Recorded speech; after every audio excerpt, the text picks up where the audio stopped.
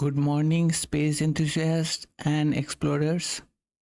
Welcome to our live coverage of NASA SpaceX Crew 9 mission launch from Space Coast, that is, from Pad Space Launch Complex 40 at Cape Canaveral Space Force Station, marking first human space flight mission to launch from this pad. Today's launch is different in many ways from previous crew launches, so hang tight as we reveal those differences to you in just a few minutes. I bet you will be thrilled to know them.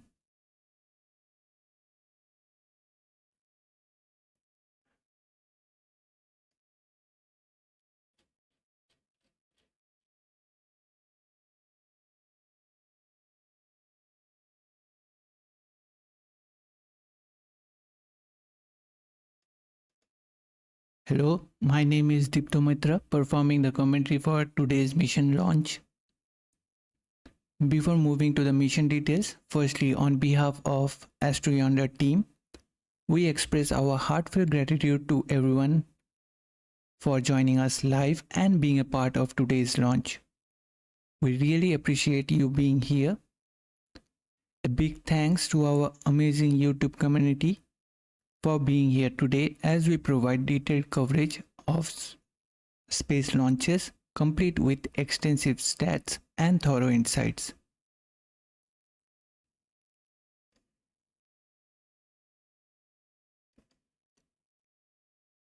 We hope you all are doing fine and excited about the upcoming Crew 9 launch.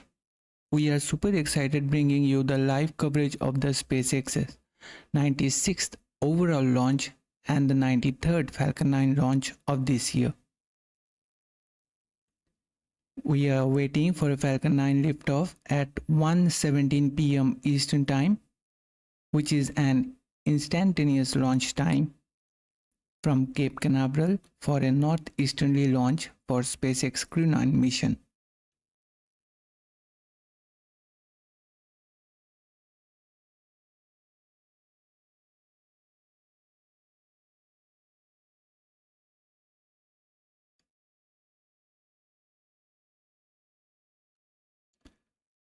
The Crew 9 mission will launch a two-man crew, NASA astronaut Nick Hague and Roscosmos cosmonaut Aleksandr Gorbunov to the International Space Station. Previously, we saw a two-man crew to launch on Crew Dragon Demo 2 mission carrying NASA astronaut Doug Hurley and Bob Bacon to the International Space Station, which was the first crewed test flight of a Crew Dragon spacecraft. And here we are today, nearly after 4 years and 4 months. History is about to repeat itself. SpaceX Crew 9 will be the 9th operational NASA commercial crew program flight to the International Space Station and the 15th crewed orbital mission for a SpaceX Dragon spacecraft. All earlier Crew Dragon flights took off from Pad 39A at Kennedy Space Center. So the Crew 9 launch today will be the first piloted flight from Pad 40 after decades of service launching SpaceX satellites, ISS cargo missions, military satellites, NASA probes, and more, showcasing SpaceX's flexibility and innovation. Today's mission marks SpaceX's 388th overall launch with the 376th Falcon 9 launch to date. Today's mission is a special one. NASA astronaut Nick Hague will become the first active US Space Force Guardian to launch to space, and Aleksandr will be the first Russian cosmonaut to be at the controls of an American spacecraft. And today's launch stems from NASA's history of never launching a mission without a test pilot. This mission is unique as it includes a rescue operation for Boeing Starliner astronauts Butch Wilmore and Sunny Williams, who will return to Earth aboard Crew Dragon.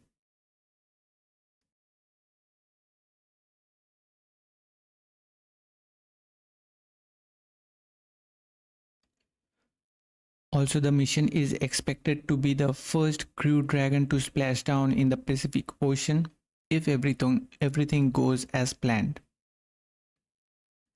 So SpaceX is currently targeting a liftoff time of Falcon 9 from Cape Canaveral Space Force Station at 1:17 p.m. Eastern Time, 12:17 p.m. Central Time, which corresponds to 5:17 p.m. UTC on Saturday, September 20th.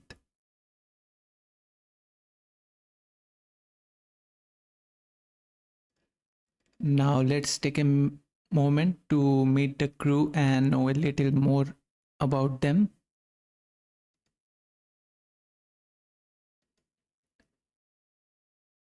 Crew 9 mission Commander Tyler Nicholas Nick Hague is a United States Space Force colonel and a NASA astronaut of class of 2013. And today he is on his second space flight. Hague is the first Guardian to launch into space, although Colonel Michael S. Hopkins became the first Space Force member in space when he transferred from the Air Force to the Space Force on board the International Space Station.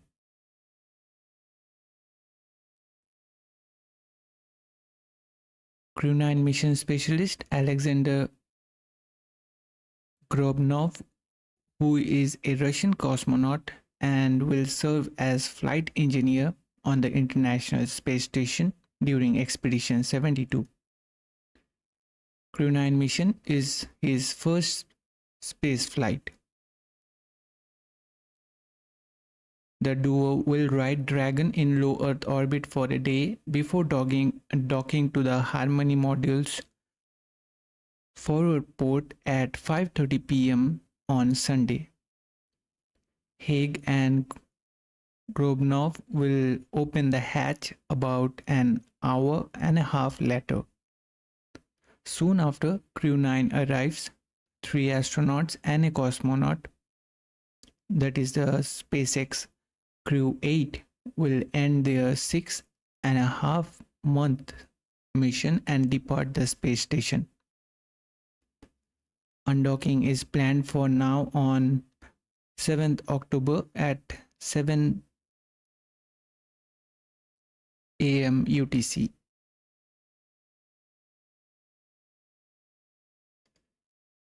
Now let's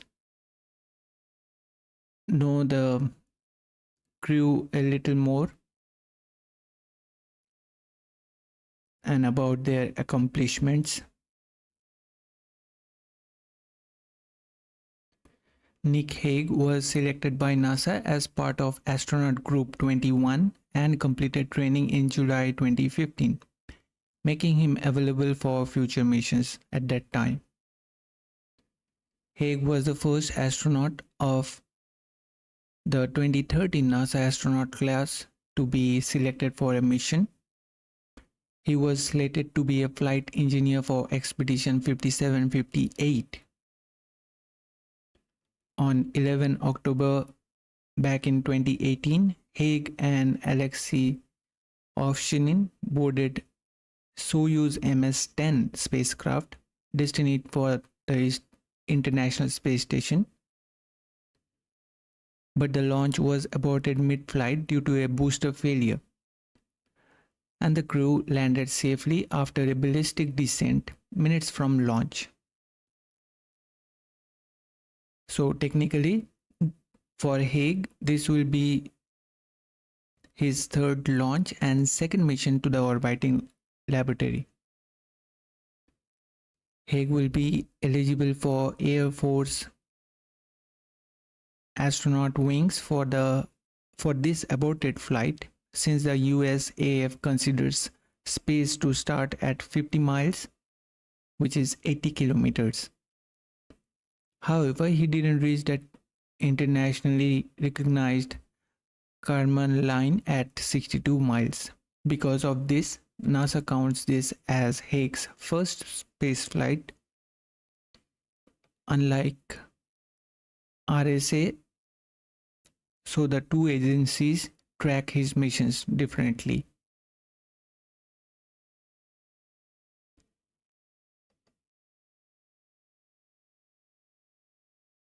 Hague was awarded a special NASA astronaut pin made of tin in recognition of his survival of Soyuz MS-10 mission. Also, he was awarded the Order of Courage by Russian Federation for his actions during the aborted flight of the Soyuz MS-10.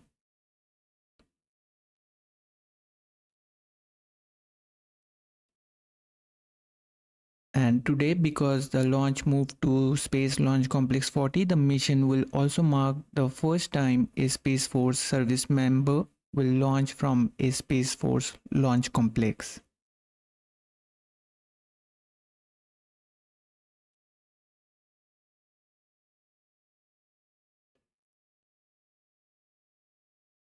Aleksandr Gorbunov studied engineering at the Moscow Aviation Institute with a specialty qualification in spacecraft and upper stages.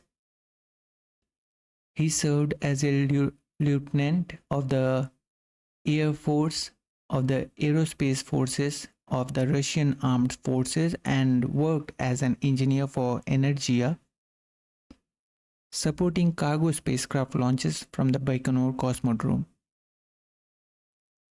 He was selected to join the Roscosmos Cosmonaut Corporation in 2018.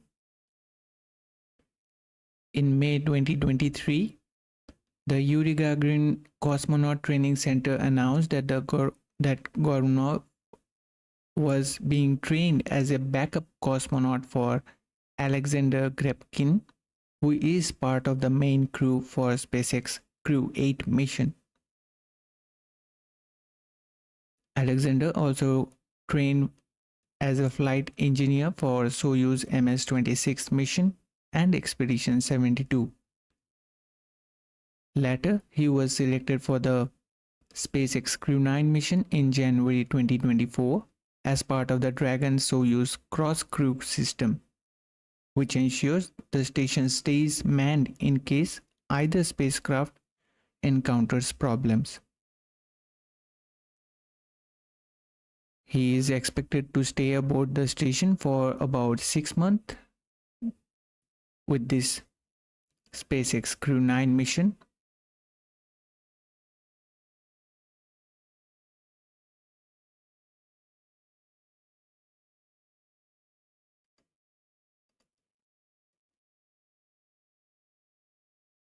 The Crew Dragon Freedom supporting today's Crew 9 mission was originally expected to carry 4 passengers: Nick Hague, Aleksandr Gorbunov, veteran NASA astronaut Stephanie Wilson as Mission Specialist 1. It would have been her 4th spaceflight, and rookie NASA astronaut Zina Cardman as the mission commander, for whom it would have been her first space flight. But Cardman and Wilson were removed from the flight in late August to free up 2 of the Crew Dragon's 4 seats for use by Butch Wilmore and Sunny Williams upon their return. On 24 August, NASA Administrator Bill Nelson, along with a panel of agency officials, announced that the Boeing Starliner would return uncrewed, with its astronauts returning on Crew 9. Later, on 30th of August this year, NASA announced that Hague and Alexander will fly on Crew 9, with Hague serving as commander. And Alexander was required to fly as a part of NASA Roscosmos crew interchange agreement. Prior to the official announcement, Ars Technica reported that there was some sort of disagreement within NASA over who should fly the commander's seat in those 6 days. Both Cardman and Alexander are rookie astronauts who have never served as a test pilot. Hague, on the other hand, has prior spaceflight experience and is one of the few individuals who have survived a launch abort with Soyuz MS-10.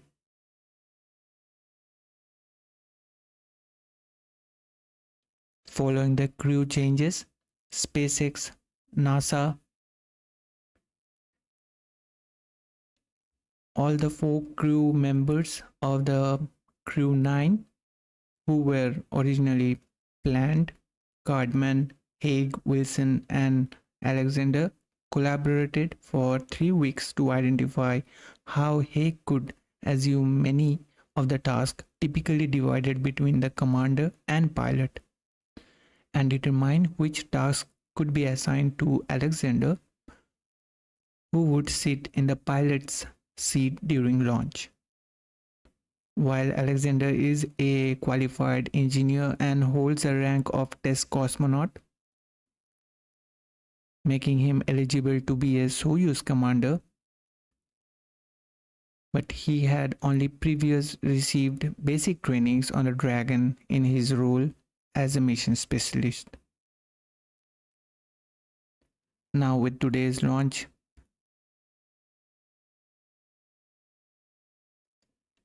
clothing, supplies, and SpaceX pressure suits also are going up for Butch Wilmore and Sunny Williams.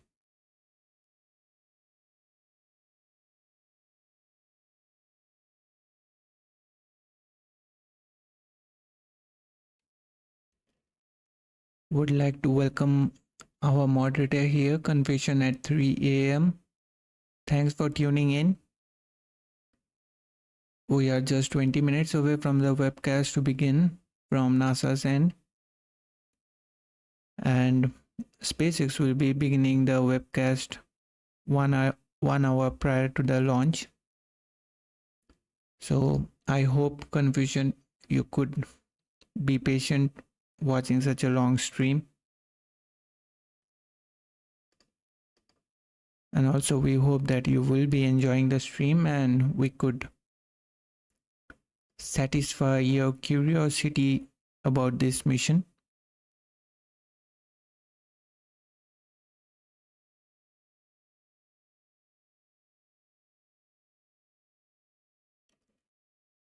Now let's hear the originally planned crew members as they talk about the mission and their experiences.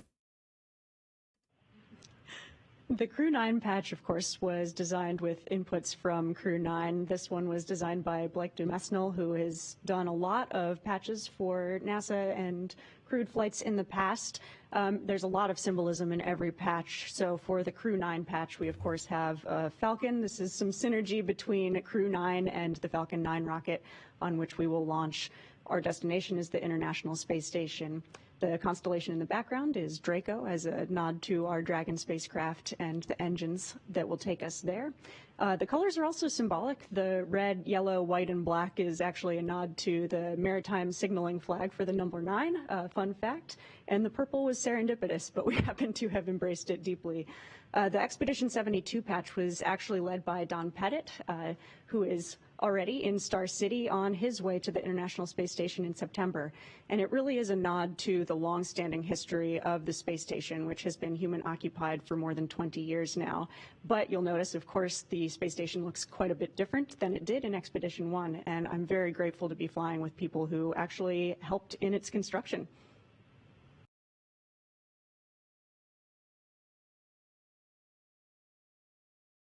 You just heard Zena Cardman, the previous commander for the originally planned crew for the Crew 9 mission.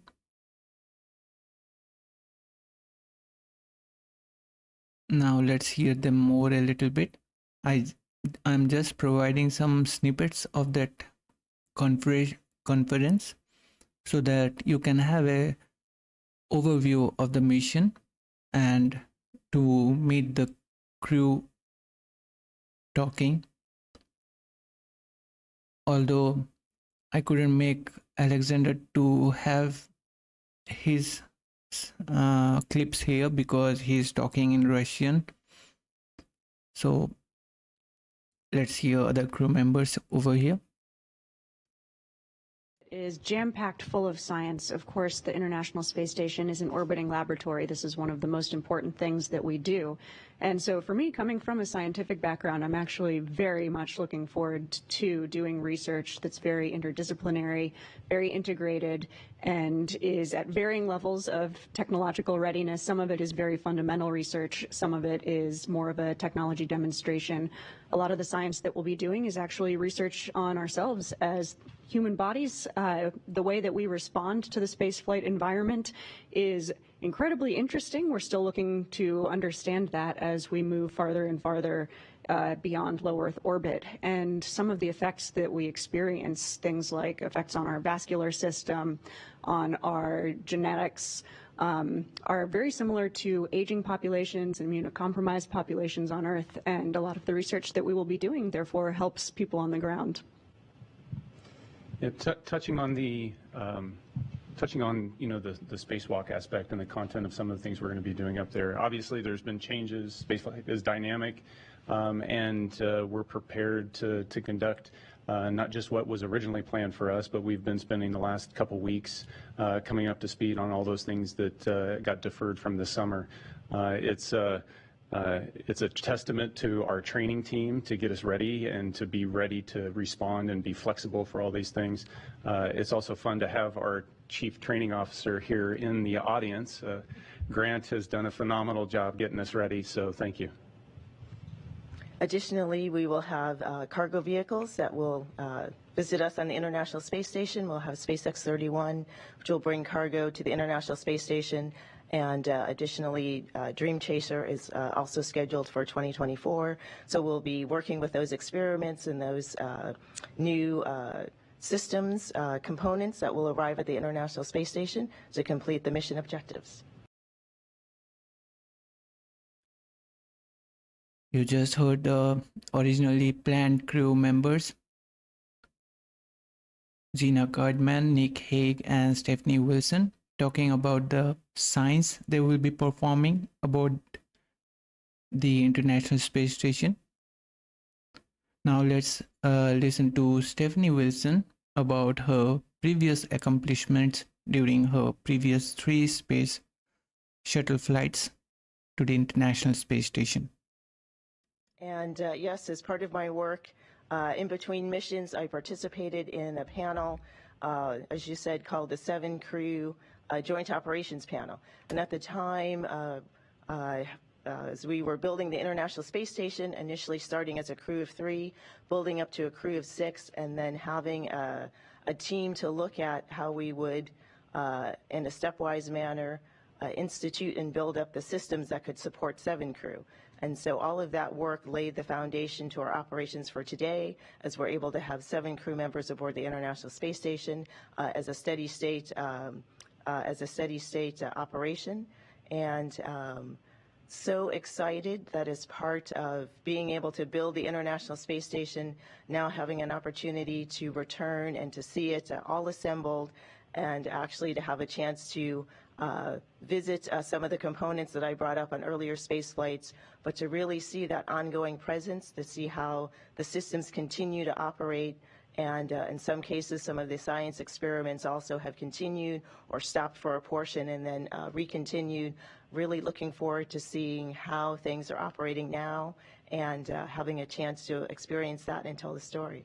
And yes, as part of my work, in between missions, I participated. Yeah, I'm extremely confident in the the team, the approach that they've taken, the integrated approach in which NASA has been incorporated into the response, and am excited to strap onto the rocket when the team decides it's time to go. Yeah, we've been integrated. We actually were out at SpaceX in Hawthorne training, and it was the day after the anomaly, and from the get-go, they brought us into the conversation and told us everything that they knew. So it's been a spectacular response. You just heard today's acting commander, Nick Hague, commenting about the transparency and the coordination between NASA and SpaceX. Now let's just quickly discuss about the weather, which is a major concern today due to the effects of the Category 4 Hurricane Helene.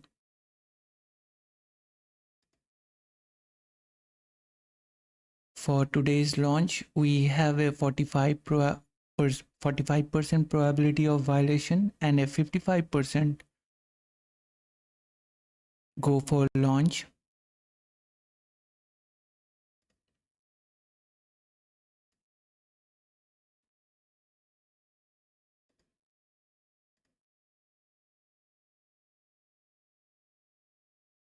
With the primary concerns being the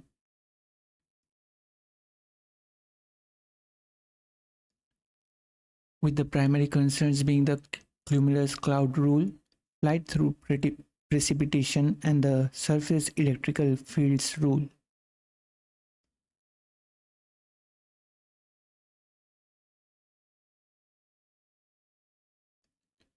Additionally, the ascent corridor weather risk is moderate on a scale of low, moderate, and high. It remains the same with the 24-hour launch delay with the backup opportunity, but the probability of violation is reduced to 40%, which provides 60% favorable outlook for the launch with same primary concerns and ascent corridor weather risks.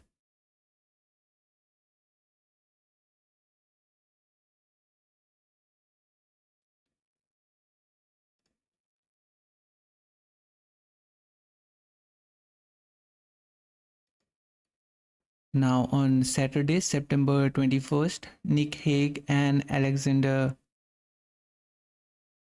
arrived at the launch and landing facility at NASA's Kennedy Space Center in Florida, where they addressed the press finally before they went to quarantine at the Neil Armstrong Operations and Checkout Building at the Kennedy Space Center. While there, they conducted a dry dress rehearsal of the mission, sleep shift to align their resting and waking periods with the mission requirements, rehearse flight procedures, as well as make calls to family and friends. Now let's listen to them when they address the press after arriving at the Kennedy Space Center.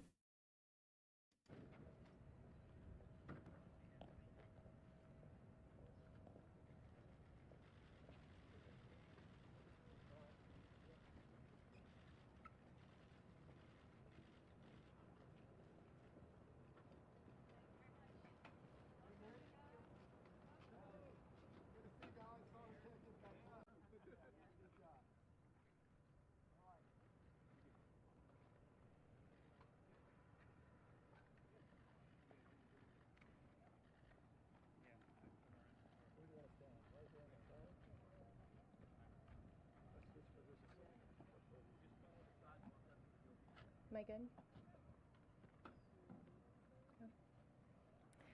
Yeah, we're going to launch as a two-person crew, and then we're going to land as a four-person crew. And one of the unique challenges of that is how do we integrate the other two crew members into the Dragon operations when they've had very minimal Dragon training before they launched.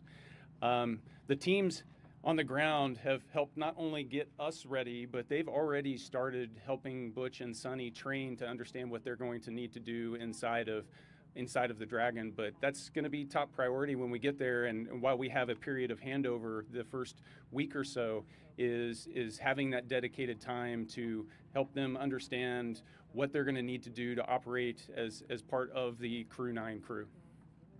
You know, there have been a lot of changes to our particular spacecraft, crew, but the mission really hasn't changed. The mission hasn't changed for 2.5 decades. It's to get up to the station and do research, and that mission is bigger than any one crew. So we respond to the dynamic nature of what we need to do, and we're asked to step up to that. So it's been a treat to be part of the team and see how they've responded and come together and help us adapt how we operate inside the vehicle to be able to do this.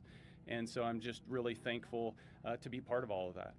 So when you look at how we would traditionally break up the roles and responsibilities in a 4-person crew, we're able to balance that across the mission specialist as well as the pilot and the commander. And so the adaptation we've had to make is how do we take those responsibilities and divide that amongst just 2 of us. And some of that is how you respond to emergencies. A lot of that we practice over and over. How do I respond to a potential fire, or how would I respond to a potential depressurization event? And in those moments, you want to be able to respond reflexively without a lot of coordination, so everybody already understands their role and responsibility so that you can be safe. And so we've, in the past 3 weeks, had to adapt that response and ingrain that response so that we're ready. If something unfortunate like that would happen, we're going to be able to keep ourselves safe. That's the principal challenge. So the crew complement, essentially, we're flying without a pilot, and so fundamentally the commander is responsible for keeping the crew safe, keeping the vehicle safe, and making sure we get the mission done. And so those responsibilities haven't changed. How we delegate out all the other associated things are kind of up to the commander to decide. And so Alex is going to be working to support me during all the dynamic phases of flight and provide me with the extra set of eyes, the extra set of hands that I would need and that I would leverage if I had a pilot sitting next to me. So in that way, it's not very different.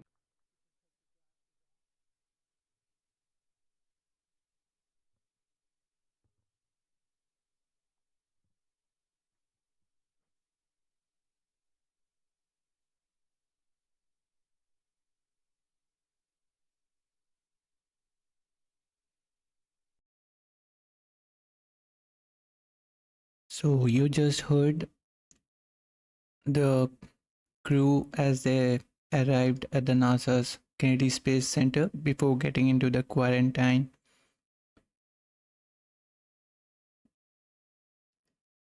Where you saw Nick Hague answering the questions to the press. Also Aleksandr did answer some of them, and the lady you saw there, she was a translator for Aleksandr, I guess, and I'm not sure about it also, that Aleksandr is not comfortable with English, I guess, but how this can be possible, that is also a little bit surprising to me. And referring to confession at 3 a.m. on chat, sorry about that, but the video was the way it is. But finally you said you could hear it loud and clear, so sorry for the inconvenience in between.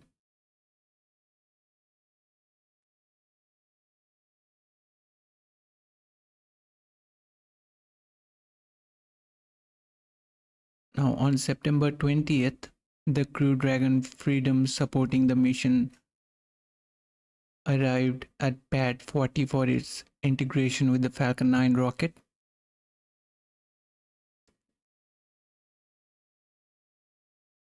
NASA, SpaceX, and international partner teams concluded a flight readiness review this Monday at the agency's Kennedy Space Center in Florida, ahead of NASA's SpaceX Crew 9 launched to the International Space Station.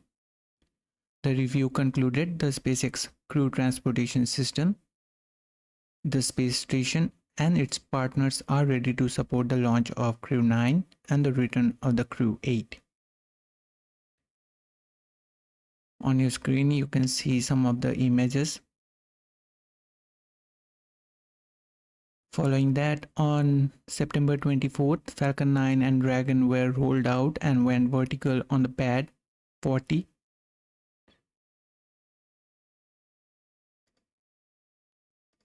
SpaceX fired the 9 Merlin first stage engines of the Falcon 9 rocket during a routine static fire test on Tuesday, September 24th at pad 40.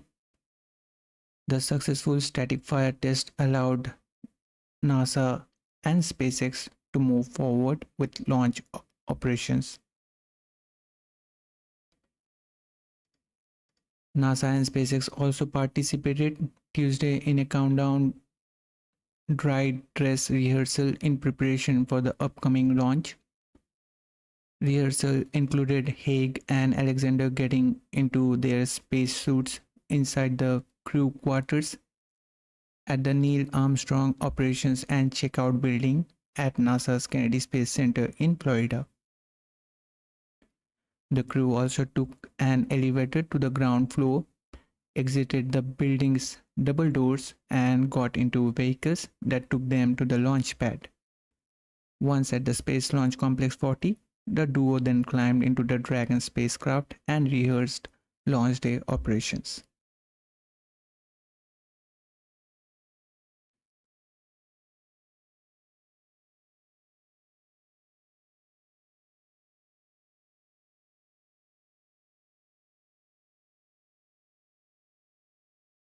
I guess it's time for the webcast to begin. So we will be discussing the rest of the stats and other things in between, because not all the things they will be talking are so much important in between. So meanwhile, we will be discussing the stats and other necessary details which you must be knowing for this SpaceX Crew 9 mission.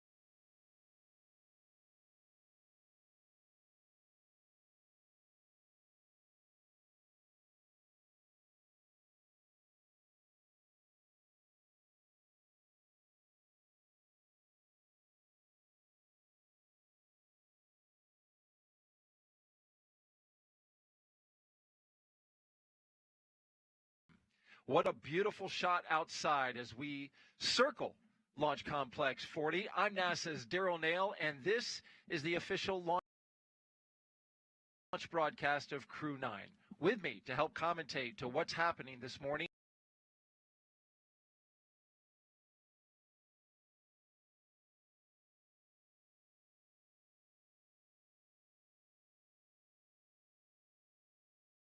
is our special guest, NASA astronaut Zena Cardman.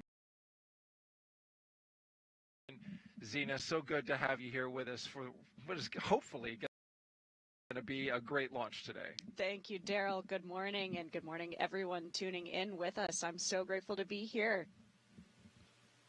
And we are very grateful to have you here as you look at the launch pad now. Such a great shot by our flight operations team here at Kennedy. The mission today is a new configuration for NASA's Commercial Crew program as we go back into the suit-up room. We are flying one commander and one mission specialist, a crew of 2 instead of a crew of 4 as originally planned. Now, the reason is to use those 2 empty seats to return astronauts Butch Wilmore and Sonny Williams. They flew up to the ISS in June, but remained on the International Space Station to prioritize their safe return. Meanwhile, their Starliner spacecraft, which had technical issues during a test flight, returned to Earth uncrewed earlier this month and returned successfully. And we'll have more on that in just a bit. Today, the crew's ride to space is the Dragon Freedom spacecraft, its 4th flight to space. As we look inside the suit-up room at the operations and checkout facility here at the Kennedy Space Center, we see both the astronaut and the cosmonaut sitting in their seats inside the suit-up facility. They've got their suits on, and now, Zena, of course, it's time to check them out. That's right, Daryl. This is the first time that the crew have gotten in their suits on launch day. Of course, this is not the first time they've been in their suits. We spend a lot of time training and practicing in these suits so that we are ready to go on launch day. But this is the first of multiple checkouts of the suits that will actually take them to the International Space Station. It's great to see. You can tell they're a little puffed up. When the helmet goes above the chin and the mouth area, you know that they're being pressurized, right? That's exactly right. Yeah, we're doing leak checks in these seats, and so it's great to see Nick Hague and Aleksandr Gorbunov here in suits that are looking good. When they pressurize, they get a little bit stiffer. They're actually about the same pressure as a volleyball. Oh, interesting. I Fun didn't know fact, that. yeah. That's a nice little factoid. Yeah. Well, over the next 4.5 hours, we will walk you through this detailed process and show you all the action live as it's happening from suit-up room all the way to liftoff and then in orbit. But first, I want to tell you a little background information about Zena Cardman, our co-host today. Zena was selected by NASA as a member of the 2017 Turtle astronaut class. She completed 2 years of training as an astronaut candidate. Leading up to today's mission, she was part of Crew 9 and trained extensively with the team before the flight was adjusted to 2 crew members. As you can see, this is video of her doing that training. Zena is also a geobiologist. She earned her bachelor's degree in biology and her master's degree in marine sciences, both from the University of North Carolina. There, she also researched geobiology and geochemical cycling in subsurface environments such as caves. She also worked with NASA and supported field tests in Canada, Idaho, and Hawaii, and has been on multiple Antarctic research expeditions. And there you are in Antarctica, looking a little bit cold, That's but exactly vibrant right. nonetheless. Yes, in some ways a very different environment than the one that I am training to work in now, but it's also, I think, really exciting to see a continuation of scientific research in remote environments and research that is collaborative and uses people who are not necessarily the scientists themselves actually doing the research, just like Nick and Alex are going to do on ISS. And you found actually a lot of similarities with training to go to a place as remote as Antarctica and similar to space. Yeah, that's exactly right. Of course, the reason that we're going to these places is to do research and for exploration, but it also takes an entire team of people to get us there. We also need to do training on maintenance, how to live and work in this environment and not just do the research. All right, as you look here at Commander Nick Hague, I want to talk a little bit about him. U.S. Space Force Colonel Nick Hague is your Crew 9 commander. He was selected by NASA as an astronaut in 2013. This will be his second space flight to the International Space Station. In 2018, he and his Soyuz crewmate experienced a catastrophic rocket booster malfunction after launch. They were forced to abort but landed safely. 5 months later, Hague launched on another Soyuz and served as flight engineer for expeditions 59 and 60, and of course, a safe mission to the ISS. He spent a total of 203 days in space and performed 3 spacewalks. The Kansas native is a test pilot and a distinguished graduate of the United States Air Force Academy. Nick spent 5 months in Iraq in support of Operation Iraqi Freedom. He voluntarily transferred from the United States Air Force to the Space Force in 2021 and is an active colonel. His wife, Katie, is a retired U.S. Air Force colonel, and they have 2 sons. Nick is certainly ready for this role, a role, Zena, that you had trained for, but a switch was made. Yeah, that's exactly right. Nick is going to be the commander of this flight today. This will be his second long-duration mission to the International Space Station, but as you just mentioned, his third launch to space. I'm really excited for him, and actually his crewmate on that Soyuz that aborted will be joining him on the International Space Station. How about that? Well, they'll be reunited after their unfortunate circumstance on that first flight, but they did make it to space, and they did do some great while they were on that particular mission. That's exactly right, and this is really a testament to these systems work when we need them to. Indeed. Well, as we mentioned, this is the suit-up room. It's one of many rooms on the 3rd floor of the Neil A. Armstrong Operations and Checkout Building that make up crew quarters. The crew has been living and working in crew quarters for more than 2 weeks now. Let's talk a little bit now about his fellow crew member, Hague's fellow crew member, talking about Aleksandr Gorbunov. This is mission specialist Aleksandr Gorbunov's first time going to space. He studied engineering with qualifications in spacecraft and upper stages from the Moscow Aviation Institute. Gorbunov graduated from the military department with a specialty in operation and repair of aircraft, helicopters, and aircraft engines. Before his cosmonaut selection in 2018, he worked as an engineer for a rocket space corporation and helped support cargo spacecraft launches from the Baikonur Cosmodrome. That's exactly right. It's great to see Aleksandr looking good in his suit today. He has been an incredible asset to the team, Crew 9. I'm so grateful that I got to spend the last 18 months training with him and with Nick. They are both flying today in roles that are slightly different than the ones they originally trained for, but they are both ready to step up. And talk a little bit about that, Zena. Initially, he was trained as pilot. Now he's in the commander position, but he also has to cover some of the responsibilities of the pilot, right? Because Gorbunov is still mission specialist, though he's also upped his level of ability for this mission as well. Yeah, certainly. It is an unusual circumstance. So the mindset for today is that Nick Hague is the commander, and we're referring to it as a single-seat commander. So he will be in charge of the vehicle, taking over the commander role. It's a step up, certainly, from the pilot role, but something that he's well trained to do. And the difference between transitioning from the pilot to the commander role is less of a difference than it would be to transition from mission specialist to pilot. And we simply did not have enough time to complete all of that training, although Alex is an incredible crewmate and a very capable cosmonaut. And so Alex will be flying in the seat that Nick was physically training in. Nick will be flying in the seat that I was physically training in, but they will both be sharing these duties. Alex will be backing up Nick in a lot of the duties, but Nick will be the commander of the spacecraft. And a little more insight into the decision that you touched on that was made on the crew assignments once this mission was changed from a crew of 4 to a crew of 2.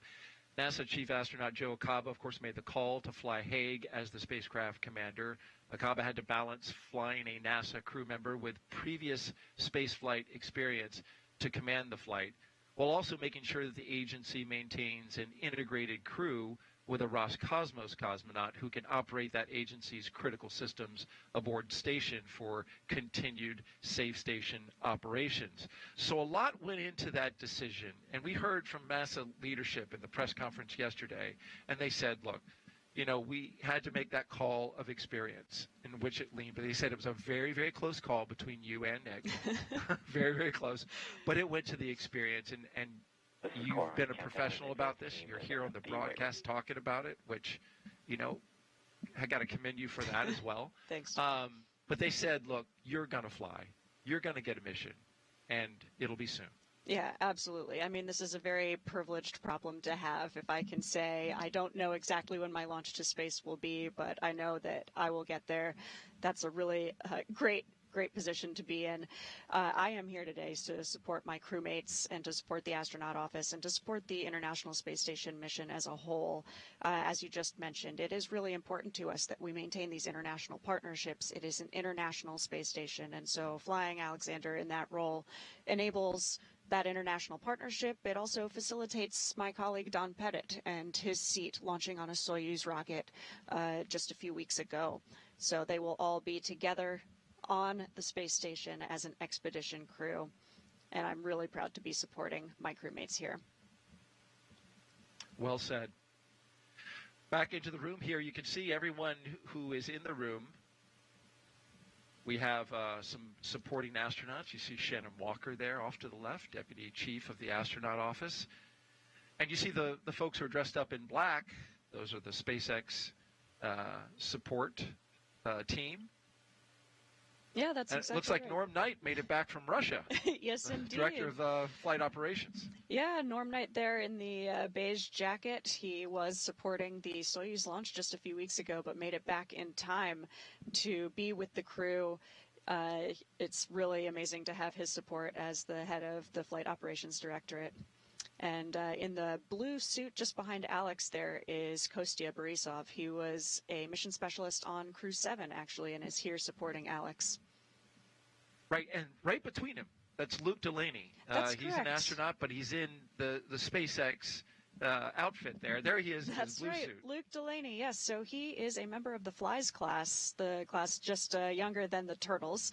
And so it's been great to see him taking over this role. He is the astronaut support person, or ASP, so he will actually be riding in the Teslas with Nick and Alex and helping them get to the pad and get to their capsule safely. And then in between Luke and Norm Knight is Chaz Tacheny. He's our VITO, Vehicle Iteration and Test Office mission lead for Crew 9. Zena, how long does it take for crews to train together for a launch, and what does that training entail?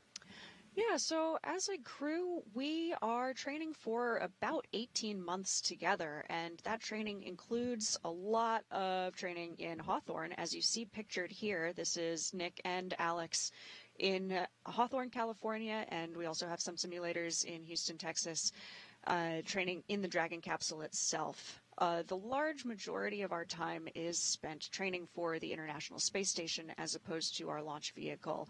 But the launch vehicle is something that we don't train for until about the last 6 or 8 months of training before we get to the ISS. So it really takes a lot of work, a lot of practice, so that on launch day, everything is very familiar. There they are coming out of the hatch. That's exactly doing right. that training you're talking about. Yep. This training pictured here is for an unassisted egress in case they landed somewhere and rescue forces weren't immediately available to help them out of the capsule. So something that we practice for but hope to never use. Right. But of course, as we know, it's always good to practice for unexpected situations. And the red stuff, those are the life-preserving items. That's right, supplies, yeah. Like a raft. And There's a some life flotation. raft on board the Dragon, exactly right. Very good.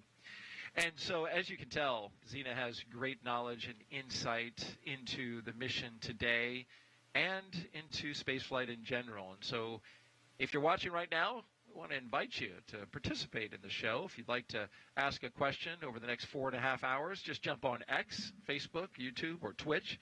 Send your question in. Countdown, T-minus 3 hours, 50 minutes.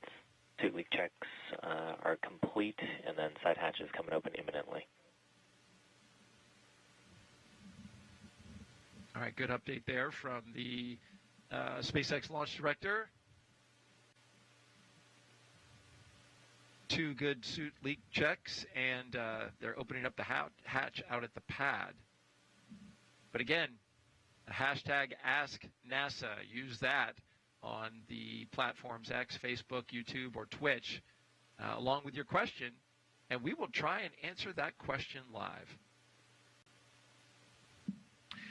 While they get ready to go here, take a few pictures and with some of the team and talk to the crew before they get ready to head out here. I want to talk a little bit more about what led to the configuration of this mission today.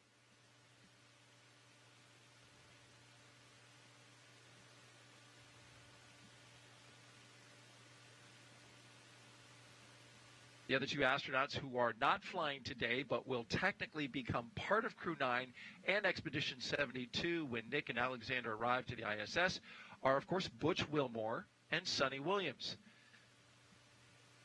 Butch Wilmore, he has flown on 3 missions, performed 4 spacewalks, and flown in 3 spacecraft, Shuttle, Soyuz, and Starliner. And Sonny, she has flown on 3 missions, performed 7 spacewalks, and also flown in 3 spacecraft, Shuttle, Soyuz, and Starliner. Starliner arrived to the International Space Station on its test flight. This happened back in June, and we have video of it. There it is. You can see here Sonny and Butch gliding into the ISS for the welcome ceremony. Sonny, of course, pumped as she was dying to get back onto the station. But after experiencing some technical issues with Starliner, NASA extended Butch and Sonny's stay on the ISS by weeks so teams could perform in-space and ground testing, along with holding agency meetings to review the data. During that time, the pair of astronauts conducted research and performed maintenance on the orbiting lab. But in early September, Starliner undocked without its crew from the ISS as a result of NASA's decision to prioritize astronaut safety over the test flight. And then roughly 6 hours after it pulled away from the International Space Station, as you can see here, just after midnight on September 7th, in this infrared video, you can see Starliner landing under parachutes at the White Sands Space Harbor in New Mexico. Successful touchdown there. Starliner performed a series of burns leading up to the successful touchdown back on Earth and, of course, brought that 3-month test flight to a conclusion. And here's what Sonny and Butch had to say. I was so happy it got home with no problems. We saw it fly away, and then we all got up. The whole crew got up at 3 in the morning, and we had it up on our iPads watching it land. It was wonderful that it made it back. And the fact that we weren't on it didn't even come into mind at all. We're here with our friends. We've got a ride home. And, we're looking forward to the next couple months and doing a lot of stuff for the International Space Station. And so they are now, once we get everybody aboard here today, going to be part of Expedition 72 and have a lot of science work that they will do. They'll be up there for a while. But if everything goes as planned and they return with Nick and Aleksandr on a Crew Dragon, then they will be, fun fact, the first astronauts to fly 4 different spacecraft that have launched and returned to Earth. That is a fun fact. Actually, really amazing. It's hard to do. It's difficult to do. Yes, that is quite the accolade. It's really actually incredible to me that I work with so many people, so many astronauts in our office who have now flown 2 different or 3 different types of spacecraft. And I mean, what a time to be alive that we have that many different spacecraft in operation. That's pretty neat. It's a great point. And to your point, Guys, for once, for some seconds, just for some seconds, I will be switching the stream for a while. I don't know for what reason. I'm seeing some stutters there. So just a second. I'm again getting back to the stream. Don't know for what reason it is actually happening.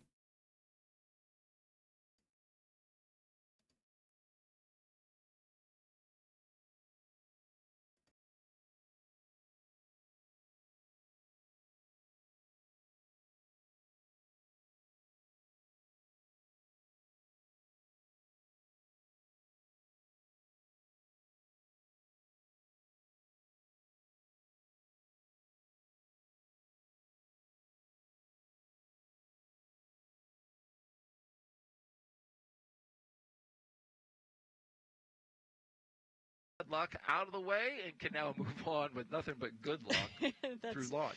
That's exactly right. I think spaceflight in general is full of traditions, especially on launch day. This is one of them that is just a really fun part of it. It's also a great thing to do. We have a lot of buffer built into that suit up timeline. And so I absolutely love that we get to do this tradition, get to take part in this tradition. The rules change a little bit, and so the chief or the deputy chief might make up something special specific to that crew. So you can imagine maybe the number 9 is going to feature heavily today or something like that. So the rules change a little bit every time, but yes, you're exactly right. The tradition is that we must play until the commander loses. So we'll see what happens. And yeah, it's great to see they're playing with a card deck that I actually made for them. Oh, you did? That's right. Tell me about that. It's, well, you know, I guess my last name is Cardman, and so it's trying to live up to the name. But this is something that I've done now for crews that I work closely with. So I've worked closely in the past with Crew 4, Crew 5, now Crew 9. And it's a really fun way to send them off on their launch day. And it's been really neat to draw the crew members as the face cards, actually. So I've got... Oh, that's cool. Nick Hague as the king for each suit, and Aleksandr Gorbunov is the jack of each suit. Any reason that you chose for those particular? Well, you know, that just happened to just work out that way. Yeah, I followed my instinct there. For Crew 5, it was fun because they had Anna, Koichi, Josh, and then I made so Nicole King, Jack, the queen. Yeah, that's right. So their initials kind of lined up nicely with the face cards. So do you happen to know, it looks like they're getting ready to start the game. Do you know what game they're going to play? I don't know exactly the rules of today's game. Well, only Shannon Walker knows does. right now, Yeah. and perhaps, hopefully, Nick and Alex as they're about to start playing. She's been laying out the rules. Yeah, it's fun to see them laughing with each other. Yeah. It must have been pretty funny. Yeah, this is something to me that just is really the human side of spaceflight. Absolutely. And it's fun to get this insight. This isn't something that we saw in the past, although it was happening, you know, all the way back to the shuttle missions. But now the astronaut office has said, hey, you know, we'll share this with the public. I greatly appreciate it. We started doing this back in Crew 7, I believe. That's right. Yeah, I love that we get to share this now. I think it's such a privilege to get to fly and represent our countries and the international partnership here. And the more of that story we can share with everyone watching, I think the better.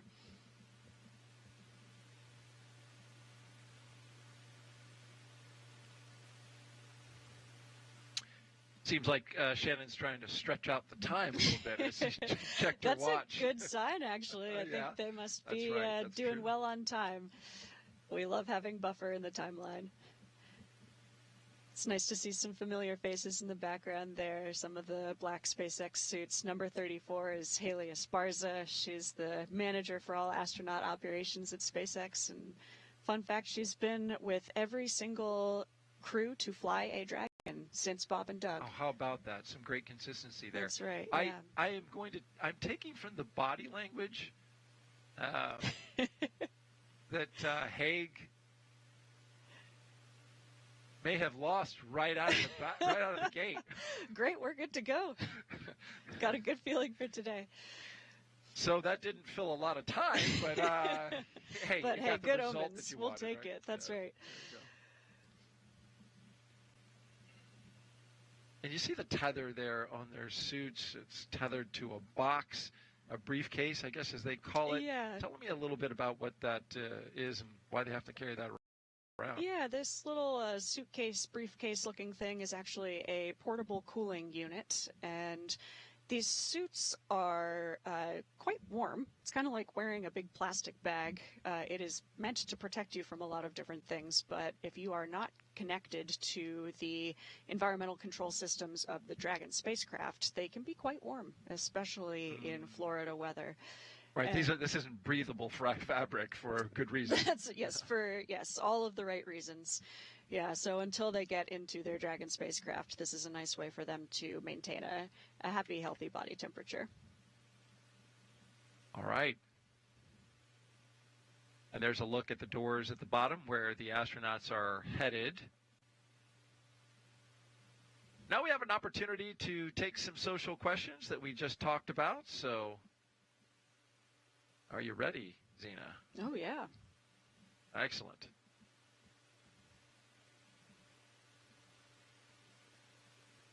All right, first up, Dustin Burnham asks on X, can you share a surprising or funny story about the preparations for this launch that highlights the human side of space exploration? Oh, that's a great question. Oh, man. You know, as crew members training together for 18 months, we have a lot of opportunities to not only work together, but also travel together. I do. Yeah, so that's one Like he of can the... really sing. Oh, well, I would say he's very enthusiastic. Oh, okay. Absolutely. Oh, I see. Is he the guy that, you know, he's always trying to get to the karaoke bar to sing? Or does he kind of push it a little bit? I think it's an especially nice tradition, for example, when we are training in a place like Japan, where this is one of our international partners, and what better place to do karaoke than in Japan? No doubt. So we're looking outside the operations and checkout building at T-minus 3 hours, 38 minutes, and counting. This is where family, friends, loved ones have gathered to say goodbye to their astronaut. And let me tell you, the license plate is ready for it, as is the SpaceX Teslas that will head out to the pad. Always a great little tradition that they do with a custom plate. Yes, I love this tradition. All of the Teslas that have taken Dragon crews to their rocket have had a fun custom license from Haley Esparza, who just walked in front of the camera. She's the mastermind behind those license plates. I suspect this one is a Taylor Swift reference. Ah, I'm glad you got that. Uh-huh. Well, you see the 3 Teslas that are going out there, Teslas 1 and 2. Of course, with just 2 crew members today, they'll be in 1 Tesla together. That's right. It would be a lonely ride separate, so I'm glad they'll be together and listening to Pump It Up playlist on their way there. Well, you can see this is now the hallway back inside the astronaut crew quarters, and some really fantastic artwork that you can see lines the hall there. This has been a recent addition to the hallway, and it's just some beautiful stuff there. Yeah, I absolutely love this addition to such a historic place. And those doors, my goodness, it's amazing thinking how many crews, all of the people who have walked through those doors on their way to orbit. All the way back to Gemini in the 60s. It has been a long time as we zip over. And, well, there's Rajachari, one of our astronauts, former crew members. Yeah. Is out there helping out. That's right. Rajachari, a classmate of mine, Turtle classmate, and the commander of Crew 3. And he is here as a family escort for Nick Hague.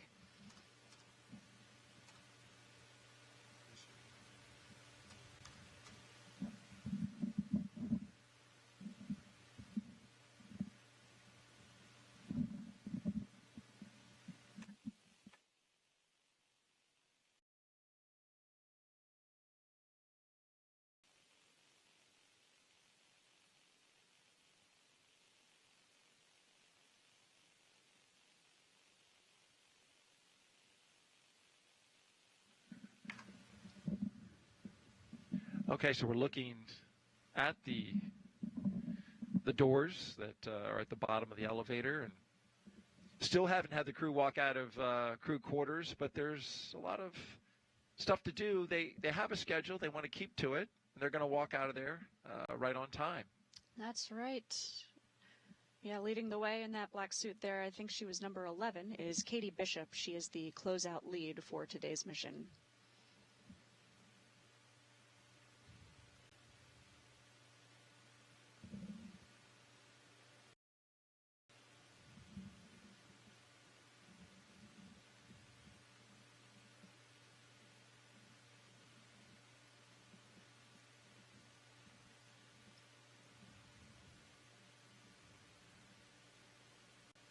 Crew quarters is a pretty big place as you look into the hallway there. talking about 26,000 square feet, and it takes up the entire third floor Yeah. and the west wing. That is true. That's true. Yeah, not all of that is used as crew quarters specifically. It also includes a lot of other goings on. Oh, here we see the crew coming down the hallway. Oh my goodness. Here they come. Crew 9 leaving the suit-up room and now on the move inside astronaut crew quarters. This is a big moment, and there's so many people who have supported them in quarantine who are lined up in these hallways, wishing them well on their journey. You can see them waving goodbye as they get in these elevators. Yeah. Aleksandr Gorbunov on the right, Nick Hague on the left, stepping into the elevator with Shannon Walker. That's right, and that poster that you see lining the walls of the elevator are signed by so many of the people who have supported this mission here at KSC. It's really humbling to see those posters as you step into those elevators. A very nice touch and a thumbs up as the elevator doors close. Now they're headed down to the first floor, and as they do so, since we're talking pre-launch traditions, and we had a few of them, here's another one. Both Nick and Aleksandr signing their mission patch inside crew quarters.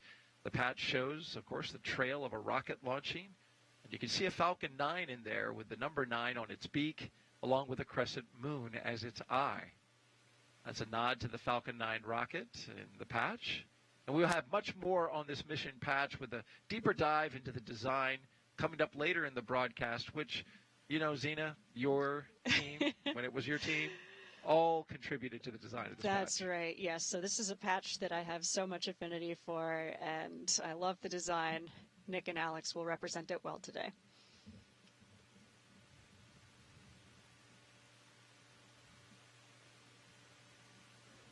And we'll have one astronaut and one cosmonaut. They will soon walk out of the doors here at the Neil A. Armstrong Operations and Checkout Building. So we are focused on the doors. There's Haley, I believe, right? That's right. That's Haley, number 34, walking out. You see the patches that the stickers that line the doors, a great tradition there. Yes. One of Crew many members. reminders of all the history of this building.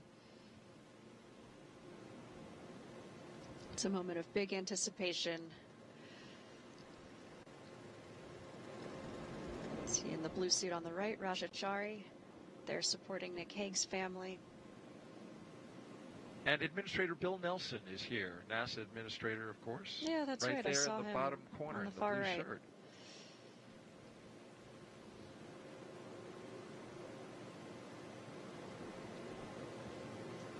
The doors are open on the Teslas. They've allotted about 25 minutes to the pad with a security escort that will lead the way. We've got a on-car camera. We'll follow them as they go out there, so we'll get to see the same things that the astronauts see on their first ride ever out to Launch Complex 40 this time, which has been certified for human spaceflight. Recent addition to the capability of that launch complex out there at the Space Force, the 45th Space Force Wing, the Cape Canaveral Space Force Station. Yeah, that's right. This is one of many historic aspects to this Crew 9 mission, and it's neat to have Nick Hague, who is the first person to launch as a Space Force member. Ah, yes. Of course, Mike Hopkins transitioned over to the Space Force while he was already on orbit. So he launched as Air Force, landed as Space Force.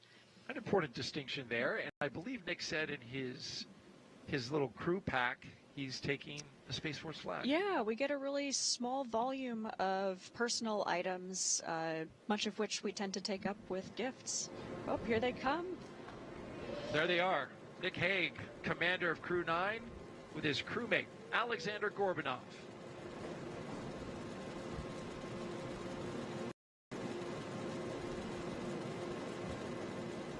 It's a big moment. Family and friends seeing their crew members This way in to their space. suit. Yeah. Yeah, so they'll have a chance here to say a few words with those who are closest to them. standing at a distance, of course, because the astronauts are quarantined for 2 weeks prior to liftoff. And their closest members of the family have been quarantining with them, but as we are actually getting ready to get on the rocket, we are taking all of the precautions possible. What's this like for you, Zena, seeing your former crewmates in this moment? Oh, gosh, at the same time, it is absolutely joyful, and it is also surreal. It's really fun seeing people I know so well in their suits, ready to go. I know firsthand how well prepared they are. They've been doing not only all of the normal training for a mission like this, but additionally working really hard to make that final transition into these roles that they weren't originally planned for. I know that they're ready, and gosh, it's amazing. I know how many people have put a ton of work into this. I'm ready to see them get to the International Space Station and get going on a long expedition.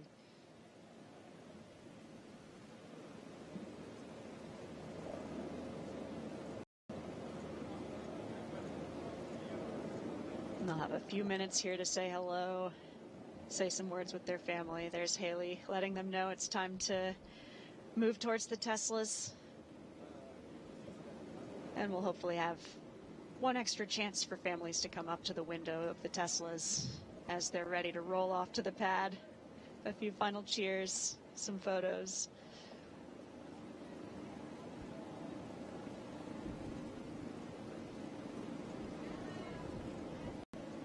And now they are getting into the Tesla. And now they are getting into the Tesla. And as Zena said, the doors will close, the windows will open, and they'll have a few more moments with their family and loved ones. You can see them hooking back up to that cooling umbilical connected to their little personal briefcases. Get them some air on their way to the launch pad. Switching from the handheld to the in-car system, right? The handheld system is actually in the back behind their seats. So it's all part of it. Okay. Yeah, but they ditch the little cooling suitcase as they walk out, just less to carry. Gotcha.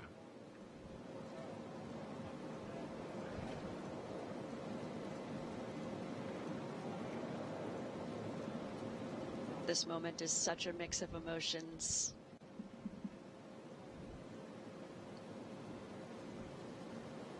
I know families are all at once so proud of their loved one. It's also incredibly difficult to know that it's going to be a long time before you see them again. Of course, we have a lot of great communications assets. It's really easy to stay in touch, but it is nevertheless really challenging to be a family member on the other side of this. And as a crew member, you are feeling so excited for this launch that's about to happen. You're so ready for it, as this license plate says. They are ready for it indeed. And you've been down there on the ground as an astronaut support person with these crew members as they've been getting ready to. You were there for Crew 4, That's right. Yeah, I was the support person for Crew 4. I was a backup crew member for Crew 4 as well. I've been on most sides of this this barrier here. I've been there as a support person, riding in the Teslas with the crew to the pad. I've been a family escort. I've been there as effectively the family member for a crew member. So I've seen it from a lot of different sides. It's really, each one is challenging and humbling. So I know firsthand all the work that goes into something like this. And they are off on their way to Space Launch Complex 40 at Cape Canaveral Space Force Station.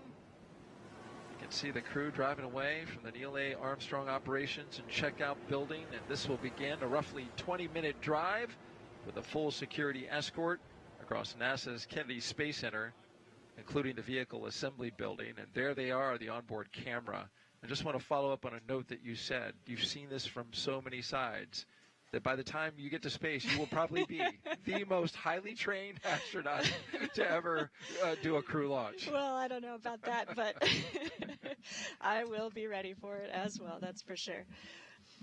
All right. Well, while we've got the astronaut and cosmonaut in their vehicles headed to the pad, let's hear from them now. And let's start with Commander Nick Hague, who spent 5 months in Iraq in 2004 in support of Operation Iraqi Freedom. Let's listen more from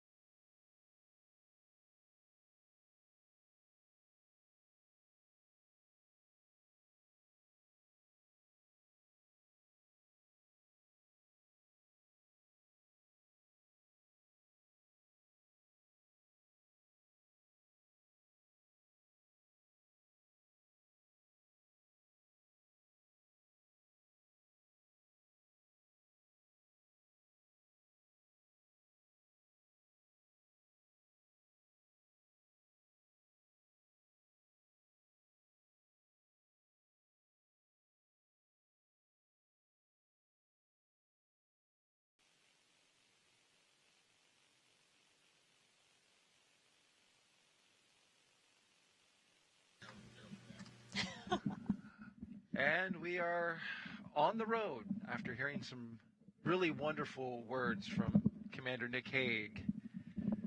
I like the part about him looking up at the sky and dreaming about space and translating that to a professional ambition. And here he goes.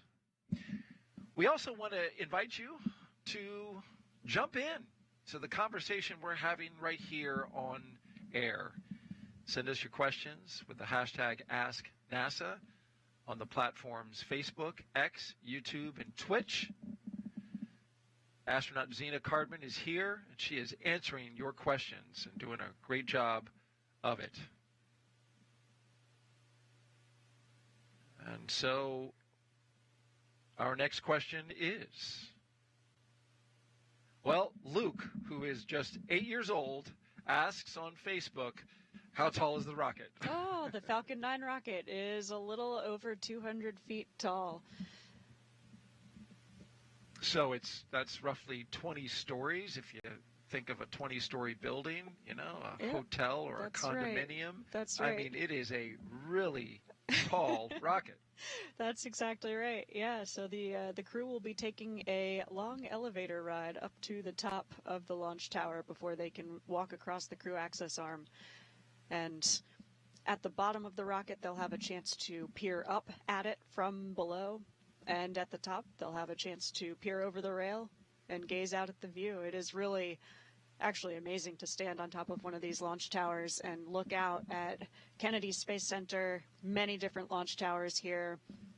But today, this one on Launch Pad 40, Launch Complex 40, is going to take Nick Hague and Aleksandr Gorbunov to the International Space Station.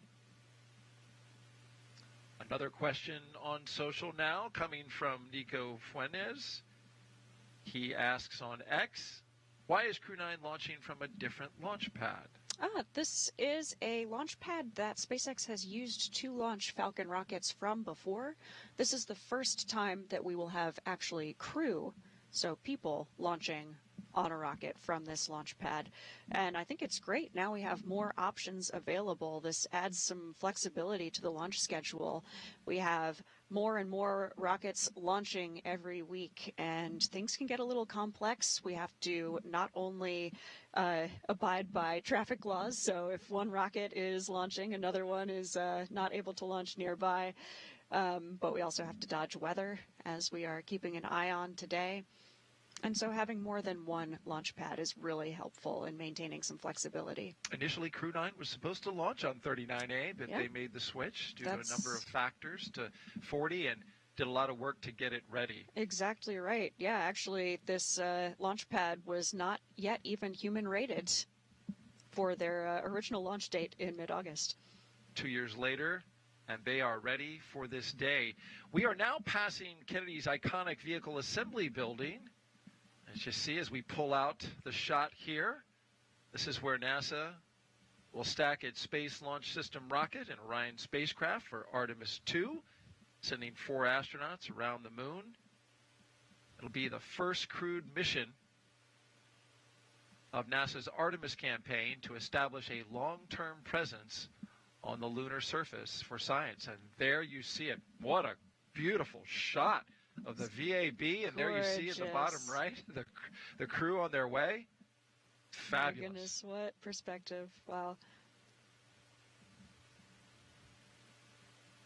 Well, speaking of Artemis II, the Space Launch System core stage rocket, well, Zenit made its final stop to Kennedy Space Center in Florida before it's going to get ready for launch. The commander of the Artemis II mission was in New Orleans back in July for the big move to KSC. And let's listen in to him now with a closer look at what's next for the SLS.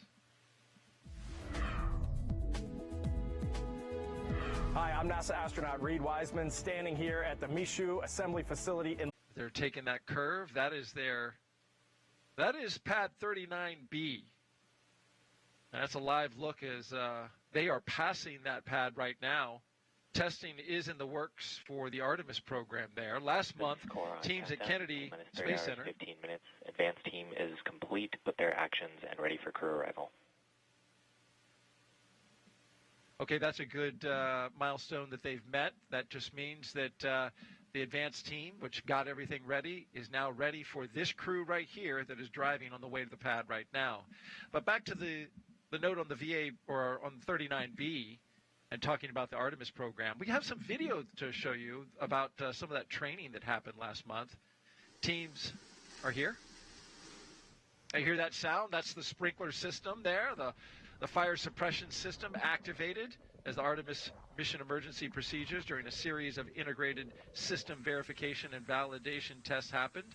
Members of several teams practiced the process of getting inside and out of the emergency egress baskets and then exiting at the terminus area. And then once there, they got into an armored emergency response vehicle and then drove away from the pad to one of the designated safe site locations at Kennedy. Critical training for them that all astronauts do before they go on a mission. For more Artemis updates, you can scan the QR code on your screen that's coming up right there. Or you can go to the website, nasa.gov/Artemis-Roman numeral 2.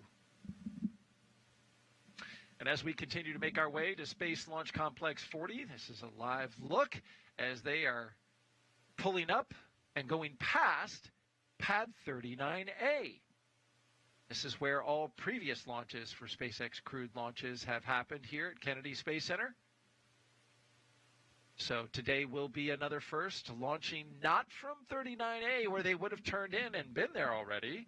Now they're going over to the Space Force side and launching from Space Launch Complex 40. But what a great shot there, showing the venerable and historic 39A as they go past that pad over to the Space Force side. That's amazing. And you can see SpaceX working on their Starship launch tower just to the right of the water tower there. Yeah, that's exactly right. It's neat to see a developmental program right next to one that is so operationally proven. Absolutely. Great observation. And, of course, SpaceX, a partner with the Human Landing System, going back to Artemis, will be helping out with Artemis 3 and getting our NASA astronauts onto the surface of the moon. Now they approach the beach side where the road goes right down the waterway. This is a nice shot of the Atlantic Ocean. Well, this is me again from AstroYonder. Well, it is worth mentioning that Pad 40, that is Slip 40, now features a 265-foot tall launch support tower, a 91.5-foot long crew access arm for astronauts and technicians to reach a waiting Crew Dragon, and a pad escape system to enable flight crews and support personnel to quickly slide to the ground from 220 feet up in a flexible fire-resistant tube-like chute in an emergency. Hopefully you guys have seen that short clip which SpaceX released some months ago, where they did a test of this only, where the astronauts were sliding through a emergency chute, which was supposed to have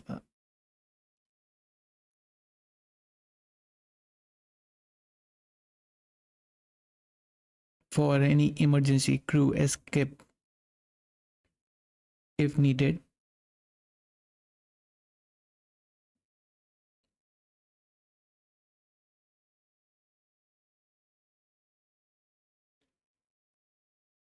Today launching from Slick 40 really gives both SpaceX and NASA in a flexible choice for their upcoming missions.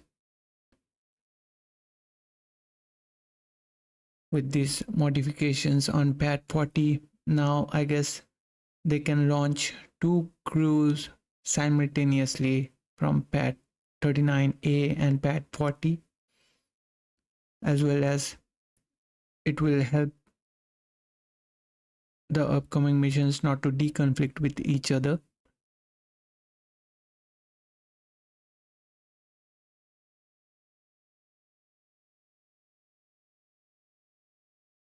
And really it all goes the credit to SpaceX for their flexibility in every step of their development. You can just imagine from August it got declared that they will be launching it from Pad 40, and today is the September end. So within just, you can say, nearly 2 months, we are done with all the development which are needed so that we can launch a crew from Pad 40, which was previously not meant to be.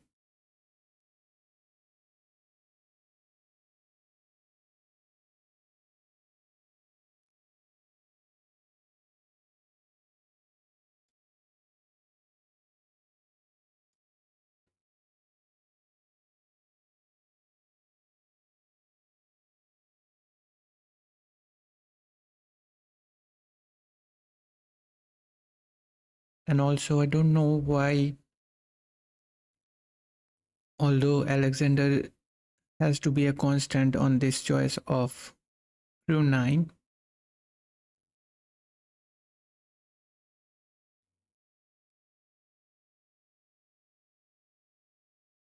I would have been preferred Stephanie Wilson to be there on the Crew 9 today, as because she is having 3 previous space shuttle experiences.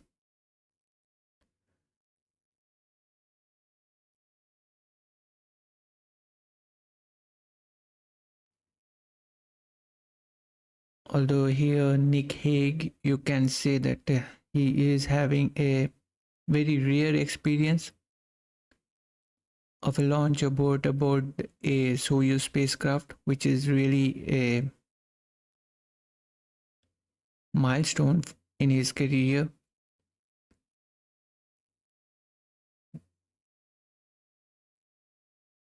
And both Wilson and Nick Hague previously didn't had any experience with the Dragon spacecraft.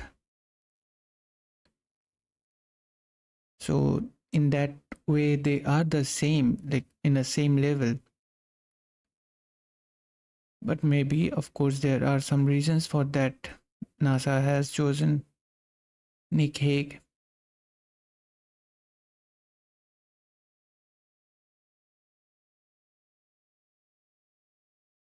Print, but all the hardware is there that's necessary for successful spaceflight. And today, the first time that we'll have a crew launch from this launch pad.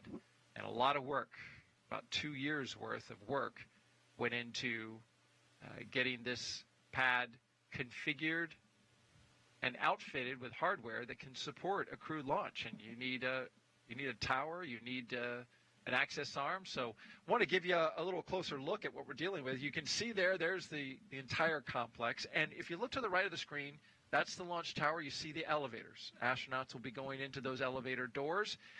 They'll then go up to the top and pop out right here at the top of not the very top, but the launch tower level that leads them to the spacecraft. They'll walk in the direction of those chevrons into this crew access arm, where you see a couple of the advanced team members from SpaceX looking out the window, and what incredible views they have there as well. And then that crew access arm leads to the spacecraft Freedom. It is a larger white room than we are accustomed to seeing over at Pad 39A, but it is very capable with numerous improvements to the current system. And there it is, a look from the outside. Outside the crew access arm and the Crew Dragon that is atop the Falcon 9 rocket. A little wider look, and you can see all around the Space Coast as we have a beautiful day forming up.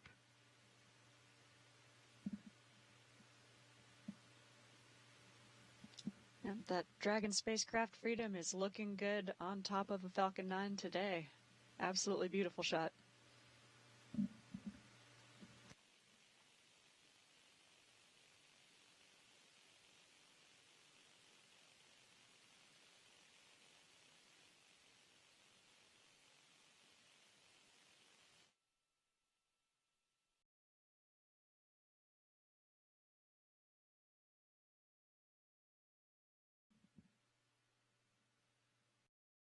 T-minus 3 hours and 4 minutes and counting. At T-minus 4.5 hours, we got a weather brief from the launch weather officer with the 45th Space Wing today. And though that shot looks beautiful there, we got a little blue sky mixed in there, there are some weather matters to talk about that the team is tracking. If you look here at the satellite view from the GOES satellite of Florida, you can see we've got there in the lower half of the screen, you can see the clouds developing and starting to push from the west towards the east. That is coming in our direction. That was expected, streaming some moisture over our area, according to the launch weather officer. It's all because of a trailing boundary in the wake of what was Hurricane Helene. it's stalled out over top of us and has kind of concentrated that moisture over the launch site and staging areas.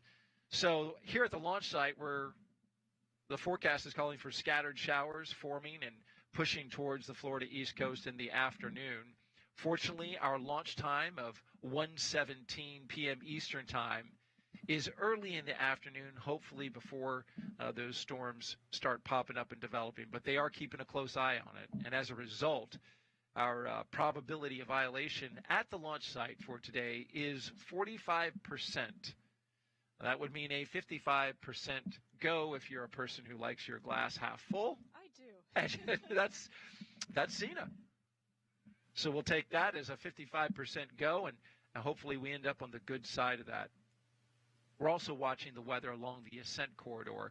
That's a little more iffy even than the launch site weather, where the remnants of Helene have brought some precipitation and lightning over some of the areas up the ascent along the east coast of the United States. And this is important. This is something that the team is watching and they're tracking, and talk about why that's important when it comes to emergency egress. Yeah, absolutely. Weather on launch day is a really interesting puzzle, and so not only the weather right here at the launch site matters, but all up the East Coast matters as well. And as Nick Hague knows firsthand, if you needed to abort and escape from the top of your rocket, your Dragon would come down on this launch trajectory somewhere on the east coast of the U.S., all the way up to about Shannon, Ireland. And so we really need to make sure that the weather and the wave heights are conducive to that being a safe place for a crew to land if they ever needed to.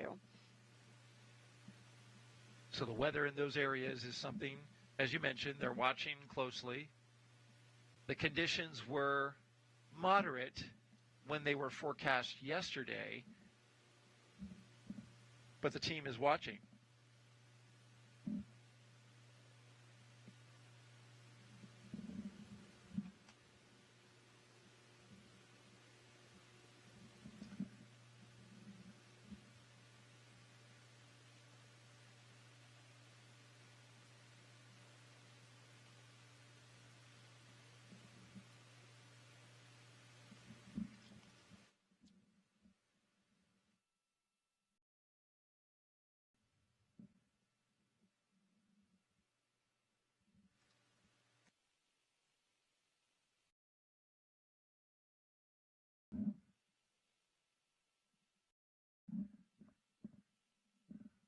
A quick note, Zena and I are listening into the weather brief that's happening right now. We're going to update you once that's complete.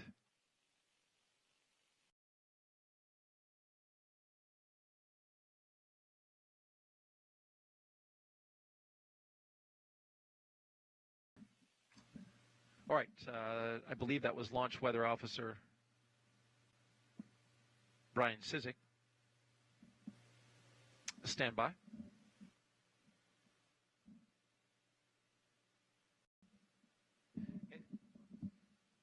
In the meantime, while discussing the weather, our crew, or Crew 9, is headed towards that elevator at the base of the launch tower. Yeah, you can see them walking towards that elevator right now. I am sure they will take a moment to look up and really take in their rocket from the foot of that 200 and change foot tall rocket.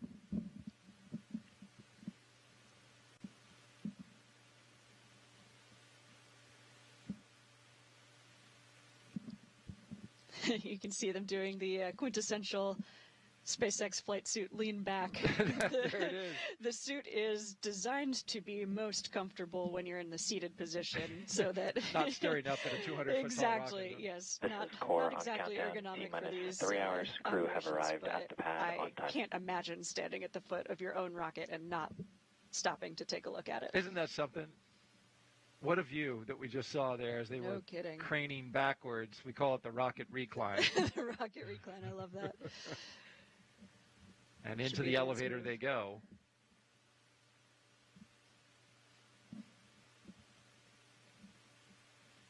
I have not been inside this elevator, but I suspect they designed it similarly to the one at 39A. There is actually a button for space. There it is.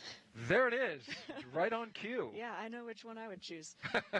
Absolutely. Well, it's, why go to the 230-foot level when you can go to space? Send it. Send it, indeed. And there's the top, and that's where they'll pop out. And the crew, as we showed you in our little mini tour, will follow those chevrons on the ground, which are also there in white, high contrast with the black paint, so they can be seen in the case of an emergency egress. Yep, that's exactly right. This launch tower is well designed for humans. It's part of the long process to get it rated for these crew members, Nick and Alex, today. And there's Luke Delaney, number 43. You can tell by his red name tag. A little bit different than the SpaceX ninjas. Yeah. And there's some important differences between this crew tower. This elevator takes the crew all the way up to the level of the crew access arm, as opposed to at 39A, they have to actually go up a few flight of stairs. That's exactly right, which is no easy feat when you're in a suit like this. So quite nice to just go all the way direct in your elevator. Yeah. Direct flight. Mm-hmm. And the crew access arm at 39A actually, I understand, has an incline. So there's a little kind of coming up. Yeah, that's right. It's a little bit different than 39A. And here they come. Commander Nick Hague and mission specialist Aleksandr Gorbunov walking the crew access arm towards their Dragon Freedom capsule. They are all smiles, and I can understand why. With phenomenal views to either side of them, walking confidently and certainly anticipating these next few moments where they'll get into the spacecraft and get seated and strapped in. There's Katie Bishop, who is in charge of today's operations here at the Cape as the closeout lead for the SpaceX team.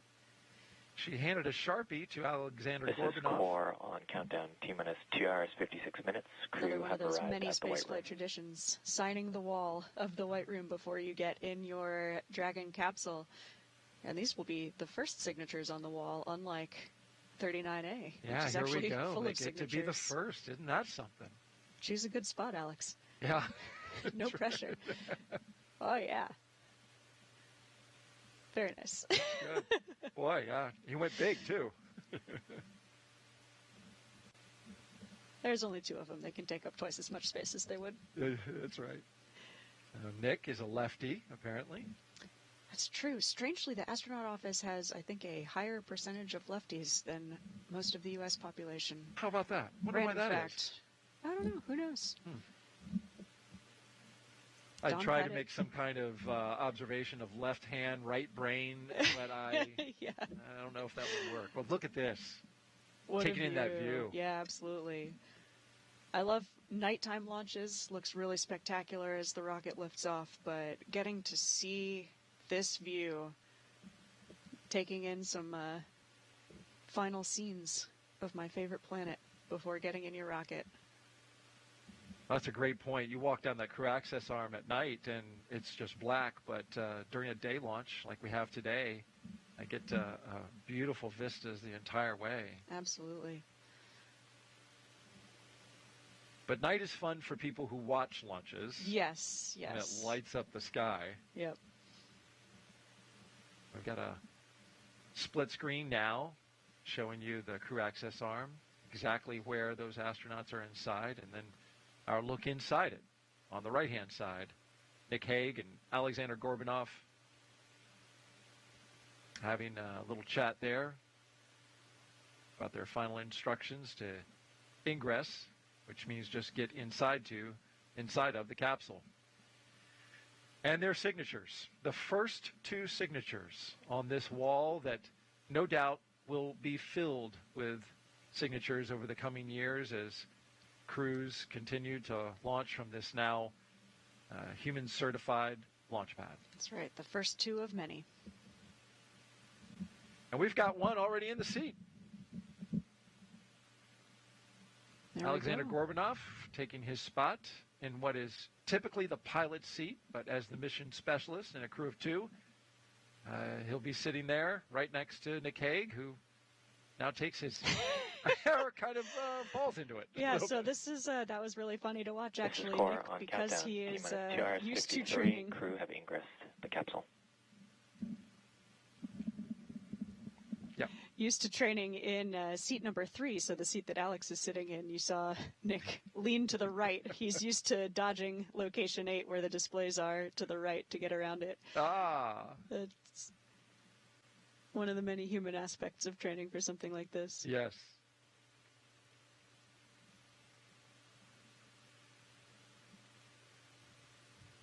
And while they're getting situated, just wanted to catch you up on the weather brief that we listened to. The launch weather officer, Brian Cizik, in this case, was observing a line of storms that are headed our way over Florida right now. They're coming up from the southwest, and that's what's contributing to our launch day forecast. Our winds are 10 miles per hour out of the south-southwest. Temperature is a nice warm 87 degrees. And we are 45, well, that should say 45% probability of violation, unless that's changed. I hadn't heard that it did. It may be evolving as we speak. It could be. I'm not sure.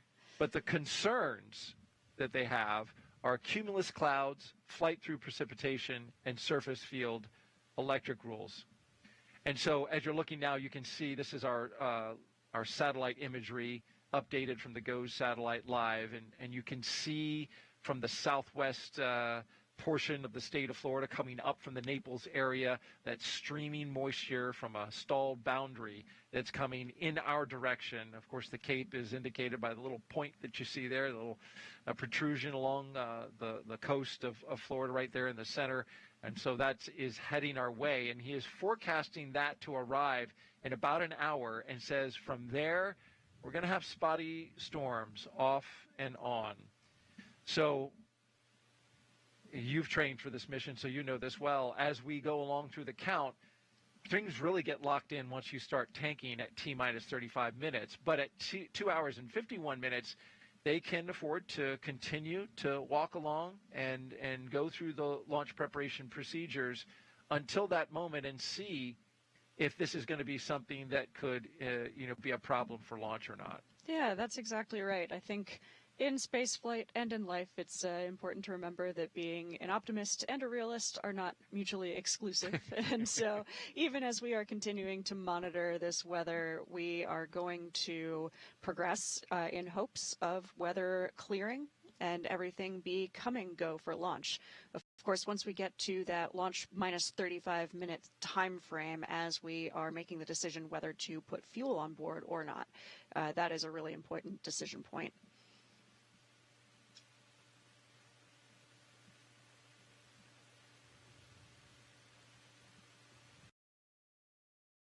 This is me, Dipto from AstroYonder again. While we are watching the crew getting prepared, let's just discuss some of the stats.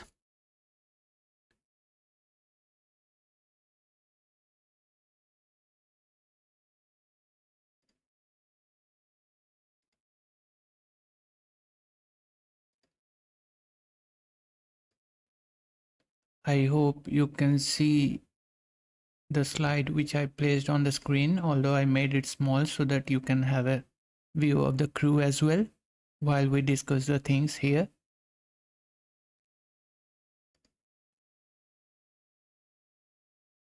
So let's just start with the booster supporting today's Crew 9 mission, which is an infant booster, you can say, with tail number 1085, which will be supporting today's mission, marking its second flight. Today's supporting booster with tail number 1085 has only one previous flights in its record, which includes its debut with one Starlink mission for Group 10-5 mission on August 20th. Well, that mission also got launched from here at Cape, and before getting launched, that time also it did went through a static fire test. It's now 39 days since last used.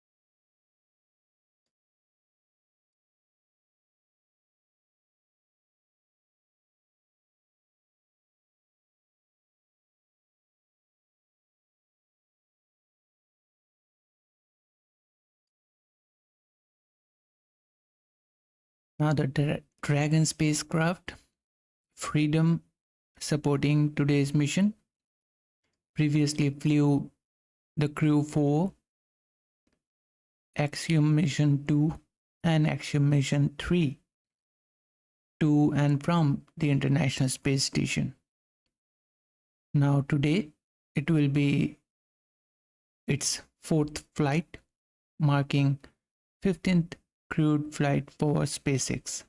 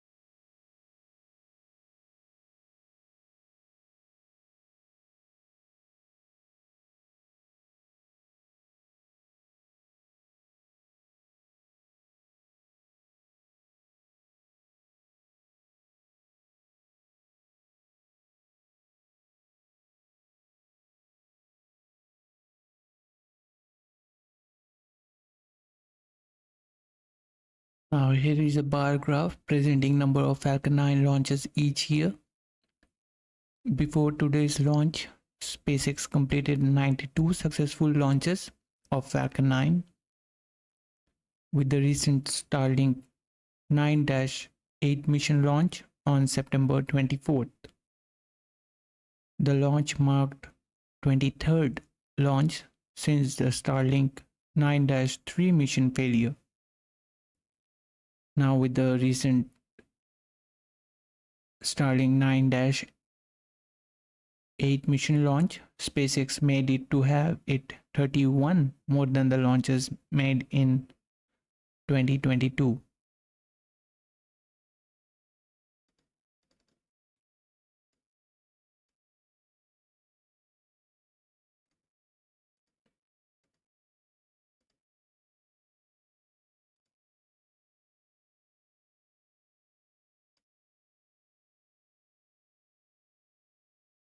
Now with today's launch of Crew 9 mission, the bar graph shows 93 Falcon 9 launches so far this year, which is 32 more than the launches made in 2022.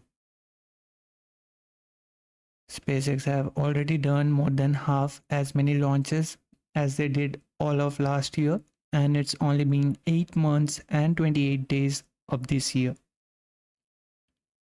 Just 3 more launches and SpaceX will be reaching the same number of launches made in last year, as SpaceX stays on course to achieve their ambitious target of 140 to 148 launches by this year's end.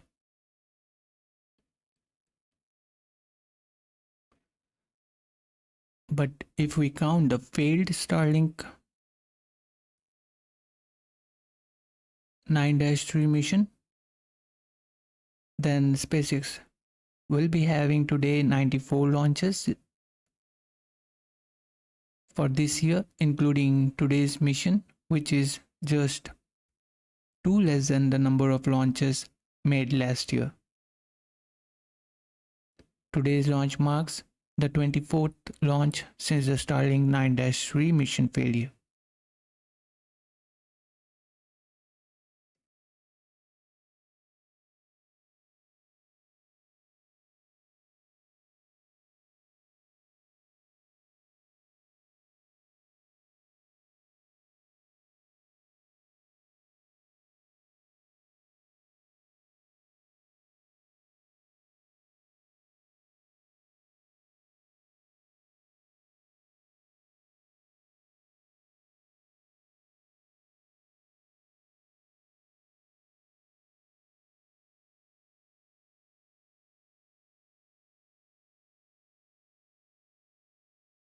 Well, those glitches were from the source, but nothing such serious.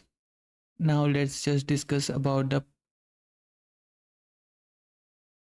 countdown and review the milestones that lie ahead for us on this Cape Canaveral flight. At T-45 minutes, countdown begins. At this point, when SpaceX launch director gives the go for the start of propellant load.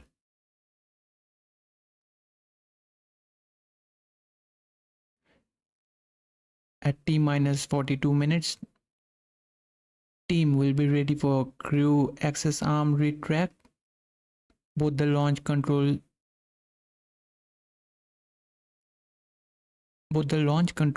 rooms will go into lockdown as T-45 minutes and remain in that state until launch escape system is disarmed. Before they start fueling, they will arm the abort system. At T-39 minutes,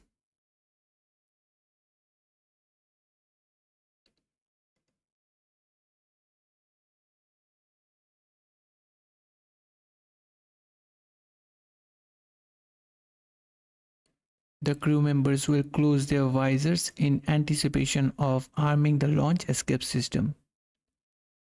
The emergency escape system, which will use Super Draco thrusters.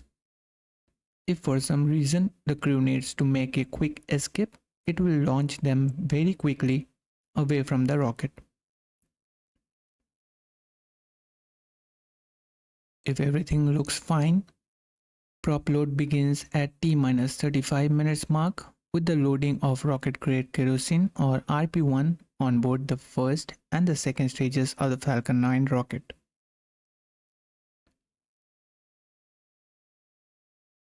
At the same time, LOX load, that is super chilled liquid oxygen, is loaded on board the first stage.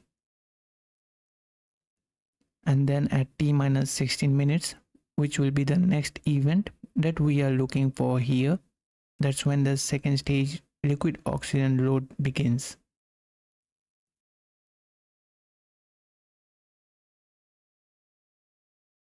At T-7 minutes, that's when the chill down of 9 Merlin engines gets underway. It involves flowing a small amount of liquid oxygen through the plumbing and turbopumps, which helps protect the engines from the risk of thermal shock and damages during the startup sequence. At about 6 minutes before liftoff, the first stage kerosene tank should be full. At T-5 minutes and 30 seconds, the strong back retract sequence begins. It will start with the clamp arms, which we see just underneath the Dragon trunk. opening up. Well, right now you can see on your screen the crew is adjusting the seat, which is also known as seat rotation.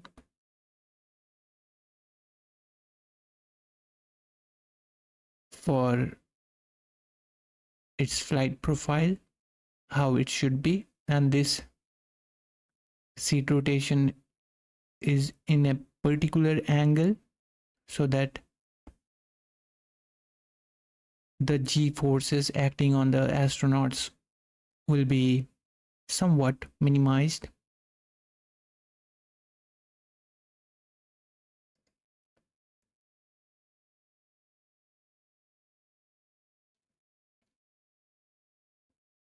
So I was discussing about the pre-launch timeline, and we went all the way up to the strong back retraction, where we see that the clamp arms underneath the Dragon trunk opening up, then the transporter erector or the strong back reclining about 1.5 degrees away from the vehicle. It remains in that position until liftoff, at which point it rapidly pulls back to clear the way for the Falcon 9 rocket's vertical ascent.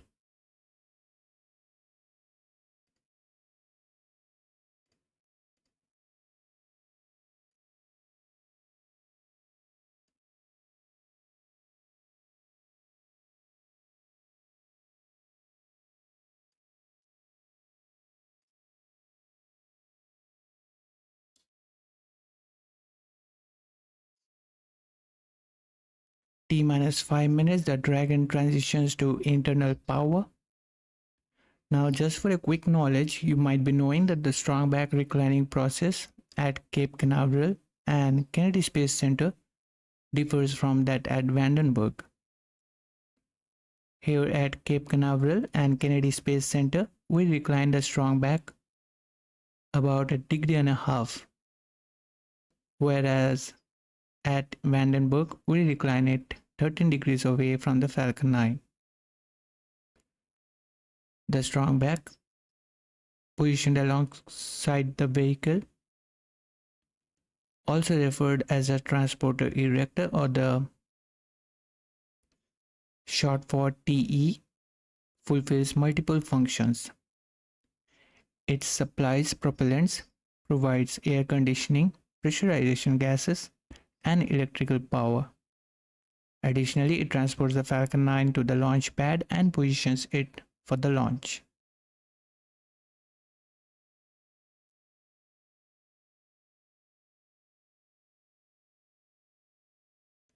Just a quick update for today's Crew 9 mission.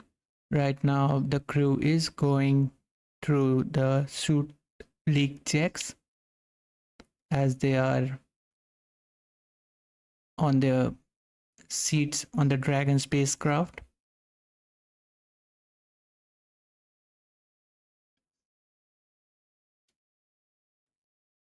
Now coming back to the countdown, at T-minus 3 minutes mark, the first stage liquid oxygen loading should be complete, followed by the second stage liquid oxygen loading wrapping up at T-minus 2 minutes mark.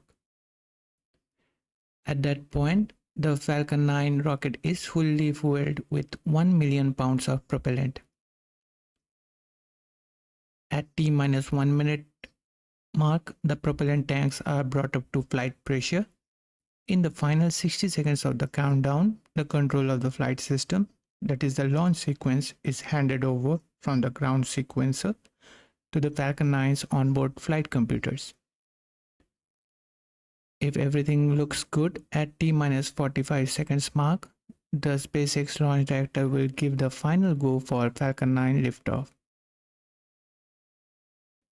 Now at T-minus 3 seconds, the engine ignition sequence start command being issued by onboard engine controller.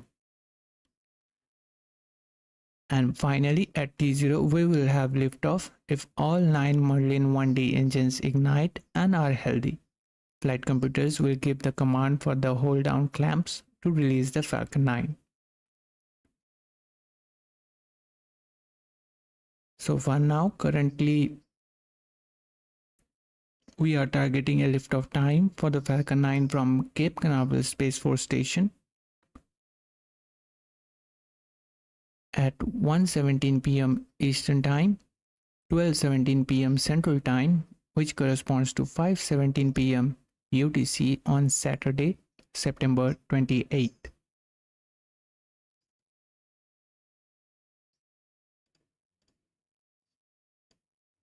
Ability to send those pictures to a whole team of people who will take a look at it, make sure everything is good to go. And you can see in seat 4 and seat 1, we've got some extra mass simulators. Dragon, we show 2 healthy suits. Yeah, Freedom copy. 2 good suits. And there's that core Shiva who is confirming 2 good leak checks. And there they go, deflating. Dragon, with that, closeout team is going to be performing their final closeout steps and exiting the capsule. Please proceed to section 4 for side hatch close and report when you are ready for hatch closure. Copies. So at this point, we are preparing to close that side hatch where the closeout crew have been coming in and out of the Dragon capsule. Of course, we want to make sure that you have a good suit and a good leak check before you close that hatch, just in case somebody needed to help with your suit. Make sure all that's in order, because when you close that side hatch, that is another big milestone in the march towards liftoff. Freedom, we're ready for side hatch closure. That's right. SpaceX copies. Currently scheduled an instantaneous window at 1:17 and 21 seconds Eastern Time. About 2.5 hours from now, we are making great progress. And there's a bit of buffer built into this timeline, especially for side hatch closure, because something even as small as a human hair can actually cause a slight leak when you do a pressure check on that hatch seal. And so we really want to take our time and get it right. But if we do see anything, there is still the chance to open the hatch back up, inspect it, remove whatever tiny thing might have been in the way, reclose it, do another leak check, and still launch on time. And we've had that happen. Exactly. That's exactly right. Yeah. Yep. You want a really good seal between you and space. Yes, indeed. Yes. Well, one thing I should be mentioning here, on the side cheers, you can see those black things. Actually, they are mass simulators to fill up those seats, and they are made there so that the center of gravity of the Dragon spacecraft during its ascent will be maintained. Generally, on other flights, we always see a team of 4 crew members, but today, as we know, that these 2 vacant seats are meant for Butch Wilmore and Sonny Williams on their return with the Crew 9 in the February of 2025. So for today's mission launch, those vacant seats are being filled with mass simulators. For a teacher's comm check.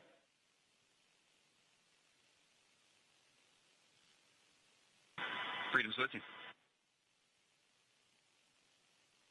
Encore has you loud and clear. Teacher's comm check is complete. Stand by for comm checks with the DC, MD, and LD in the launch configuration.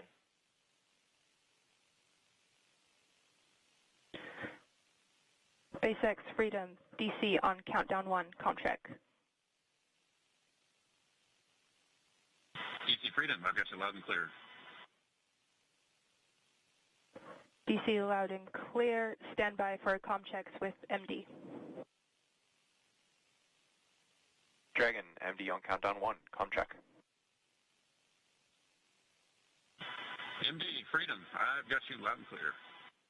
MD, loud and clear. Stand by for comm check over Dragon to ground.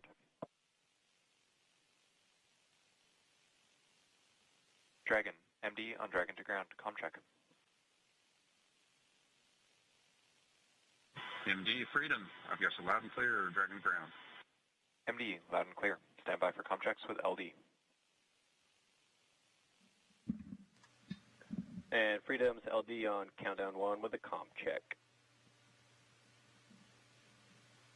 LD, Freedom, loud and clear. And LD, I have you loud and clear. Stand by for comm check over Dragon to ground. Freedom LD on Dragon to ground with a comm check. LD, Freedom, loud and clear on Dragon to ground. I have you the same, Freedom. Let's keep that storm salsa coming. I'm with you. And Freedom, with that, launch configuration comm checks are complete.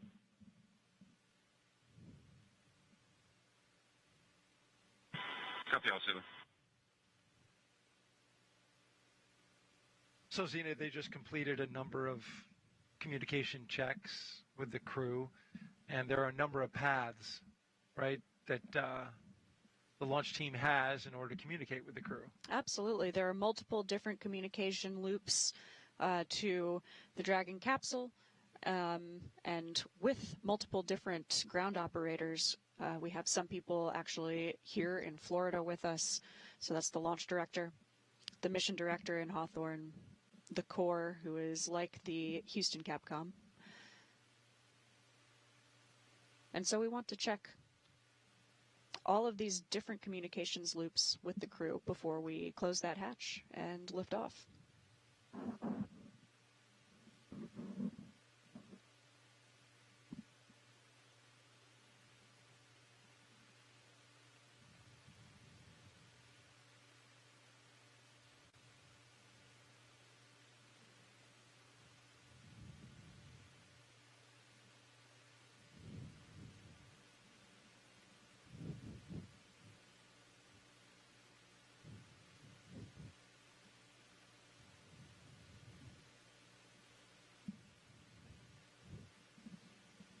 And just another quick update on the weather.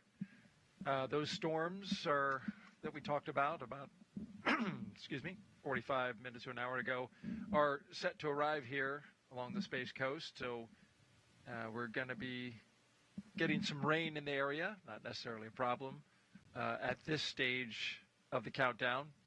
But you can see it's all coming from the southwest. You can see the bubbling up of the storms there in the southwest portion of Florida, then moving across the state towards the east and towards the spaceport. So if you're in the area and you are camping out or getting ready to watch the launch, be aware that we got some storms in the area. Definitely lots to keep an eye on. Any launch is a complex puzzle of many components, so this one will be interesting as it unfolds today. T-minus 2 hours and 25 minutes and counting.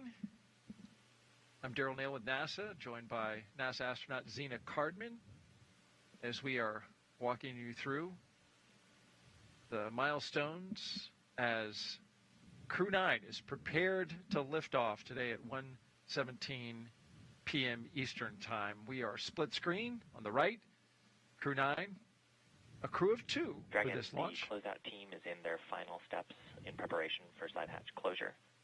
Please stand by for that and the state machine transition to pad hatch closed, and ensure all items are secure from now through launch. So as you heard, the Freedom copies all. core, a man named Shiva, coming to you from Hawthorne, is letting the crew know we're getting ready for those final steps before side hatch closure. And he let the crew know to keep all of their articles attached to them. That's because now, at this point, once the side hatch is closed, if you were to drop anything in the capsule, we would need to open that side hatch back up in order to retrieve it. So all of their tablets and stylus and their neat boards are going to stay attached to their legs there.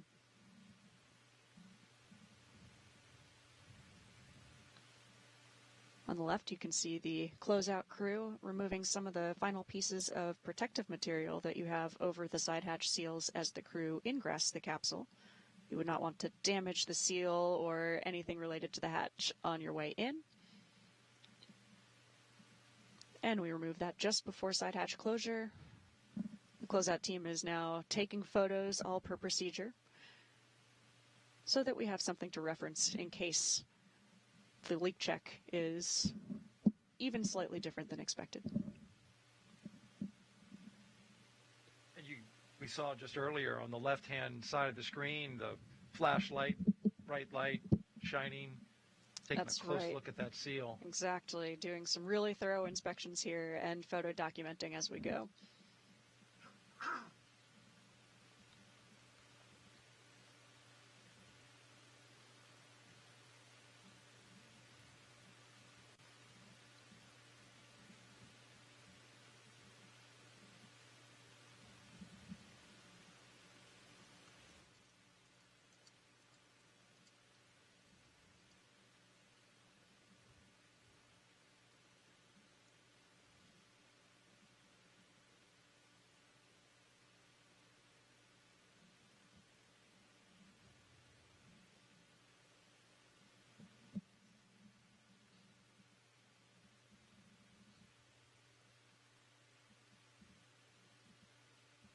Now's an opportunity to take some more social questions. Zena, what do you think about that? I'm ready.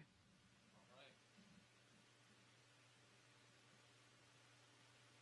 Of course, if you want to submit a question, we are taking your questions throughout the broadcast.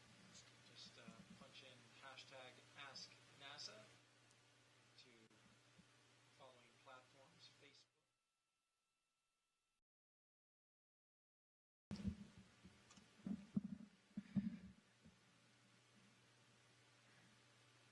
So if you want to submit a social question as we watch the SpaceX team do the final maneuver of closing the hatch, just go to our platforms, Facebook, X, YouTube, and Twitch, and put in hashtag AskNASA.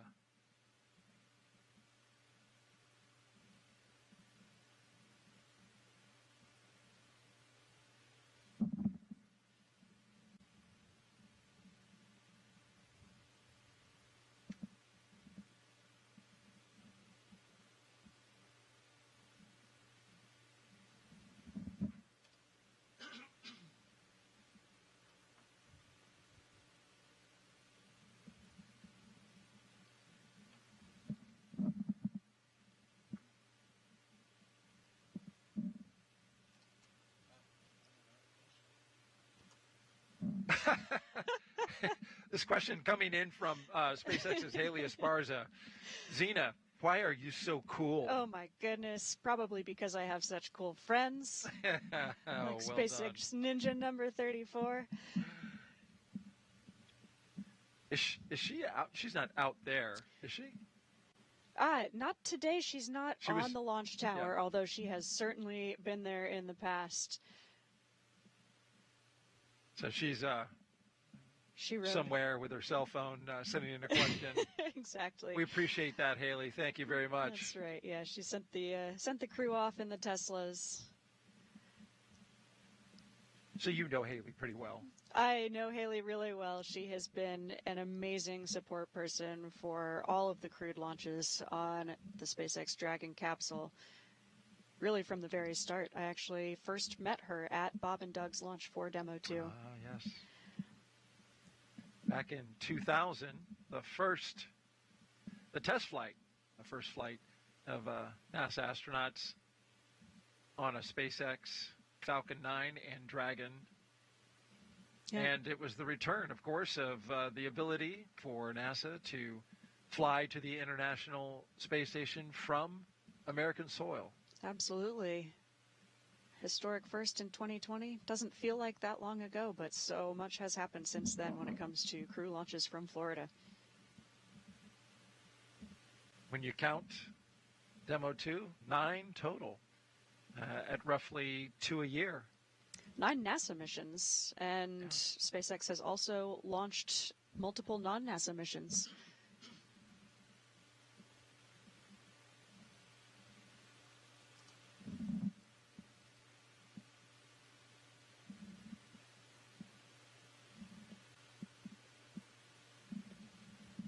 It's really amazing to see how much diligence it takes to get this side hatch closed.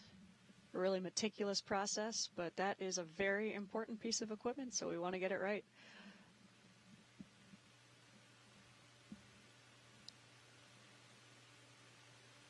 And that side hatch needs to stay closed throughout the space flight for the 6-month increment. It sure does. All the way until, and it won't open again until they splash down in the ocean. That's right. Yeah, its current planned next reopening would not be until February 2025. So close her up good. Yes, indeed.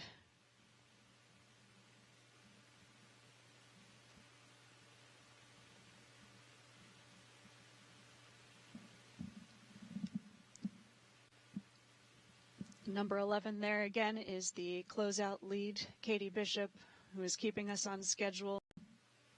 She's got a play-by-play of every minute of this launch countdown.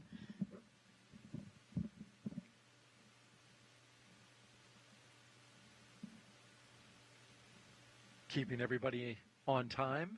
Yes, indeed. Integrating many teams who are working together to make this launch happen today, including the crew inside the Dragon capsule, the closeout team in the white room there, as well as teams on the ground. Which is quite the coordination because there are so many people supporting this launch today. It really is, absolutely. I think that's one of the most humbling aspects of being an astronaut is realizing how many people support an endeavor like this.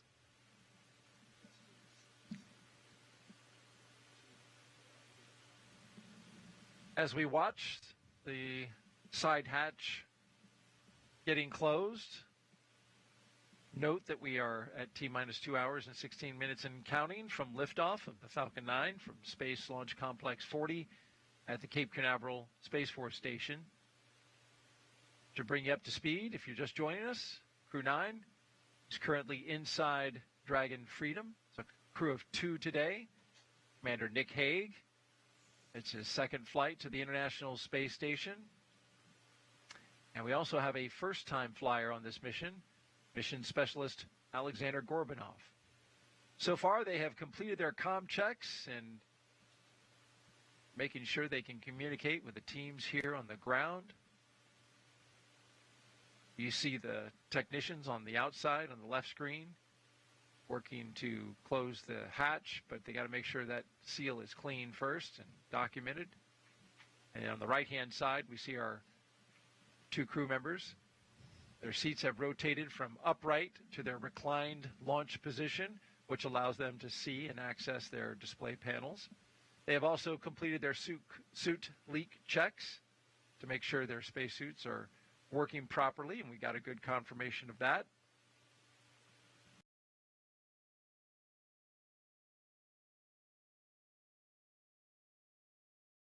While we are waiting for the side hatch to be closed,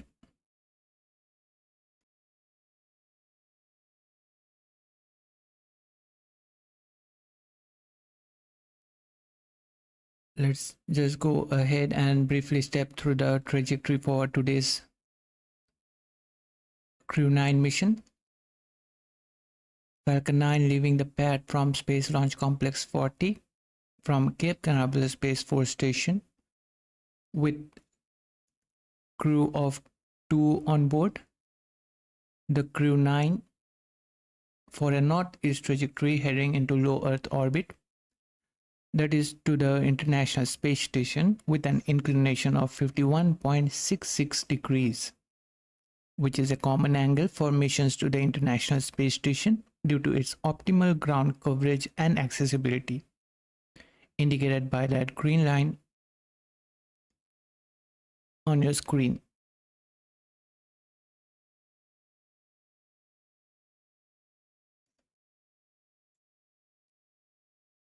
The red line you see indicates where Falcon 9 first stage will land after stage separation, just a little later, leaving Florida's Space Coast.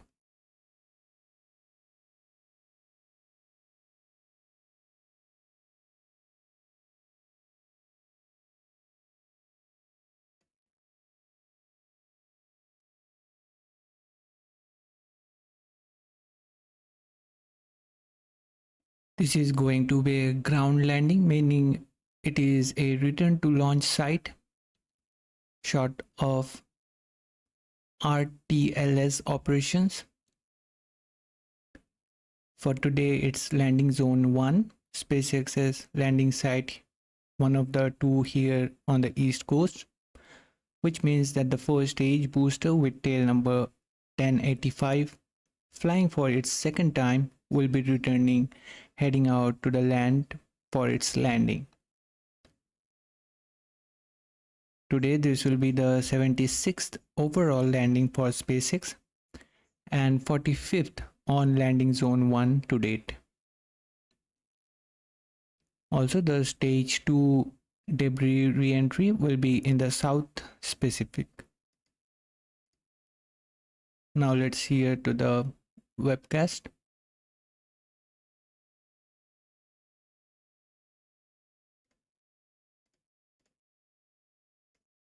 Almost taboo style.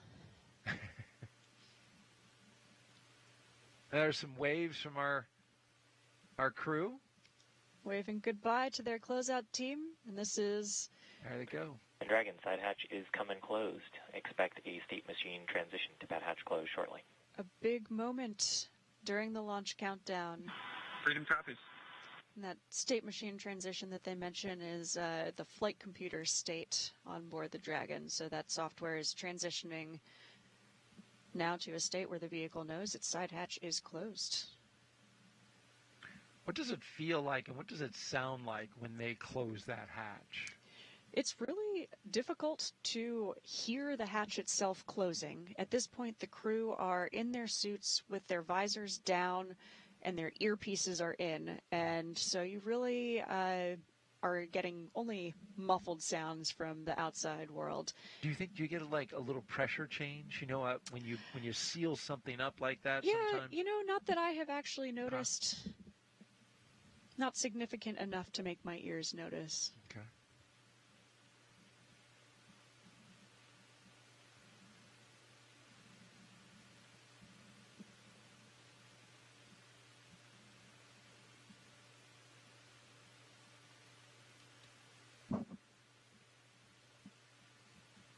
As they're working to secure that hatch, let's talk a little bit about the crew. And we'll start with Nick Hague. He's a U.S. Space Force colonel, and he is the Crew 9 commander today. He was selected by NASA as an astronaut in 2013. This will be his second space flight to the International Space Station. In 2018, he and his Soyuz crewmate experienced a catastrophic rocket booster malfunction after launch. They were forced to abort, but landed safely. 5 months later, Hague launched on another Soyuz and served as flight engineer for expeditions 59 and 60. He spent a total of 203 days in space and performed 3 spacewalks. The Kansas native is a test pilot and a distinguished graduate of the United States Air Force Academy. Nick spent 5 months in Iraq in support of Operation Iraqi Freedom. He voluntarily transferred from the United States Air Force to the U.S. Space Force in 2021 and is an active colonel. His wife, Katie, is a retired U.S. Air Force colonel, and they have 2 sons. Absolutely. Nick is an amazingly qualified astronaut. He is brilliant. He basically taught orbital dynamics, actually, at the Academy. So he's quite smart, but he's also incredibly kind, a really thoughtful teammate. He's the kind of person when you're out doing some training in the field in a very cold winter environment who is up late boiling water so that his teammates can have a hot thermos before they go to bed. Oh, wow. Really thoughtful teammate. Well, this is me again, Dipto from AstroYonder. Well, just a quick fun fact. Today's commander, Nick Hague, for Crew 9 mission, is also a fan of Doctor Who. Communicator Shiva in Hawthorne.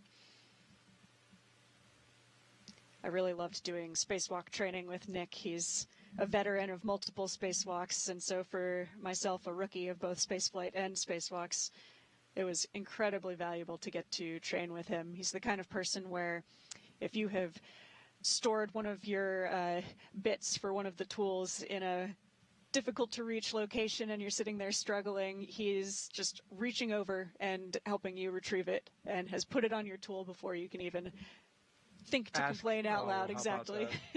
Wow. Great teammate. And in this configuration today, he has a lot to be thinking about, to your point there. He is commander, but he's also does not have a pilot per se. He has a fellow crewmate, mission specialist, who's sitting in the pilot seat, but he's not trained to be a pilot today. So more responsibility is on Nick in this position. Yeah, that's exactly right. He's really in a mindset today of being both spacecraft commander and pilot. Aleksandr Gorbunov, our crewmate there, who would normally be sitting in the seat all the way to your left, is moved over. We specifically wanted him at the displays so that he can help Nick monitor and be value added as able. But it takes, as you know, many months of training to be fully qualified as a pilot. And so Nick is taking on a lot of responsibility today. He is well qualified for the job. Speaking of Gorbunov, he is our mission specialist today and a first-time flyer. So Nick will get to see his reaction as he goes into space for the first time. He studied engineering with qualifications in spacecraft and upper stages from the Moscow Aviation Institute.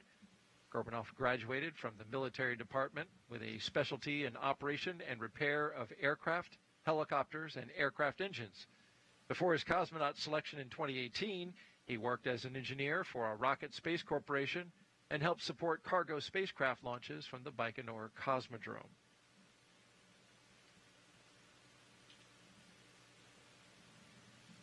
Alex is a brilliant engineer. He's always got really insightful questions. I've loved getting to train with him, especially because he has experience with other types of spacecraft.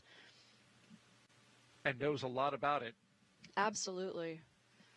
Yes, he was trained in the mission specialist role. He was always very engaged, asking thoughtful questions, keeping track of procedures.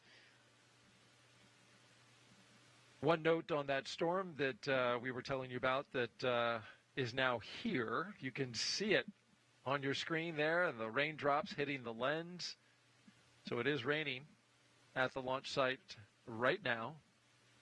It's some classic Florida weather for you. It certainly is. Engulfed Nice and sunny before. Here we are. That's right. And we're expected to bounce back and forth between rain and calm conditions, according to the launch weather officer. So this was not unexpected. It was part of the probability of violation. You can even see the raindrops falling past the crew access arm. So the pad's getting a nice dousing, a nice soaking out there, but not to worry about any of the hardware out there. The rain itself is not an issue. So far, there haven't been any lightning strikes detected in this cell that is currently over top of us, so that's good. But it is moving. It's moving about 20 knots to the northeast. It passed over Florida on its way to us. And we've heard the SpaceX launch director communicating with our launch weather officer for today, Brian Cizik, about this storm. So they've been tracking it the whole way. And it's worth noting, even as we're getting a little rain, that as once hurricane, has now been downgraded, Hurricane Helene passed over a few days ago, it left this, which is a stalled boundary over the middle of the state of Florida. And you can see there, it's really bubbling up to the southwest and then funneling over top of us. We're expecting spotty showers off and on through the rest of this countdown. But what is really going to matter is, excuse me, what the weather is at just before T-minus 35 minutes. So around the T-minus 50 to 45 mark, where they'll look at this weather and be able to predict whether or not there will be storms at T0. At this point, it's a little tough to call. But here's a wider view of the weather out here at the Cape. Yeah, with really patchy weather like this, it can be hard to predict exactly what's going to be right over your rocket at T0. So we will keep our fingers crossed for today, but of course our goal is to launch when it is safe to launch. So we will be keeping an eye on this weather as we get closer to T0 just over 2 hours from now.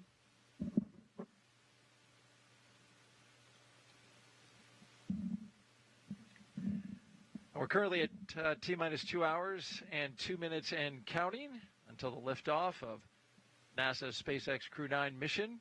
We have one astronaut and one cosmonaut inside of Dragon Freedom, atop a Falcon 9 rocket from Space Launch Complex 40 at the Cape Canaveral Space Force Station. They are headed to the International Space Station to help maintain the orbiting lab as well as conduct science, critical science that benefits all of us. Both Nick Hague and Aleksandr Gorbunov will launch as Crew 9 and then join flight engineers Butch Wilmore and Sonny Williams and others to become members of Expedition 72 once on board the International Space Station. There you can see the complete Crew 9 crew. Again, once on board the International Space Station, they will conduct plenty of science experiments, research, technology demonstrations, and perform maintenance activities.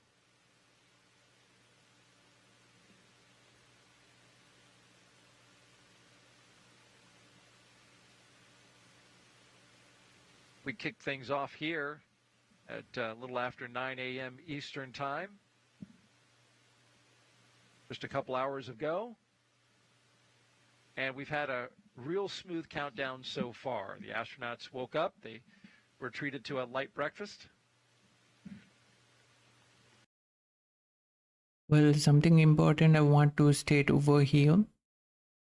I hope SpaceX team will be informing about this to us, that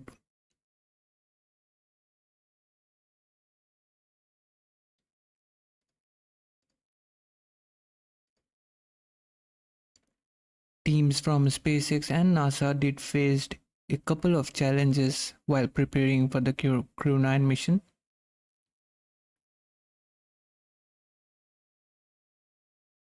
Just some days before, which includes a small water leak check in the Dragon's cooling system, which has been fixed, and a rare incident where wind blew exhaust from the engines back over the Dragon spacecraft.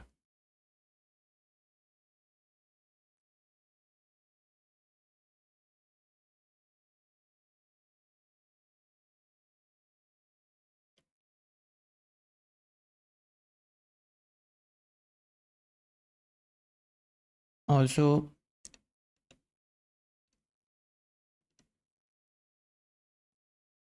some soot from Hurricane Helene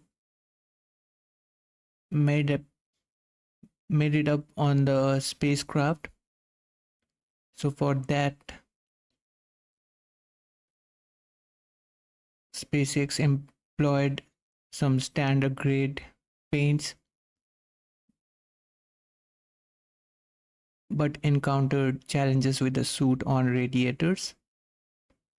The SpaceX team then wiped down most of the areas, and the additional coats of special paint were applied to ensure functionality. They conducted through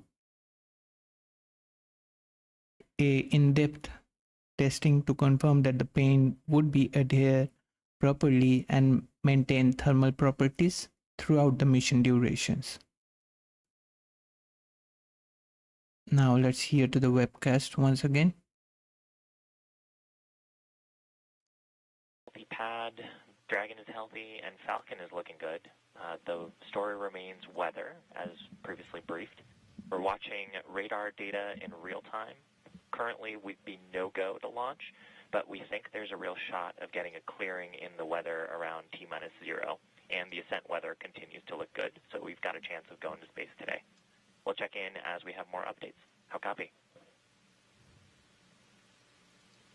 Freedom copies. Good pad, good vehicle. And you're saying there's a chance with the weather. Outstanding. So as you just heard from the comps, as of now we are having no go for the Crew 9 mission, as because the prevailing weather conditions, as you can see on your screen, they're at the pad 40, but we can have a very short chance, but a good chance during T-0 of the planned time for the liftoff. And also we got an update that the ascent corridor weather is looking good as of now, so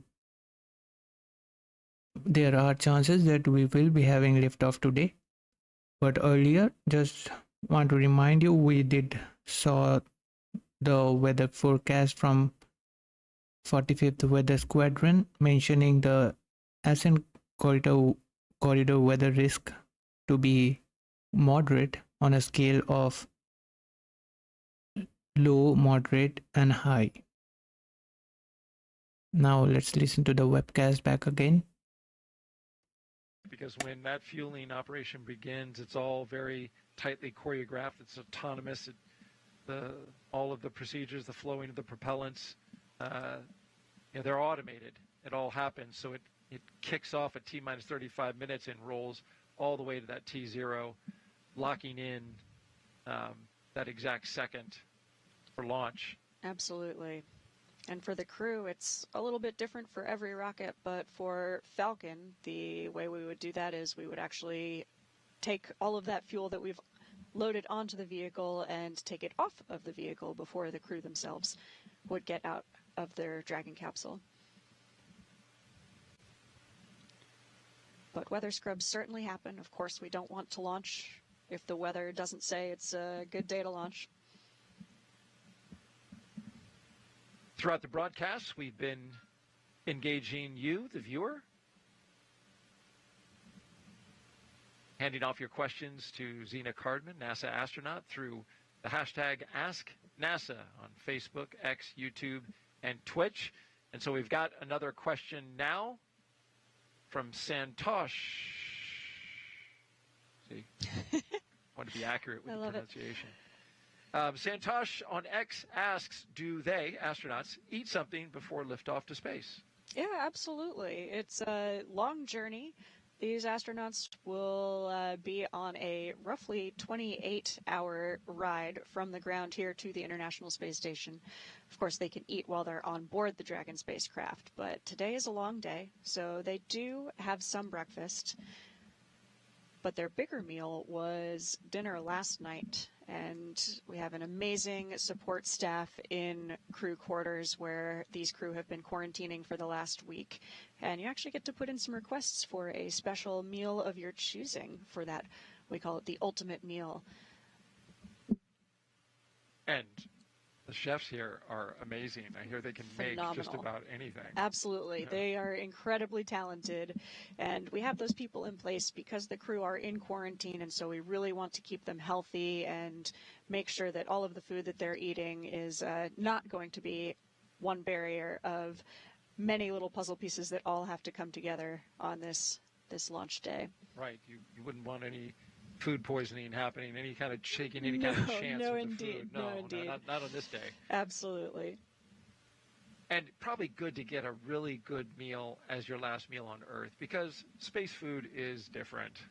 Yeah, it's different. It's actually, in my opinion, really quite good. I've had a chance to try a lot of it. Of course, everybody's different. Some people are more food motivated than others. And for crew members like Butch Wilmore and Sonny Williams, they didn't necessarily have exactly the menu that they would have chosen for this longer than expected mission. And so we all have to learn to be flexible and share our food with each other. But the ability to have a hot meal that you can share with your friends and colleagues is still really, really amazing for morale when you're in space. For their free flight on the way to the space station, they will, of course, have food in their Dragon capsule, but they don't have a way to heat it up, and so they'll be eating room temperature food, which is better than nothing. So if you're a severe foodie, space food will be an adjustment. I can imagine. Yes. That's something you can live with for 6 months. Absolutely. I certainly would. Yes. We've got another question now. K Aerospace asks on X, how does the astronaut underwater training significantly simulate in-space conditions and microgravity? Yeah, so being weightless is actually pretty similar in some ways to floating underwater. And it's really difficult to find an environment here on Earth where you could be weightless, but floating in a pool is a great way to practice. One difference is that, unlike in space, underwater in a swimming pool, you experience water drag. And so that can be both a blessing and a curse. In the swimming pool, it is really difficult to get moving, but it's pretty easy to slow down. Whereas if you're doing a spacewalk on the International Space Station, it's pretty easy to get going, but it can be harder to stop. So you have to really think ahead and remember to decelerate yourself. The spacesuits that we use for doing spacewalks, unlike these launch and landing suits that you see Nick and Aleksandr wearing today, they weigh about 350 pounds. So, and of course that's on Earth. They're weightless in space, but they still have mass, and so they still have inertia.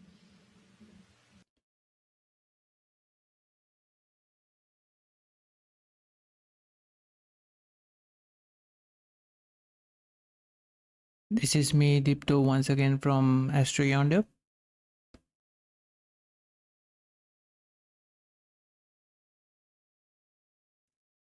It is worth mentioning that the crew escape system here at the Pad 40 was optimized with side wares and slide shots, offering a more effective means of emergency evacuation compared to the previously used baskets.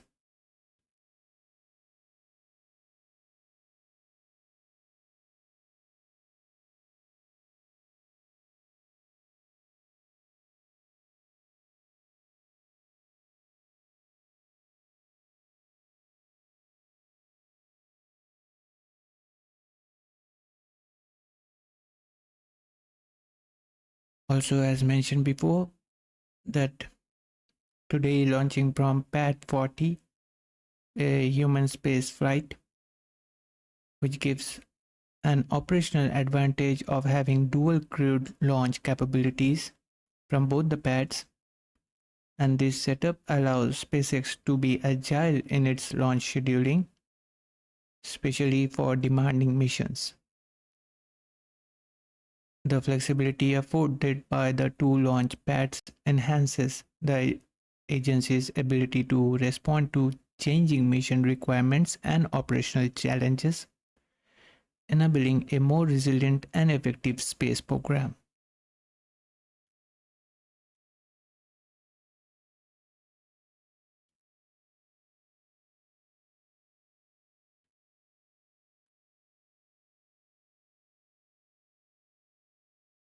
As you said. Right now, the Crew 8 Dragon has been reconfigured so that Butch and Sonny have 2 seats available for them in the event of an emergency aboard station. The arrival of NASA astronaut Don Pettit and Roscosmos cosmonauts Alexei Ovchinin and Ivan Wagner earlier this month, and the departure of the Soyuz MS-25 on Monday, with NASA astronaut Tracy Dyson coming home, marks the commencement of Expedition 72, led by the new commander, Sunny Williams.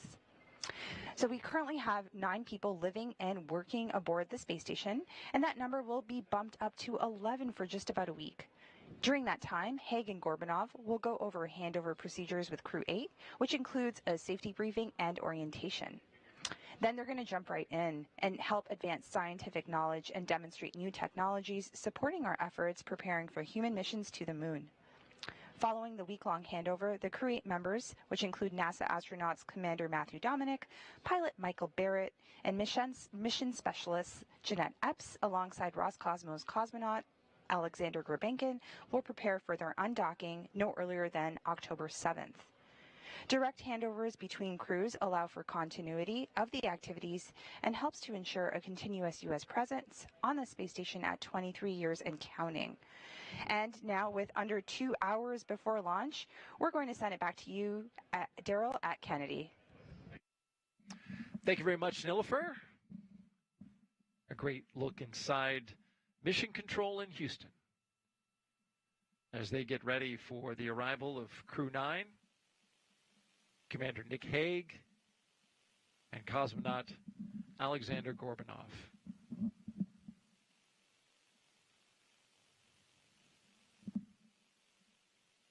We're launching today from Space Launch Complex 40, and it's a historic day should we be able to get a launch off through the weather.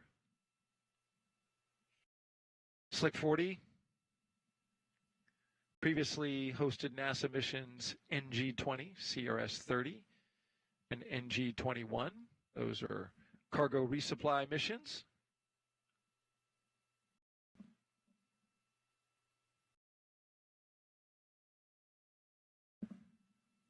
SpaceX did work for almost about 2 years to get this pad upgraded for human spaceflight.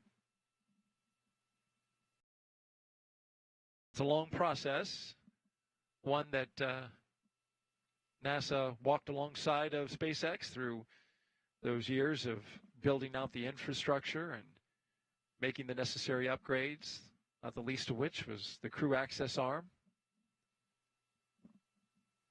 what you see there on your screen. Made some upgrades to that crew access arm that has 3 hydraulic motors instead of a linkage. The arm is 7 feet longer than the one at pad 39A. It's got a larger white room. It's built different, stiffened plate construction instead of truss.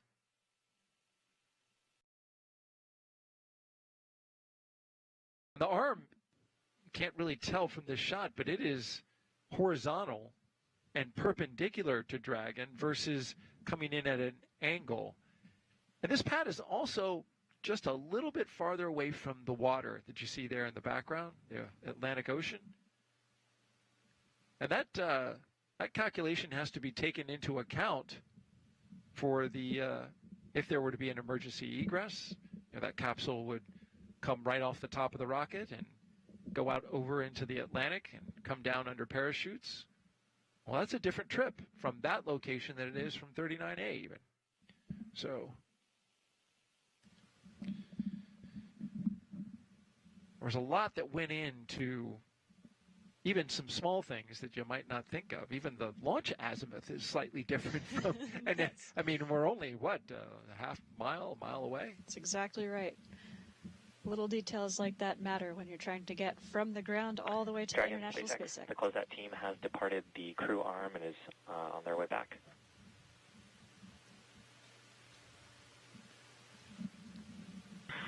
Freedom copies, and if they're listening, thank you guys. Some kind words there. We'll relay to them. Nick Hague to the closeout crew who have strapped them in to their Dragon Freedom closed the side hatch, and now leaving these two as the only one who will be on the pad for launch.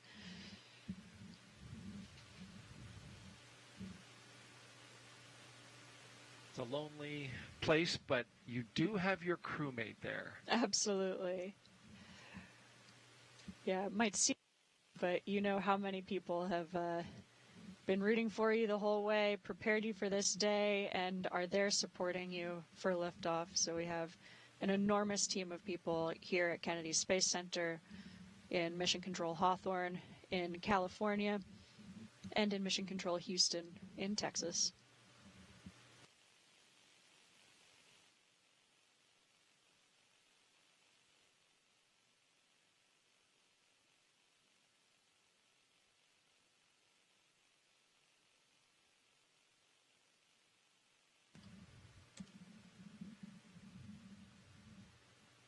Let's talk a little bit about the patch. We mentioned that at the top of the broadcast. It's a very special patch. One of the first tasks Crew 9 did was design this patch. This is their mission patch. It has since been modified, though, due to changes in this mission. And as you're looking at it here, you can see that it shows the trail of a rocket launching to the International Space Station with the constellation Draco honoring the Dragon spacecraft that will take the crew there. Below everything are what you mentioned earlier, coastal waves representing our blue planet, the global ocean linking all continents.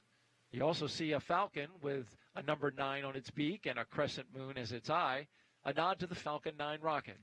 And the Delta symbol at the bottom there, used since 1961, signifies historic connections to the earliest days of space ventures. And you had a hand, you and your team, when you were part of this crew of designing it. Absolutely. One of the traditions I love in human spaceflight are these patches that represent the crew and the teams who prepare us for the mission, prepare us for flight. And so our entire crew was able to contribute to the design of this patch, able to include meaningful symbols, even some of the colors that we used for the patch. The gold and the red, the black and the white are a nod to the maritime signaling flag for the number 9, another little piece of trivia. So there's so much symbolism that goes into a patch like this, and a patch that I've been really proud to wear on my shoulder for the last year and a half. It's a little bit modified today, as you mentioned, Daryl. It's been modified to have no names on the patch. Previously, we had the names of the 4 launching crew members across the top there. But as we have modified this mission to save 2 seats for Butch Wilmore and Sonny Williams on the downhill, we removed the names from the patch, and this was a gesture to, it's not just the people on the rocket who are a part of this mission. It takes an entire team to include my crewmate Stephanie Wilson, myself, and all of the people who have gotten Nick and Aleksandr ready for this launch today. So I'm really, really honored to see that patch that they've represented. We've seen it several times here on launch day in the operations and checkout building as they were walking out to the Teslas, and we've seen it many times throughout this launch day. And great seeing Nick and Alex ready there. We are doing well on the timeline. The Dragon capsule is in great shape. The hatch is closed with a good leak check. Their suits are closed with a good leak check. Everything's in a good configuration. We are just standing by for monitoring the weather as we continue to progress towards T0 in an hour and 40 minutes from now.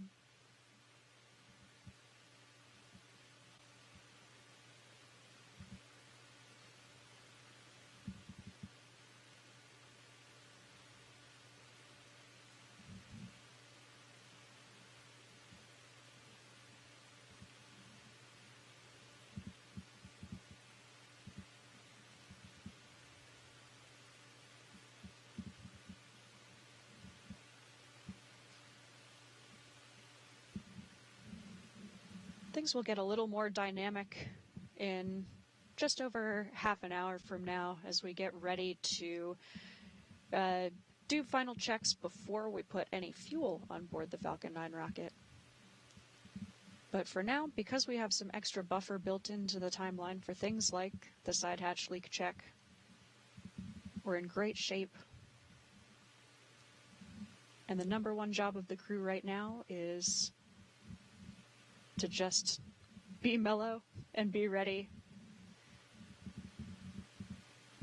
You might see them wiggling their toes a little bit in their boots, keeping their legs from falling asleep as they're in this position. It's a long time to be lying on your back.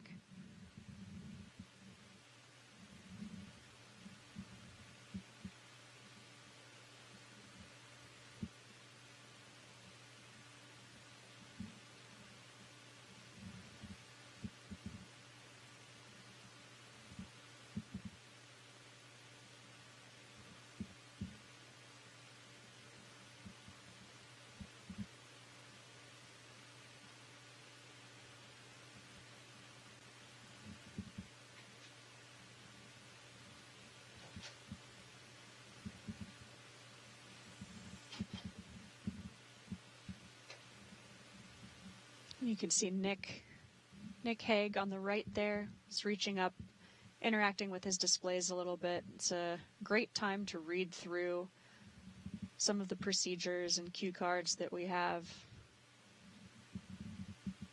These are all procedures that the crew have rehearsed many, many times before. But since they've got some extra bandwidth in the timeline right now, it's a great time to review all that material,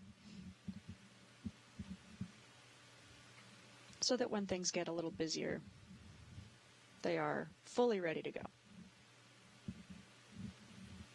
We've seen in the past some astronauts so relaxed in this moment that get a little shut-eye.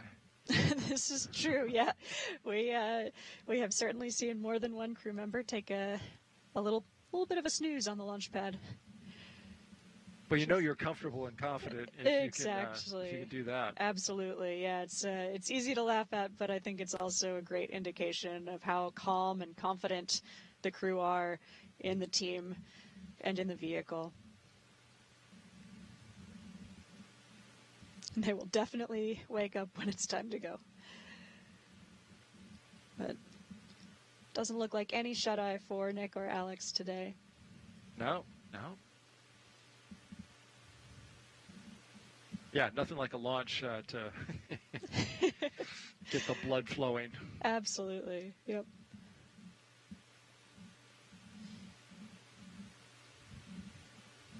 Well, this crew, they both got to bring on some special items from Earth to space. A few personal items for their roughly 5-month stay. And for this particular crew, here's a few of the items that they're taking up in space with them. Nick Hague, on the right, is taking a Space Force flag with him. It's, of course, something different than what he took the last time because Space Force, well, didn't even exist last time he flew. Nick said it's a privilege, though, to support all Guardians, the Space Force Guardians, who support human spaceflight and keep the crew safe by watching the skies and the cosmos every day. Absolutely, and it's really exciting as well because Nick and Alex, as Crew 9, will be taking off from Pad 40, which is actually on the Space Force base. Great note there, great tie-in. For Aleksandr, he has pictures of his family and friends and other personal items that represent different milestones of his life. They include the patch of his 2018 class and the flag of the higher education institution where he graduated from back in 2014.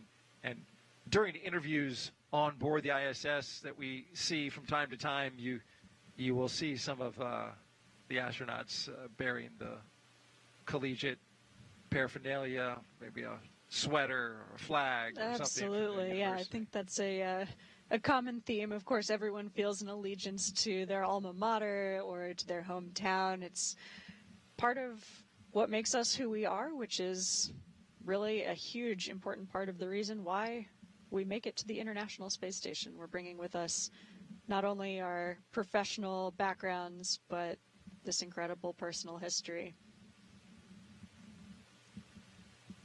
T-minus 1 hour and 34 minutes and counting. We are just 4 minutes away from doing a health check on the launch escape system at T-minus 1 hour and 30 minutes. We'll hear that called out and communicated with the crew inside.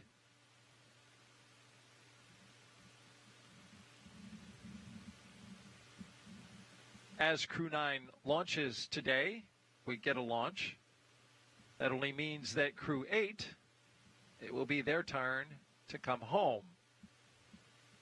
That's exactly right. I know there's a picture of Crew 8. Yeah, this is them as they walked out. NASA, many months ago. Yeah. Matt Dominic, Michael Barrett, Jeanette Epps, and Roscosmos cosmonaut Aleksandr Gorbunov. There you see them launching from the Space Center, and then, of course, they've been living and working on the space station now for 6 months. Once Crew 9 arrives, there will be what's called a handover for about 5 to 7 days, and then Crew 8 will undock. Yeah, absolutely. That handover period is really, really useful. I mean, you can train for months and in most cases years to live and work on the International Space Station, but it's really hard to know exactly what it's like until you get there. So for rookie flyers, first-time flyers, that handover period is a great time to get a lot of advice from the people who are the experts who have been there most recently. And even for a veteran flyer, someone like Nick Hague, this is not his first trip to the International Space Station, so in many ways he's an absolute expert. But the International Space Station is changing and evolving constantly. So it's a great time to get to know what is new on the space station, what little quirks have changed, stowage locations, how things are working now, and a great chance to get that institutional knowledge from the people who have spent the last many months there. So I know Crew 8 is anxious for Crew 9's arrival because that means that Crew 8 can get home to see their families after a long and successful mission that's actually a little bit longer than even they anticipated. Indeed, and a little longer of, a transition period.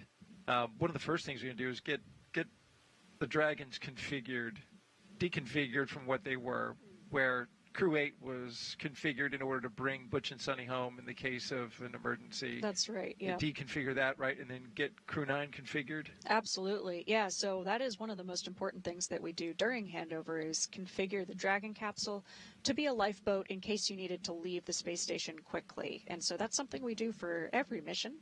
It's one of the most important pieces of handover that we do. So Nick is going to get that handover from Matt Dominic, who was the previous Dragons commander. But in this case, it's a little bit extra special because they've been configured to bring Butch and Sunny home for the last couple weeks. And so that would have meant 6 people coming home in a Dragon, but there are not, as you will notice, 6 seats. And so this required a lot of extra special engineering that a great team in Hawthorne especially led with the help of a lot of NASA personnel, NASA flight surgeons, and engineers, making sure that that would be a safe enough option. But the better option would be bringing Butch and Sunny home in suits that interface with seats so that they have all of the life support systems and communications that you normally would in a spacecraft.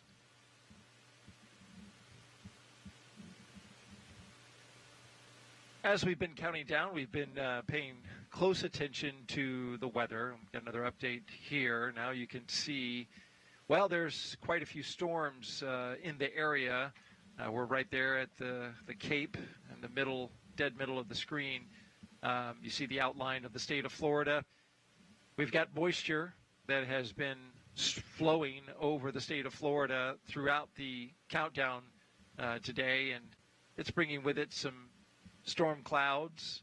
Our current probability of violation is at 45%, according to the launch weather officer, and that's a reason why. All of this is a remnant from Hurricane Helene's passage through and over the Gulf, which our thoughts and prayers are very much with the people who have been severely impacted by that storm, not only the Gulf of Florida, but also Georgia, North Carolina, and up into Kentucky, with some of the flooding that they've been dealing with, and some of the tragic loss of life as well. The conditions aren't they were not as nearly bad here. Had some winds in the area, but we're still seeing the effects of that storm having passed through from a meteorological standpoint. And this has left us with a band stalled out with moisture over the state that's firing up some storms. But all we need is just a little gap. So we know that it's not going to be a complete rainout today. We are having off and on storms. I just briefly stepped outside, looked out, and it was dry all around. But as I looked off into the distance, about a mile away, got a little rain coming down. So it's very spotty, and we'll see how it all plays out here. Everything else is good. We got an update from the Corps that said the spacecraft is healthy, the booster is healthy, the pad's good to go. So we're in a good position to take advantage of a little break in the weather, which is what we have for a forecast today. Yes, indeed. With all of those other components all coming together, the vehicle is good, the crew are in good shape, downrange weather is looking good. So we'll just hope for a window in the weather right here at Pad 40.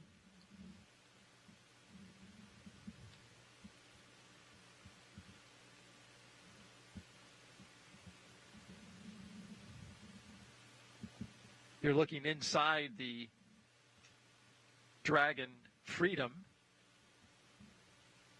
This is the spacecraft that will take Crew 9 up into space, and there's a look at it from the outside. It is the capsule's 4th space flight. Freedom's first flight was Crew 4 and also supported private missions Axiom 2 and 3. Freedom was given its name by that man right there, Commander Kjell Lindgren, who said the name celebrates a fundamental human right and the industry and innovation that arises from the unencumbered human spirit. So far, Freedom has totaled 201 days in space. It will, of course, add to that number once it launches with Crew 9 on board and docks to the International Space Station. One of my favorite things about a reusable capsule and reusable rockets like this is that you get to enjoy some of the history of that vehicle. A lot of the spaceships that we fly now are named after previous spaceships, which were named after research vessels. But this one is new and unique. What an amazing vehicle to get to fly in. This is actually the only Dragon that I have ever been in. But I've been in it twice, once for Crew 4 launch and once at CEIT, which is kind of a test drive where we get inside the flight vehicle for Crew 9. And do they have some of their stickers up from previous flights? They do. You may notice that behind Aleksandr Gorbunov's head, just off to the left of the screen there. I see it. Not necessarily something we are supposed to do. Oh. Xena has called you out, Crew 4. Well, I can also say if I were in that spacecraft, I would be adding a Crew 9 sticker right there. There you go. There you go. I mean, yeah, puts a little, mark there on the capsule, and I mean, you spend so much time in it. The training, the flight, it's with you there on orbit. Yeah, I mean, this place starts to feel like home, absolutely.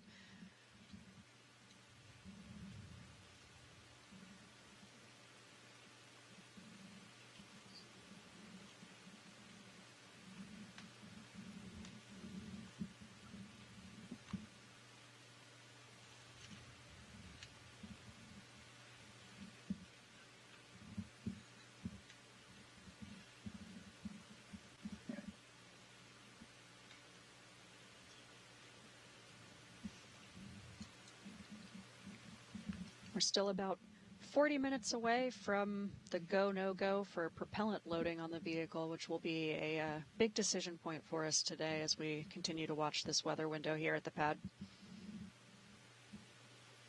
Yeah, that's the big one. The storm, if you look on the screen to the left, is now out at sea. It had dumped a little rain here at the space complex, but it is now almost completely offshore. There's more behind it, but we've got a nice little gap between the storms that just passed and the ones that are coming along the way. We can see them coming. They're about halfway past the state. Halfway, I guess, passing over the state. Yes, indeed. It's actually really amazing to see the sun is starting to come out. You can see that on the left screen there, but you can actually also see it hitting Aleksandr Gorbunov's right knee as it's coming through the Dragoncraft window. Great reminder that they are, for now, still on Earth.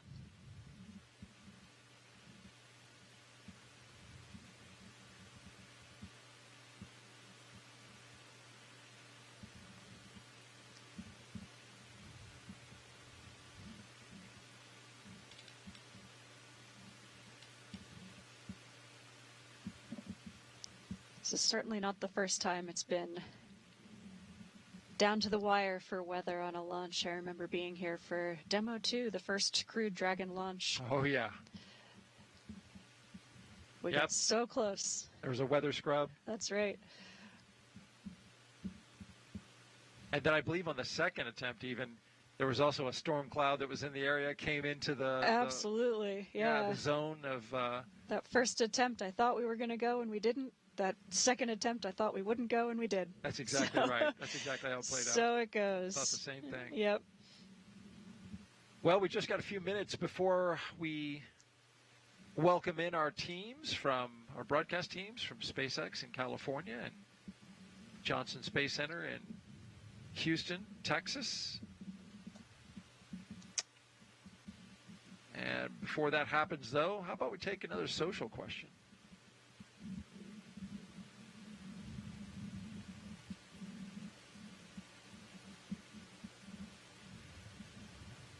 If you want to submit your question, you can do so on the platforms Facebook, YouTube, X, and Twitch. Just use the hashtag AskNASA, and we will be able to see it.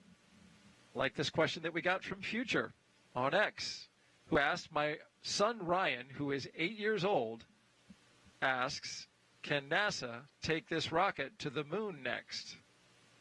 Oh, that's a great question. We will be taking a different rocket than this one for our return to the moon with the Artemis missions. You'll notice rockets that took the Apollo astronauts to the moon were a little bit larger than this one, a 3-stage rocket, the Saturn V rocket. It's quite a bit more delta V, or ability to move mass from the surface of the Earth to somewhere really, really far away, like the moon. Actually requires a lot more propellant, a lot more power. So we won't be taking the Falcon 9, but SpaceX is certainly involved in developing their own heavy lift rocket, the Starship, which will be part of the infrastructure of the Artemis missions. So the current ConOps, or the current way we're going to do this, is that crew, the astronauts, are going to take off from Earth on a NASA rocket in an Orion capsule, and then a different rocket, the Starship, will rendezvous with those NASA crew members and then take them to the lunar surface. Part of the human landing system that we've contracted with SpaceX to provide that descent down to the lunar surface. And the rocket you mentioned, Space Launch System. We currently have the segments for that rocket here at the Kennedy Space Center in our complex around the VAB, or Vehicle Assembly Building. It's all part of the Artemis program, NASA's program to return to the moon, put the first woman and person of color on the surface of the moon.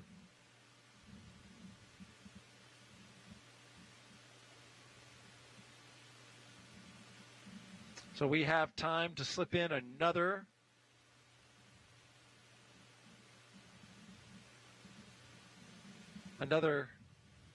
comment from Zena, I was going to say.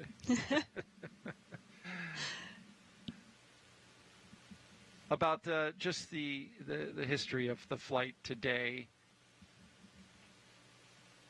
This is a crew of 2 versus a crew of 4, and that was changed in order to provide seats, which you can see there on the left and the right. They're empty. Those seats will be filled by Butch Wilmore and Sonny Williams when they return about 5 months from now. That's right. This is a crew of 2, although we spent the last 18 months or so training as a crew of 4. My crewmate Stephanie Wilson and I are very much alongside Nick Hague and Aleksandr Gorbunov as they prepare for liftoff today. It takes a whole team, and so even though we will not be leaving Earth today, I am really proud to have been part of this team getting them ready. It's a huge collaborative effort, and it's something that I feel really humbled and honored to be part of.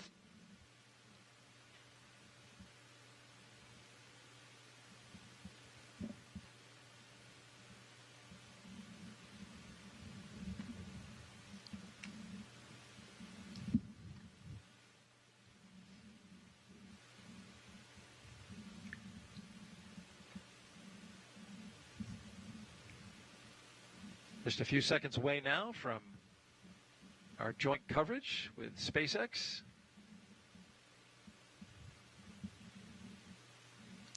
Very exciting, means we're getting closer. That's right. Liftoff currently at 1:17 and 21 seconds p.m. Eastern Time.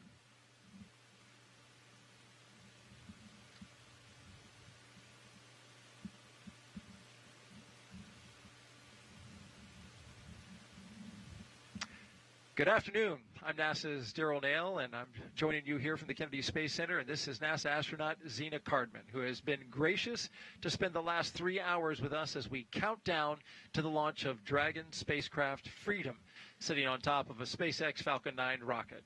Liftoff time is still holding for 1:17 p.m. Eastern Time. You're watching live launch coverage of NASA and SpaceX's 9th rotational flight to the International Space Station. NASA astronaut Nick Hague and cosmonaut Aleksandr Gorbunov will be launching from Space Launch Complex 40 at the Cape Canaveral Space Force Station right here in Florida in a little over an hour. Once both of them get to station, they will join flight engineers Butch Wilmore and Sonny Williams as part of Expedition 72 and other crew members already on station. Butch and Sonny arrived to the International Space Station on a Starliner test flight back in June. But after experiencing some technical issues with Starliner, NASA extended Butch and Sonny's stay to about 8 months after prioritizing safety by including them in Crew 9 and bringing them back on a Dragon capsule. As you can imagine, they are awaiting both Nick and Aleksandr to join them on station. You trained with this crew. You were at one time the commander of this crew, but it had to change due to the decision made to prioritize the safety of Butch and Sonny. What are your thoughts about just that change? What was your reaction when you heard about it, and how have you been carrying yourself forward in that moment? Yeah, Daryl, it's complex, but so is spaceflight. Butch and Sonny are both test pilots, and they were on a test mission for that Starliner spacecraft. And so I think it's actually really valuable experience that we've gotten and a lot of great data, but we always prioritize the safety of the crew. And so even though we were all grateful to see that spacecraft land safely without crew on board, I personally think it's a good decision to always prioritize safety of the crew members. And Butch and Sonny are professionals who are well prepared. They are previous space flyers who have spent time on the space station before. So they're doing great work on board the space station now. And you're quite the professional as well, Zena, caring not only about your team and supporting them as they've continued to make these changes, but also being here with us to walk us through the milestones as we get ready for launch. Yeah, Let's take you pleasure. Yes, absolutely. Let's take you through Crew 9's launch day preparations so far this morning. After waking up and having a bite to eat, SpaceX helped Nick and Aleksandr into their suits inside historic crew quarters suit-up room. They also played a card game, a tradition, to beat the commander, to use up all his bad luck before the flight. Then the crew followed in the same footsteps as every NASA astronaut since Apollo 7 in 1968, walking out to greet a crowd of family and friends. Freedom's with you. Dragon, just wanted to check in. Falcon and Dragon are still looking healthy for a launch attempt today. We're still watching the real-time weather for conditions at the T0. Ascent corridor does still remain go based on the latest forecasts. At this time, we are trending to continue, and we expect to have the next update around the T-minus 1 hour mark. How copy? And Freedom copies. Ascent corridor is good, and we're just looking at local weather. We'll get an update at the T-minus 1 hour, and crew's doing good. Great to hear. Well, there you got the update. We got to listen in as SpaceX updated the crew right there, Crew 9 inside their capsule. And just to complete the thought, you see them now. The crew drove out to the pad. They ingressed the capsule, and they got buckled in, had their suits pressure checked, and are in good shape for launch at this moment. So at this time, we are expanding our coverage and would like to welcome SpaceX and NASA commentators joining us live from Hawthorne, California. Welcome to Leah and Atticus. Thanks, Daryl, and hello to those of you joining us today. I'm Leah Cheshire with NASA Communications. And I'm Atticus Federa, a propulsion engineer here at SpaceX. We are excited to be joining you from Mission Control here in Hawthorne as we count down to liftoff of Crew 9 just over an hour from now. So far this year, we've launched 5 missions to the space station, which includes 3 resupply missions, and those are CRS-30, Northrop Grumman 20 and 21, as well as 2 human spaceflight missions, Crew 8 and Axiom 3. Overall, this will be Dragon's 44th visit to the space station and its 13th human spaceflight mission to the orbiting lab.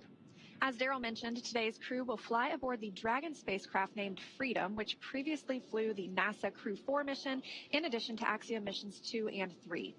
Over the last 3+ hours, Crew 9 has been going through the detailed process of getting ready for their mission to the International Space Station. So let's introduce you to the crew.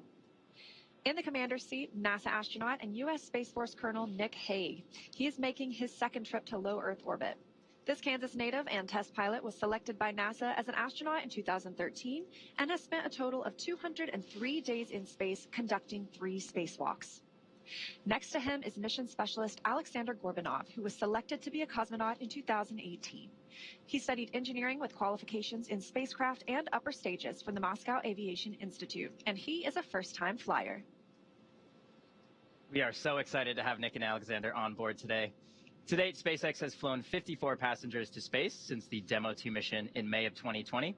And coming up here at about T-minus 45 minutes, we'll be listening to the team to report their readiness for the propellant load with a final go-no-go pull.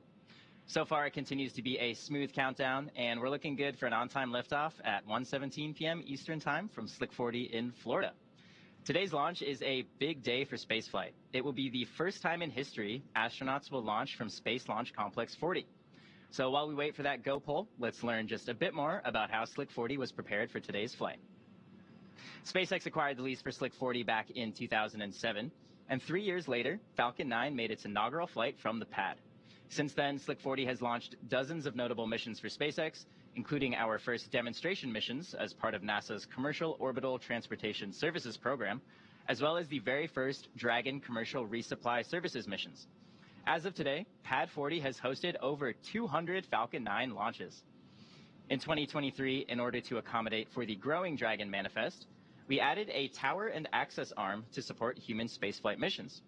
So we now have the flexibility to launch Dragon missions at either Launch Complex 39A or at Slick 40. And in March of this year, the CRS-30 mission to the space station was the very first to use this access arm for the late loading of time-sensitive cargo.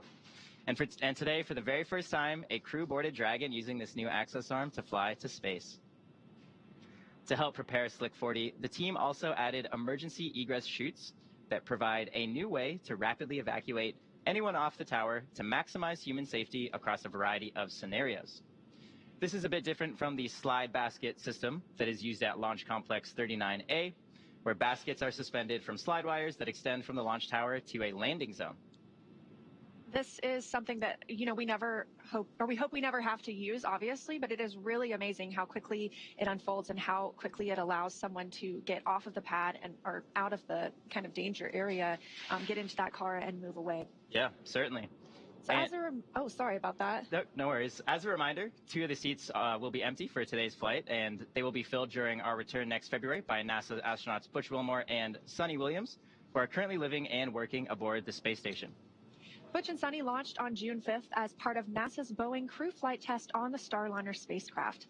As Starliner approached the space station for docking, NASA and Boeing identified helium leaks and experienced issues with the spacecraft's reaction control thrusters.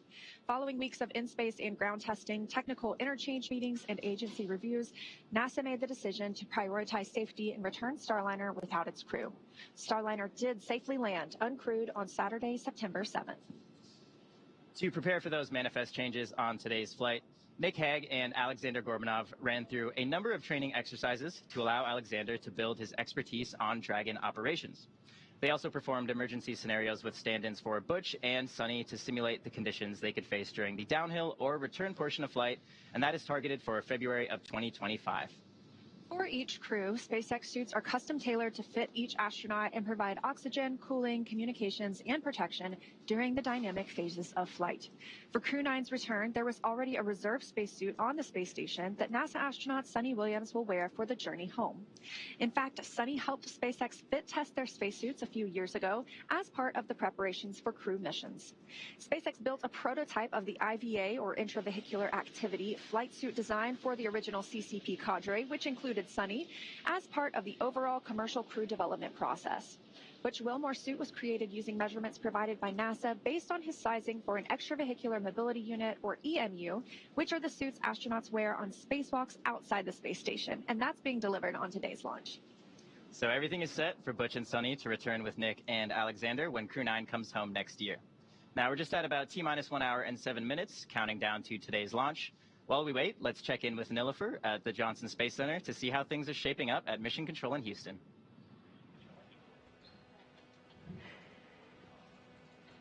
Yes, and thank you so much, Atticus. Welcome back to Mission Control here at Johnson Space Center in Houston, Texas. We are here in the hub of human spaceflight at NASA. The team has pulled go for launch. The International Space Station is ready for the crew to lift off as they begin their journey to the orbiting laboratory. In the home of Rendezvous Tomorrow, NASA and SpaceX flight controllers will enter into integrated operations. This means that both flight control teams will conduct a series of go and no-go polls for Dragon Freedom's docking to the space station. Rotation missions like Crew 9 help NASA to continue to maximize the important research and technology demonstrations made possible only in the International Space Station's unique microgravity environment. The space station is critical for NASA to prepare for future commercial low Earth orbit destinations and to understand and overcome the challenges of long-duration spaceflight necessary for a long-term presence on the Moon and crewed missions deeper into our solar system, including Mars. So now let's take a closer look at the mission and what Crew 9 will have to look forward to during their 5-month stay aboard the International Space Station. Dragon, heads up that we are going to be cycling The mission hasn't changed in 25 years. It's to get to the space station, conduct research, and come home. How we're going to do that is going to look a little bit different. Alex and myself are going to launch with 2 empty seats, so we've got room for Butch and Sunny to join us once we get there. They've been on orbit months already, and one of the biggest challenges ahead for Alex and I, one of the most exciting aspects, is how are we going to integrate into their crew and get to work on the space station, doing the research and performing the spacewalks and the station upgrades and helping us continue that mission of discovery. The International Space Station is this unique place that we have built over the course of a decade with 100 launches and 100 spacewalks to assemble it on orbit. It lets us remove gravity from all of our science experiments. You've all seen video of balls of water floating around and morphing it, and we can do that with other materials and see what properties we aren't able to see when gravity just squashes everything flat. That knowledge helps us make life better on the ground. I've had the privilege of spending more than 200 days on the International Space Station, and what is crystal clear to me is how important the international is in the International Space Station. Together we accomplish more than we could by ourselves. Together we tackle all the problems that dynamic nature of space throws at us. The more we explore, the more we try to overcome all those challenges of living in weightlessness, in a high radiation environment, and how to counteract those things, the more we learn about how the human body works. But a long-duration mission is something really to cherish because it's a unique opportunity to let your body fully adapt, and then at some point you reach this kind of steady state where you are working and living in space, and that's your normal. Spaceflight is hard. It's dynamic, it's unpredictable, but that's no different than the way it's always been. And just being able to watch the agency navigate those decisions over the last several months and balance the risk and the safety of the crew has been phenomenal. And what is crystal clear in that entire process is the commitment to making sure that when we launch crews, we're going to bring them home safe. I'm excited to get back to the space station. I'm excited to be part of Expedition 72 so we can get to work, because that's what this is all about. It's about exploration, exploring the human body, exploring Earth, exploring the universe. It's about discovery. It's about learning. It's about how do we imagine the impossible and make it possible.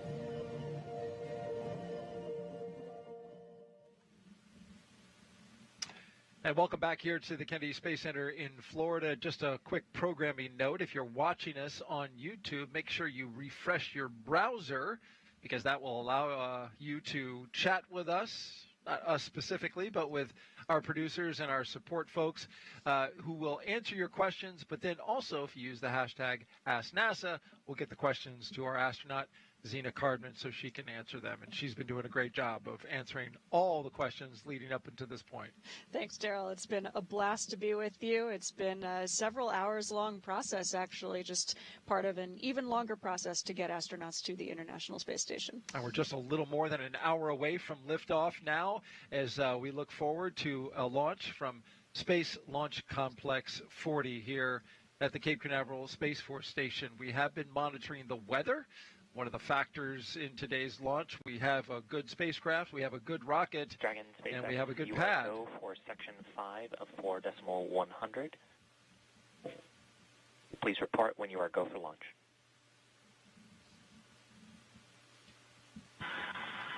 And Freedom copies. We're go for section 5 and 4.01. I'm sorry, 4.100.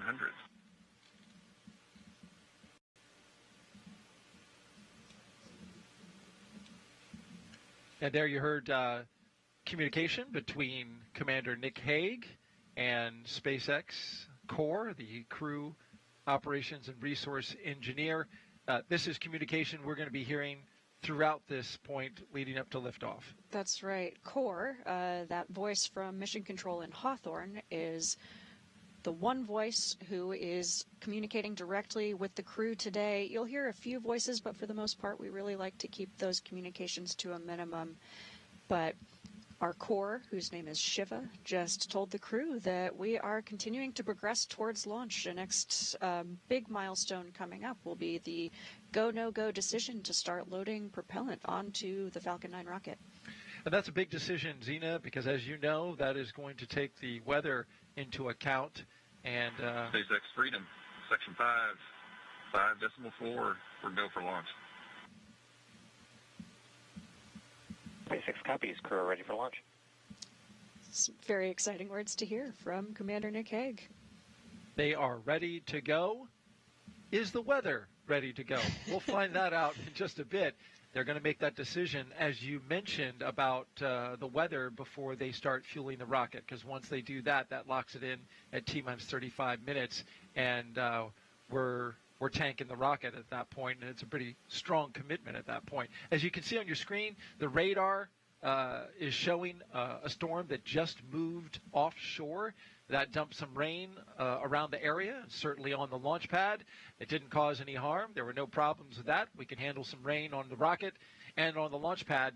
But what is more concerning is the stuff behind it. And from the satellite view, you can see that there is a plume of moisture that's developing in the southeastern part of the state of Florida and is moving its way upwards towards the northeast, directing over top of us. The idea, though, is, and what launch managers are hoping for, and certainly what the crew is hoping for, is that in between the rain, the lightning, and those storm cells are some clear patches of sky. All they need is a 10 nautical mile stretch around the launch pad, and they can launch into space. That's what we're hoping for. We got our fingers crossed. Yes, we sure do. But weather or not, the crew themselves are ready. You see what I did there? I Thanks. did. Good. Yes, and so you can see there that is the condensing of the warm Florida air from the ground side of the liquid oxygen. We haven't started loaded yet, but certainly getting the tanks ready to start loading that up. In the meantime, let's head back out to California and join SpaceX. Thank you so much, Daryl. All types of human spaceflight missions are taking flight this year, including our recent Polaris Dawn mission. Polaris Dawn was the first of up to 3 missions in the Polaris program, which will demonstrate new technologies, conduct extensive research, and culminate in a flight of SpaceX's Starship with humans on board. After nearly 5 days in orbit, Dragon and the 4-person Polaris Dawn crew safely splashed down on September 15th off the coast of Dry Tortugas, Florida, completing the first spaceflight mission of the Polaris Dawn program. The Polaris Dawn crew, that you can see there on your screen, performed some firsts during their mission. Dragon and the crew reached over 1,400 kilometers altitude, the highest Earth orbit flown since the Apollo program, making Anna Menon and Sarah Gillis the current record holders for traveling farther from Earth than any other woman to date. The crew also participated in the first ever commercial EVA, or extravehicular activity, wearing SpaceX's newly developed EVA suits. They also conducted about 36 research studies and experiments from 31 partner institutions, including NASA.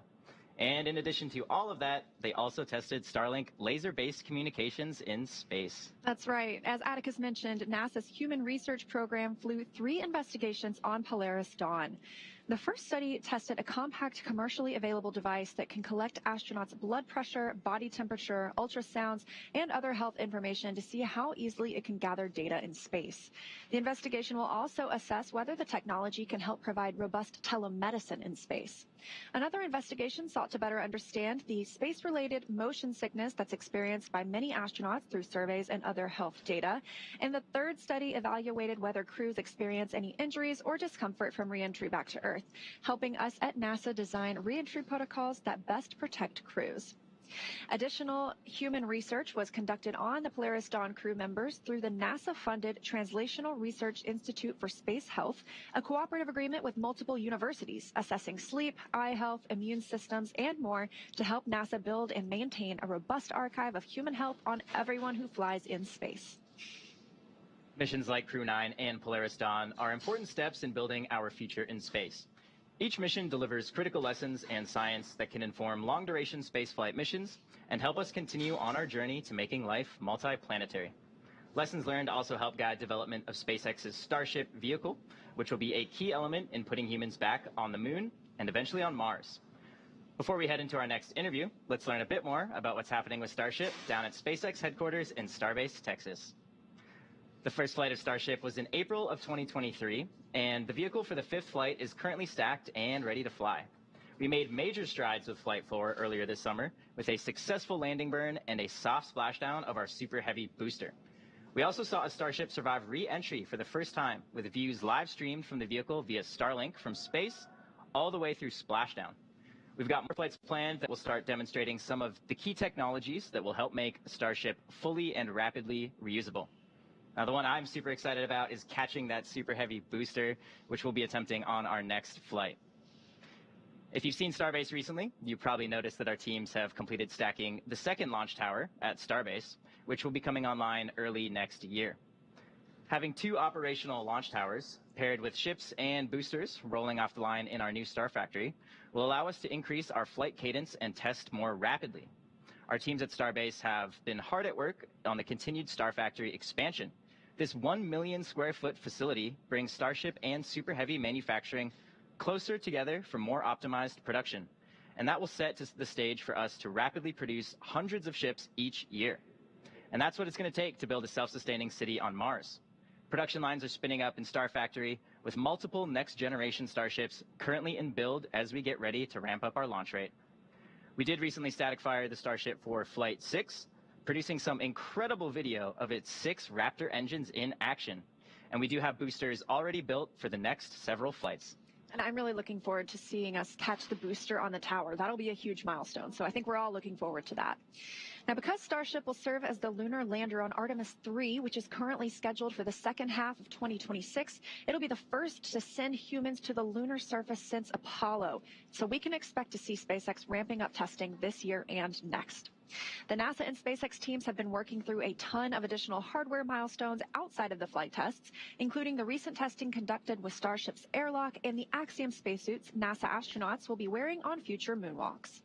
One of the next major milestones in testing will be the first ever ship-to-ship propellant transfer, where 2 starships will rendezvous in space and transfer propellant from one to the other. Putting humans back on the moon is a major milestone. Our mission at SpaceX is to enable this type of exploration, and we can't wait to see this future unfold. For more on what else is happening in the world of exploration, we'll hand it back over to Daryl and the crew in Florida. Thank you very much, Atticus. T-minus 52 minutes and counting until liftoff. T-minus 52 minutes and counting until liftoff. As we've mentioned, today will be the first time we launch astronauts from Pad 40. For more on what was done to make that happen, we now have NASA's Megan Cruz live from a nearby launch viewing location here at Kennedy.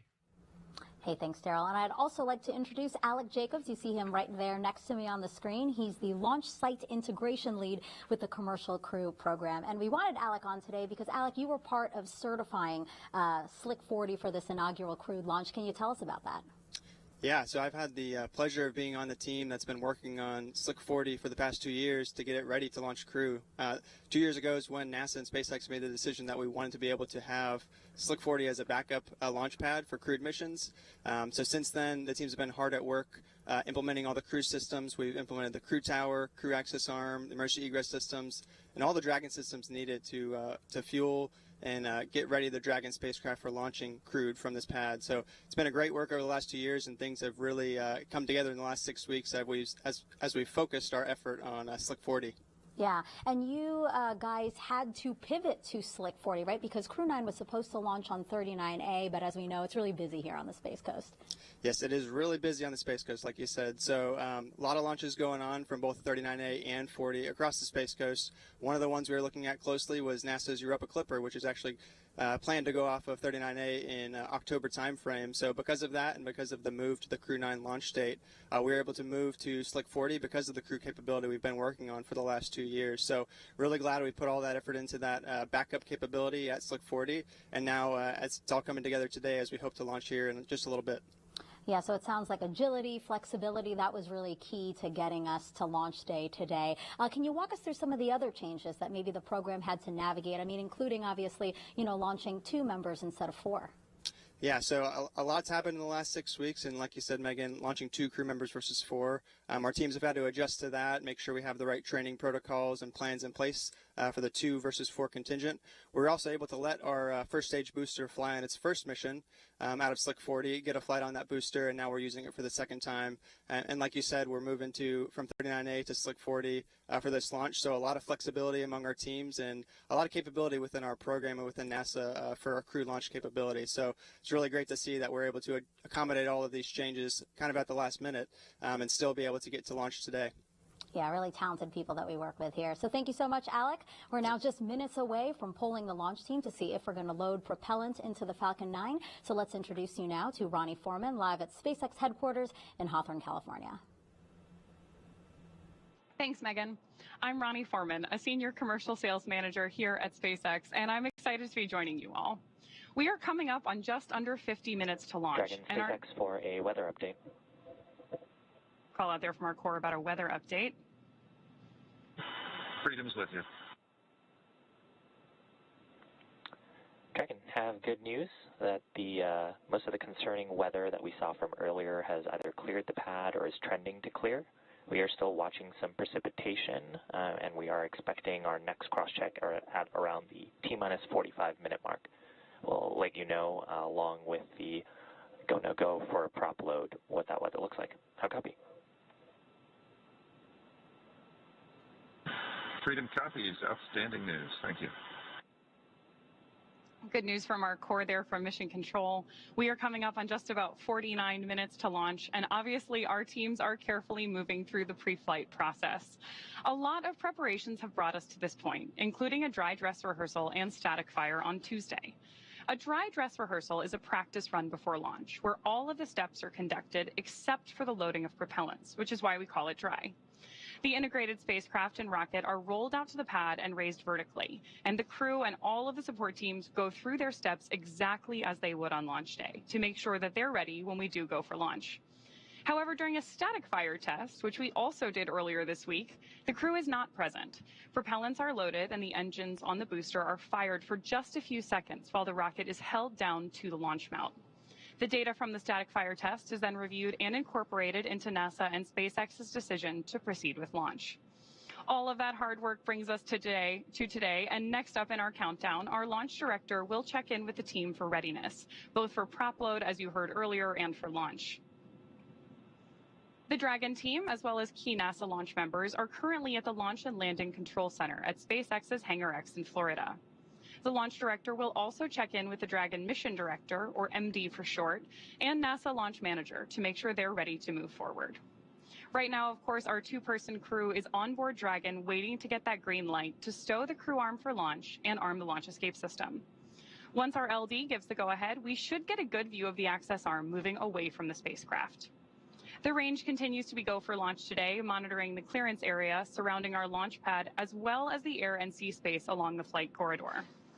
If you're joining us on the Space Coast, you know it's about 85 degrees out with just a bit of a breeze, and we're hoping you are going to have a great view of launch today. And of course, as you heard earlier, overall weather is trending in the right direction, and we are currently tracking a 35 to 40% chance of weather violation at our target liftoff time. Our teams will continue to keep an eye on the weather. Propellant load and launch for all operators in MCCX and Hangar X. Both control rooms will go into lockdown at T-minus 45 minutes and will remain in that state until the launch escape system is disarmed. All operators are to remain at their console, maintain the sterile cockpit until MD confirms successful disarming the launch escape system following orbit insertion or propellant offload. In the event of a scrub, stand by for hold and launch escape protocols. For non-urgent no-go conditions, brief the CE or LD and they will approve aborting the countdown. For urgent issues affecting the safety of the operation, operators shall call hold, hold, hold on the countdown net. Launch control will abort the launch auto sequence and immediately proceed into the launch abort auto sequence. At T-minus 10 seconds, launch control will be hands-off and relying on automated abort criteria for the remainder of the count.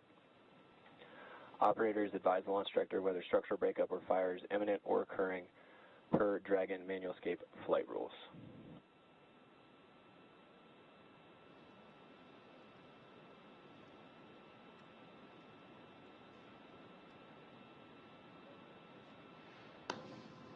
So with those instructions to our team, obviously we are moving forward, and as Shiva mentioned earlier, we are tracking that T-minus 45 pre-fueling weather briefing. Our biggest watch item, as Daryl mentioned earlier, is a few lingering rain and storm systems, but we do think we're going to have a good shot at launch today. Our teams, of course, will be staffed around the clock in mission control, which you've got a great view of on your screen there, to monitor Dragon not just today, but throughout the entire mission, from liftoff to Crew 9's arrival at the space station, all the way through splashdown when the astronauts return home early next year. On console and mission control, there are 6 key positions. The mission director, or MD, is in charge of the room and tasked with making real-time decisions to ensure mission success. The person that you've heard talking to the astronauts is the Crew Operations and Resources Engineer, who you'll hear us refer to as the core throughout the broadcast. And launch control at this time. You may proceed with arming the crew arm for movement. Launch control copies. Arming now. Good news that we're about to get that view of the crew arm moving away from Dragon. And we are moving ever closer to launch with just under 45 minutes to go. Crew arm is armed for motion. The 4 additional team members focused on vehicle systems and mission control include avionics, navigation and control, software, propulsion, life support, and communications with ground support teams. Apart from mission control, Crew access arm retraction has started. Confirmation there. Oh, and a great view on your screen that crew access arm is moving away from Dragon on Slick 40 for the first time. Now, apart from mission control, our Falcon 9 team is currently located at the LLCC at Hangar X in Florida.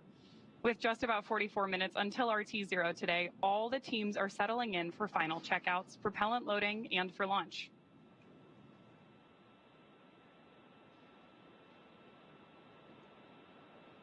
We are expecting propellant loading to begin just in about 8.5 minutes here. So in the meantime, while we enjoy these great views, let's check back in with Daryl. All right, thank you very much, Ronnie, as we've been watching the completion of that crew access arm retracting away from Dragon. Big moment, big milestone. Talk to us about it, Zena. Yeah, gosh, this is a really important milestone. So before we start actually loading propellant on the vehicle, we want to also arm the launch escape system so that if there were an issue with the rocket, even on the ground here on the pad, the crew have a safe way to escape and land safely. As Nick Hague has experienced firsthand, these systems are really, really Dragon important. SpaceX, you are go for Section 6. Close visors and arm the launch escape system. And Freedom copies. We're go, Section 6. And there we go. We've got the go from Core in Mission Control Hawthorne for the crew to arm the launch escape system. The crew actually issue that command themselves from the display of Dragon. SpaceX Freedom, visors are closed, and we are arming the launch escape system. SpaceX copies.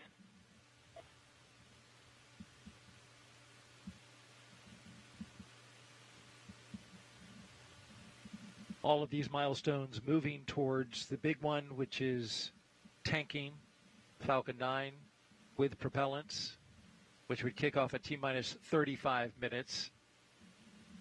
A update on the weather from Launch Weather Officer Brian Cizik, who informs me that the probability of violation has now gone to 30%, reflecting a 70% go. The launch escape system is now verified armed, which means that the astronauts would, in the case of an emergency, exit off the top of the rocket through the launch escape system, carrying Dragon out to the Atlantic Ocean. But again, the weather is something that they are watching, but has been improving. We had some storm cells pass over the launch pad earlier, dumping a fair amount of rain on the area. But as you can see now, the sun, somewhat diffused through clouds, is shining brightly on Crew Dragon Freedom on top of a Falcon 9 rocket. And there's a lovely shot as well. We're getting some sunlight poking through the clouds.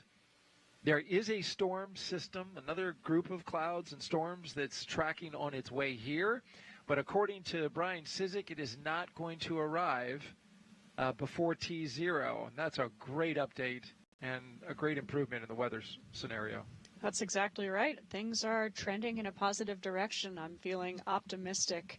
And of course, we want to make sure we have a good weather window before we give the final go to launch, but things are looking positive today. That launch escape system, of course, there for an emergency.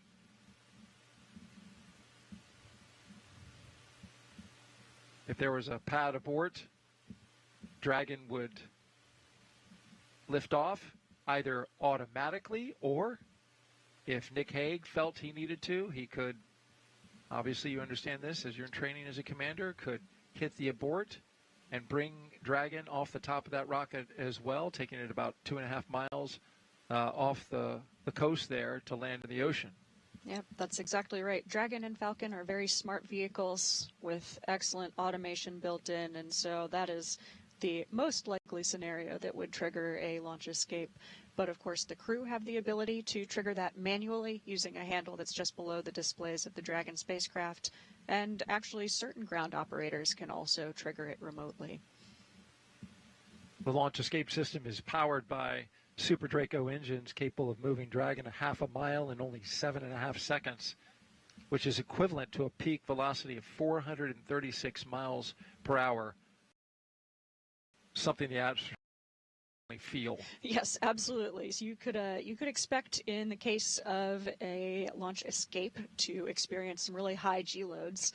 Those loads are going through the chest as opposed to vertically through your head, and so you would wind up feeling like someone extremely, extremely heavy, or 12 someone's extremely heavy, are sitting on your chest. This is something that we train for in centrifuges on the ground, and so, of course, you would be prepared if that needed to happen, but we are very grateful that these systems are there and available. Did you ever chat with Nick about his emergency abort and what that felt like? Absolutely, yeah, of course. This is something that Very Nick has curious. shared with Right? a lot of people. It's something that we are all curious about. It's a really unique thing. Not many people have experienced a abort like that. He said it was something that it happens before you really have a chance to think about it. The Soyuz, like Dragon, has a lot of automation built in, and so for his abort, the automated systems kicked in. But he said also your training really kicks in, and that's something that they train for in Soyuz as well. And so he felt well prepared to respond to that.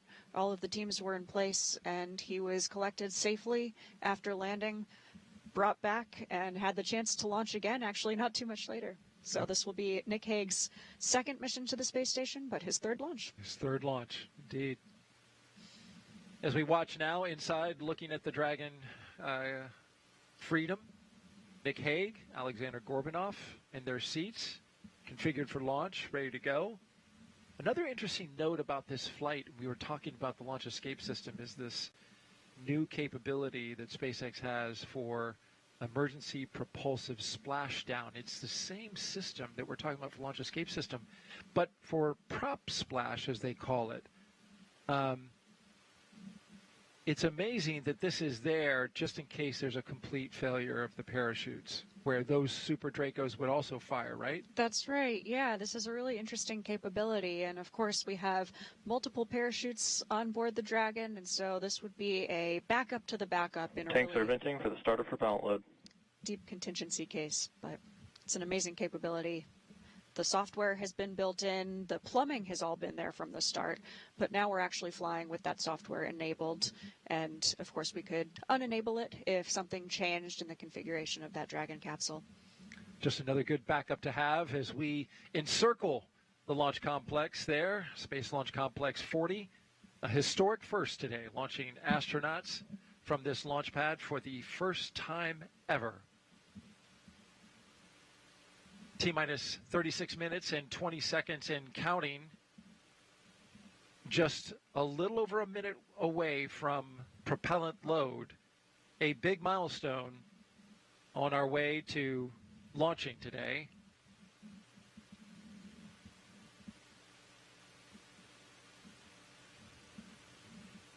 T0 is 1:17 and 21 seconds p.m. Eastern Time.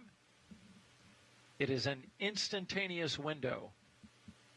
We have to go at that second or we don't go at all. And that's all because of the timing necessary to catch up to the International Space Station. It's the most efficient time of this day to launch there, using the least amount of propellant that you would have to otherwise. And propellant is needed for a lot of things. Get the astronauts up, and of course we're bringing this booster back as well. Absolutely. Although we would like to think we are in charge, it's actually physics is the boss today. Absolutely. Let's listen in now as they start up propellant load.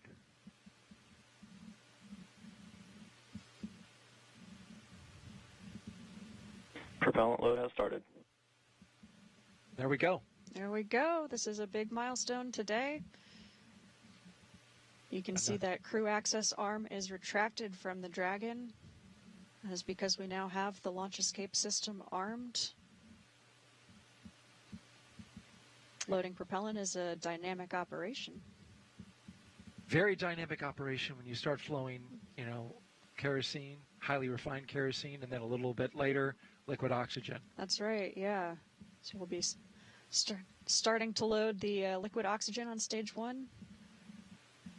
T-minus 34 minutes, 20 seconds in counting until liftoff of Crew 9. We've got them seated inside the SpaceX Dragon at the top of this rocket, spacecraft called Freedom. Aleksandr Gorbunov, the mission specialist. Nick Hague, the commander. Launch team is now preparing to continue the propellant load. That's right, yeah, a little over a minute ago we heard the start of propellant load. We'll be starting with stage 1, then stage 2. Skipping a little bit forward once they launch, get into space, and arrive at the ISS. They've got some incredible science that they will be doing. Here's a closer look at how we're getting that science done.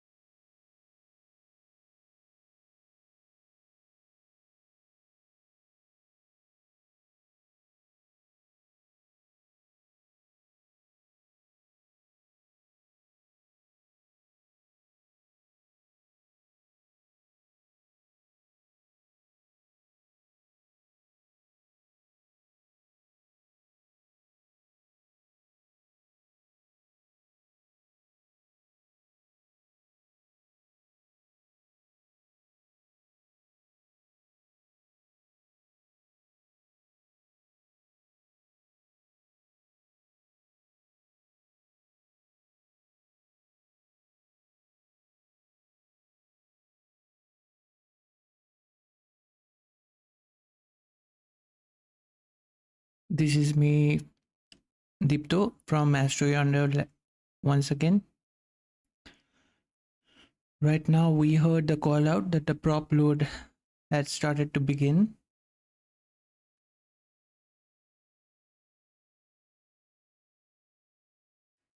We had call out for the crew access arm for retraction, launch escape system getting armed,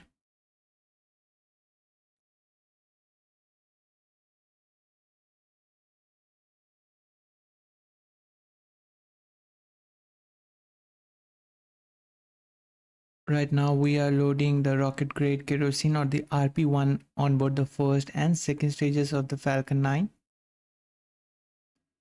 And at the same time, LOX load, that is the super chilled liquid oxygen, is also being loaded on board the first stage. Now coming up at T-minus 16 minutes,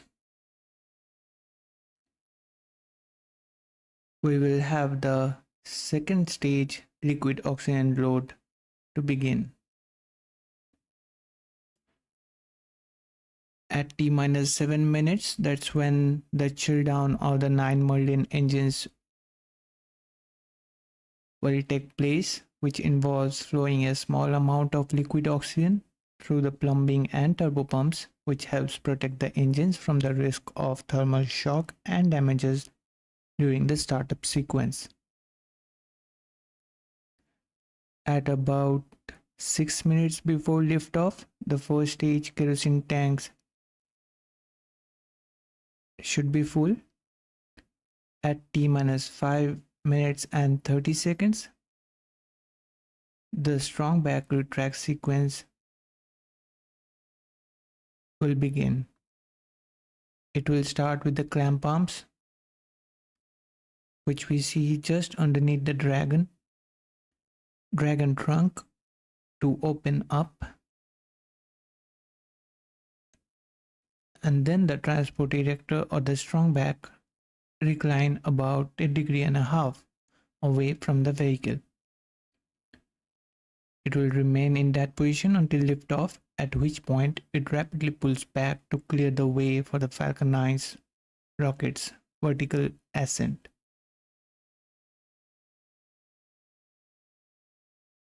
T-minus 5 minutes, the Dragon spacecraft will transition to internal power.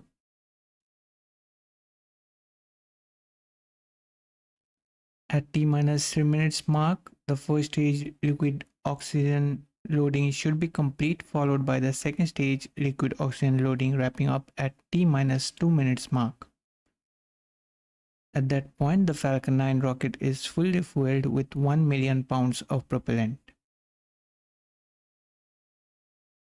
At T-minus 1 minute mark, the propellant tanks are brought up to flight pressure, and in the final 60 seconds of the countdown, the control of the flight system, that is the launch sequence, is handed over the ground sequencer to the Falcon 9's onboard flight computers. If everything looks good, at T-minus 45 seconds mark, the SpaceX launch director will give the final go for Falcon 9 liftoff.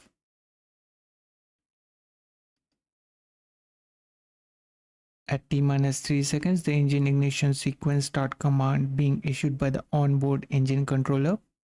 Finally, at T0, we will have liftoff. If all 9 Merlin 1D engines ignite and are healthy, flight computers will give the command for the hold down clamps to release the Falcon 9. Currently, we heard that from the weather briefing that the probability of the violation for today's mission launch, now it got reduced to 30%. So right now we are having 70% go, or you can say favorable outlook for the liftoff.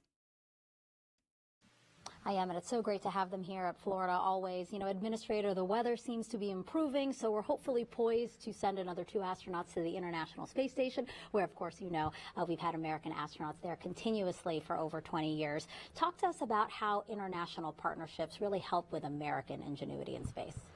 Well, first of all, it shows that we are looking beyond our borders, because we need our friends out there in other countries, and they have contributed greatly to this program. So, for example, on the big rocket that's going to go to the moon, it has the European support module from the European Space Agency. On our space station, there were originally about 15 international partners. And the number of countries that have used the space station is upwards of plus 40.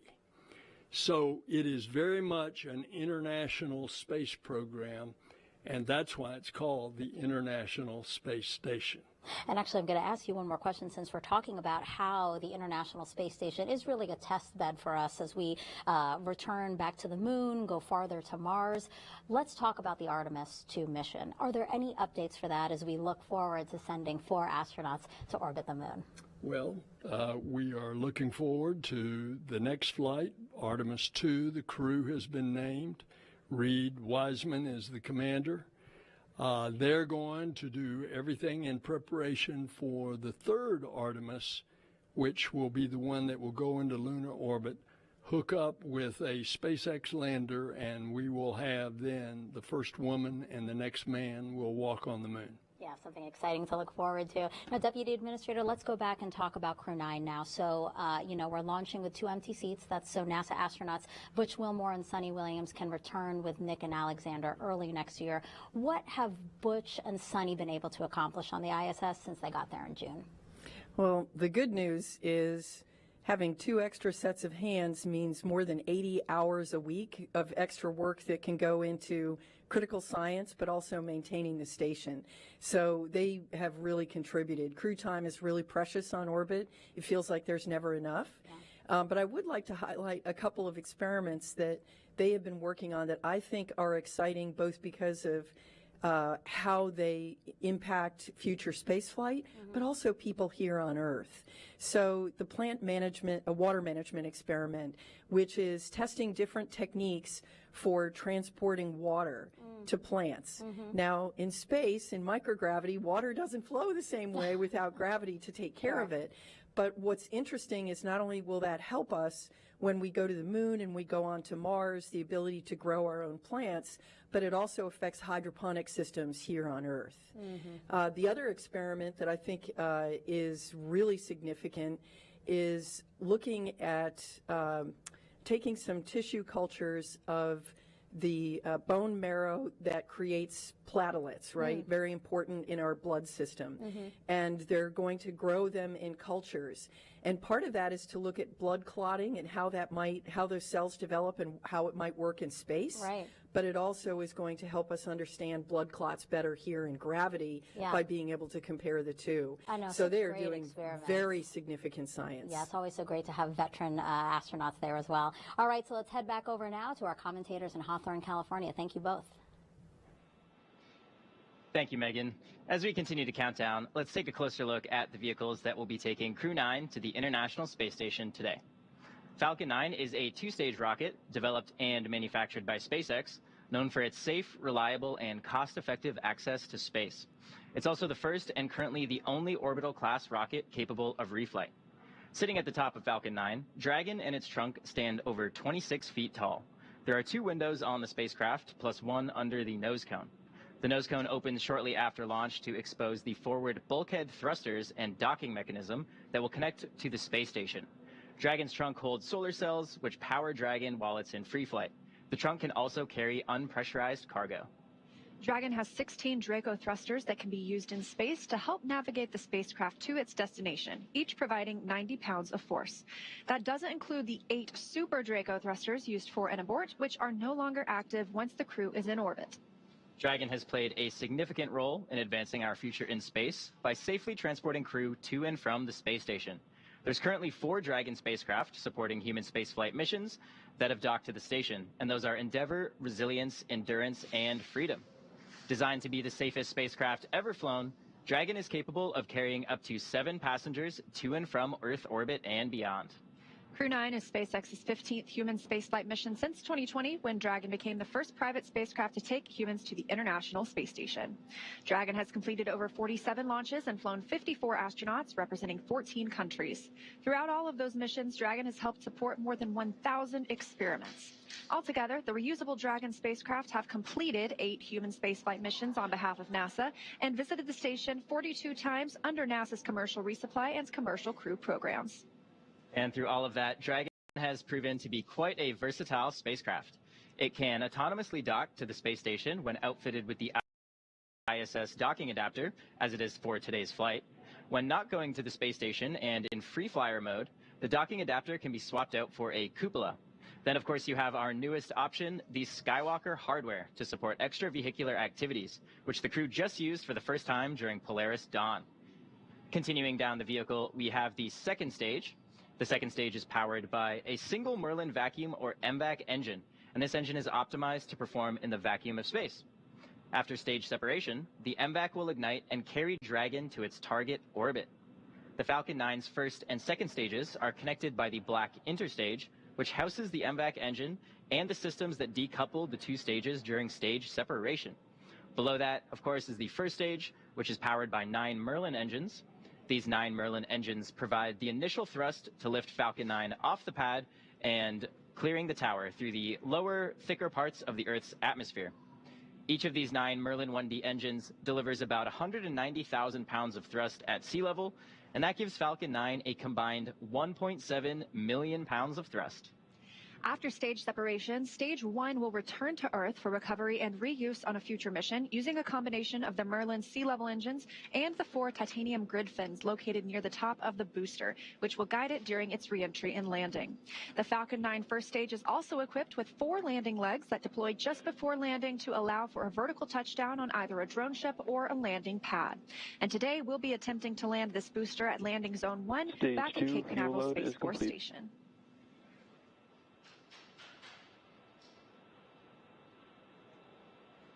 The second stage will power Dragon into its initial low Earth orbit before separating, leaving Dragon to continue its journey to the space station using its own thrusters.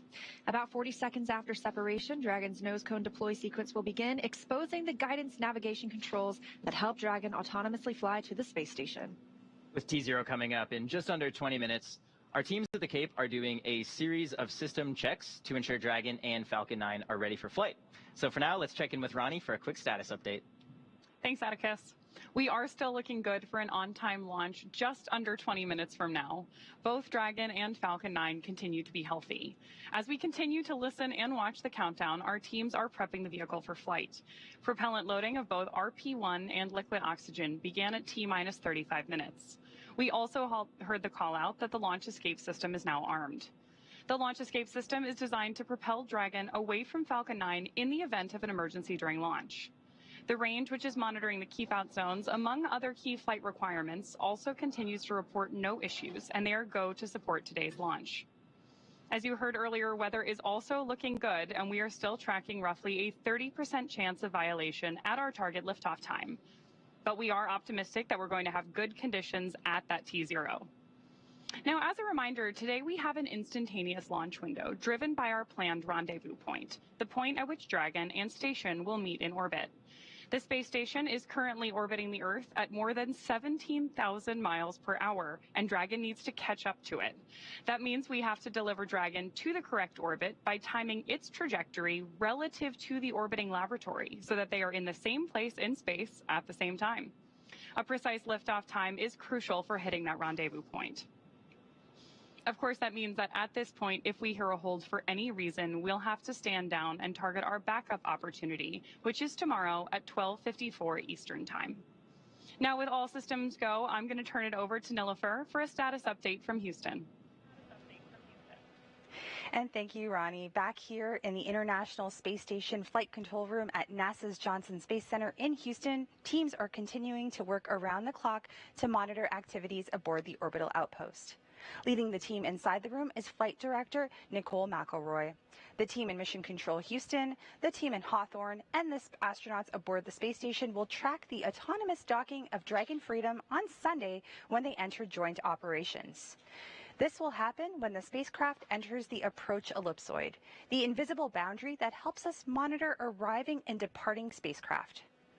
Once docked, Dragon Freedom's crew will perform a series of leak checks, then work to open the spacecraft's hatch before floating into the station to begin their 5-month stay. We anticipate that the hatch will be opened about an hour and a half after docking. When they enter the orbital outpost, Crew 9 will be greeted by the rest of their Expedition 72 crew and will come together for opening remarks. The anticipation for launch continues here in Mission Control. How's it looking on the Space Coast, Daryl? Well, we're looking pretty good, Nilofer, and thank you very much.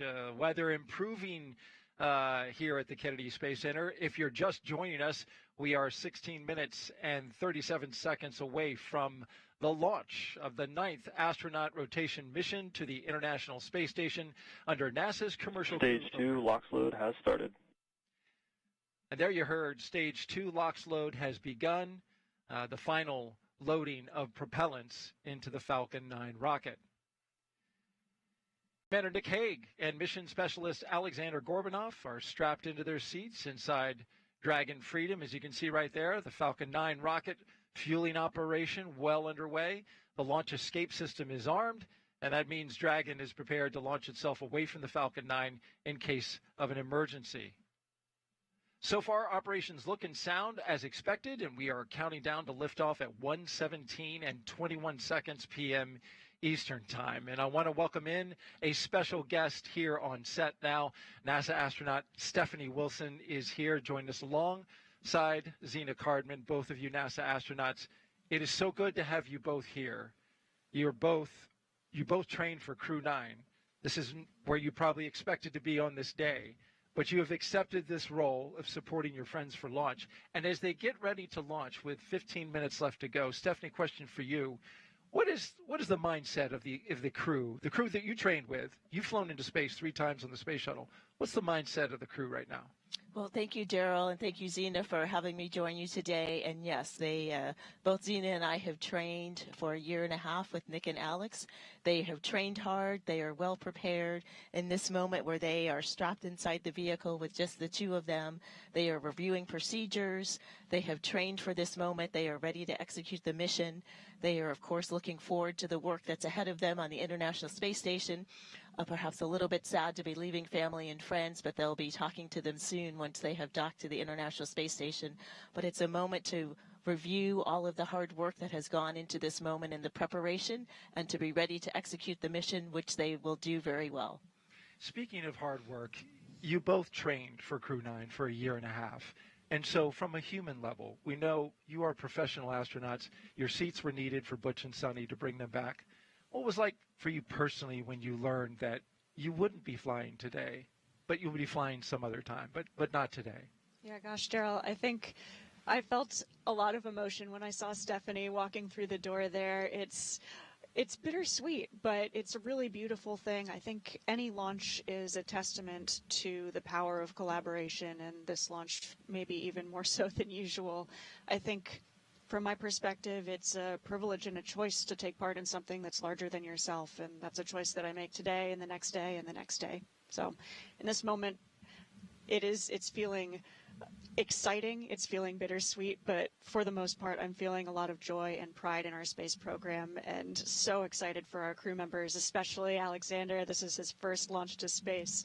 Nick, this will be his second mission to the International Space Station. It's going to be a beautiful day. And I think for you? For you, Steph? Yes, very, very similar. I think that we all train together. Adaptability and flexibility is key as we look across our core. You know, we all train for various roles, and we select people that can serve in various roles and can be seamlessly thrown into different roles. And excited for them. We're always excited for our colleagues to have an opportunity to launch into space. Of course, we wish we could be with them. We have trained with them for this time. We, of course, want to be together. We have built friendship and camaraderie and learned for the roles for the Crew Dragon and for the International Space Station. But I am very excited for them, looking forward to hearing their stories from space and for seeing them launch. And that launch just 12 minutes away, a little over 12.5 minutes away, the Falcon 9 rocket. Well, this is a booster that can be reused more than a few times with minimal maintenance. At the time that this launch happens, it will be flying over the International Space Station, rather, will be flying 260 statute miles over northeast Bulgaria. Crew 9 will then spend the next 28 hours or so chasing down the International Space Station for a rendezvous currently targeted for September 29th at 5:30 p.m. And we'll have live coverage on NASA TV of docking, which will arrive when it does dock, about 2 hours before. And so I want to thank Stephanie Wilson for coming in and joining us. We really appreciate your time and being here. Thank you so much for sharing your thoughts with us. As we continue to count down, T-minus 11 minutes and 42 seconds and counting, getting close to terminal count. We want to commend both Stephanie Wilson and Zena Cardman for their professionalism and for their support of their fellow crew members and friends who are going up today. That's absolutely right, Daryl. It's an exciting day to be here, and although 50% of us are staying on the ground this morning, we are part of this mission, this Crew 9 mission, and we're so proud to be part of the team that got this Dragon Freedom, Nick Hague and Aleksandr Gorbunov, ready for flight today. Thinking about another minute or so, we'll hear the next expected call that the crew displays are configured for launch. We'll hopefully hear at that point some great words from our commander. That's right. Nick Hague is going to have some words for us, so we're going to tune into that. And you and I will join Stephanie outside and watch your friends launch to space. In the meantime, let's send it out to SpaceX in California. Dragon SpaceX. Confirm crew displays are configured for launch.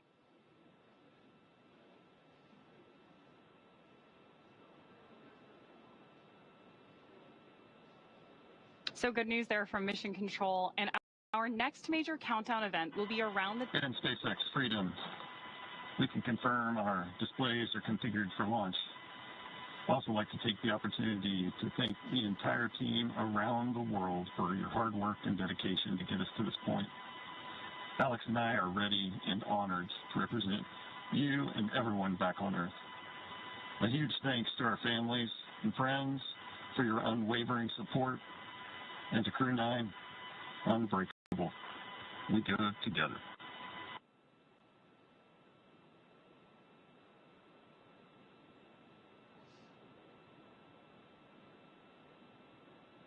SpaceX copies. You've proven you're ready, Dragon, and we're looking forward to seeing a full capsule at splashdown. Really exciting commentary there from Commander Nick Hague. And with that, we are just about 9.5 minutes to launch. And right now, the Falcon 9 launch commit criteria are being checked by our onboard computers. Those launch commit criteria are specific thresholds and data that tell us that the rocket is healthy. There are many systems in place to ensure that the rocket and crew are both safe leading up to liftoff and during flight. And now that we're approaching terminal count, our teams are performing those final checks. Just coming up on 9 minutes before launch right now, we just heard from Commander Nick Hague. He and Aleksandr Gorbunov are suited. They are seated in Dragon Freedom there, as you can see on the screen. We have teams here at Mission Control Hawthorne monitoring the vehicle, both Dragon and Falcon 9. Meanwhile, in Houston, as we heard from Nilofer, some of those teams in console positions are keeping tabs on the space station, its reboost capabilities, making sure everything is looking good for Dragon's arrival tomorrow. We're looking at about a 9-minute ride to orbit today, and that's the point that the second stage will cut off. After that, Dragon and the second stage will continue to coast for another few minutes, and then they will separate. You'll be hearing some performance calls as we get into this final countdown, and then after liftoff. These are SpaceX flight controllers reporting on trajectory, speed, booster performance, and other key milestones. And there are also some other calls you'll hear the crew make after liftoff. The crew will report out on a few number and letter combinations, and these mark different abort zones through the flight up the eastern seaboard. The first two are 1A and 1B, and these are available when the first stage is firing. The next are 2A through 2E. Those will come into play once the second stage kicks in, but we will only hear the call for 2A. Diverting a little bit from the other naming system, you will also hear the call Shannon, and that refers to Shannon, Ireland. That means the crew could target off the coast of Ireland if they needed to abort later in the second stage burn. Again, you'll hear these calls throughout the flight uphill, along with the key performance callouts from the guidance, navigation, and control officer, as well as the propulsion lead. One of the next callouts we're listening for in our countdown is the announcement that Stage 1 engine chill has started, which is one of the key processes that prepares the engines on board our first stage for flight. Right now, propellant in the tanks is isolated from the engines, but at T-minus 7 minutes, we'll open the engine pre-valves and start passing just a trickle of liquid oxygen through the Merlin engine pumps, chilling those engines for the start sequence. Stage 1 engine chill has started. Confirmation there that engine chill has started. Now, we do this because the super chilled and densified liquid oxygen on board is really, really cold. So we use the process to bring that engine hardware down to a cooler temperature before flowing all of the LOX and propellant into it during flight. At liftoff, Falcon 9 is consuming 700 gallons of fuel per second. So engine chill helps us to prevent thermal shock and ensures nominal engine performance. The next thing we're listening in for is the confirmation that RP1 load has been completed on board Stage 1. RP1 is that densified kerosene or rocket fuel that propels the crew into orbit. All of that RP1 is we are waiting to hear that it is fully loaded onto the rocket, and the second stage loading was completed earlier. So we're still loading liquid oxygen as well on the first and second stages. Stage 1 fuel load is complete. Confirmation right on time that RP1, the densified kerosene loading, is now complete. Again, still loading liquid oxygen on the first and second stages. We need this to combine with the densified kerosene. That RP1 liquid propellant needs an oxidizer to combine with in order to ignite. Coming up next at the 5-minute mark, we'll hear the call for Dragon to configure for terminal count and then transition over to internal power. And then we'll hear the propellant tanks on Falcon 9 are getting ready to pressurize, which means they'll have some additional rigidity and structural support for the rocket as we get ready for the strong back to retract. The strong back provides access to Falcon 9's fueling lines and umbilicals for both prop load and the different gases being loaded on board. The clamp arms will open and it'll move just a couple of degrees at first, and then we will see it swing open completely at the moment of liftoff. We'll continue to check through a couple more fueling milestones, including one around the 2-minute mark before flight, where we'll hear liquid oxygen loading is complete on the second stage.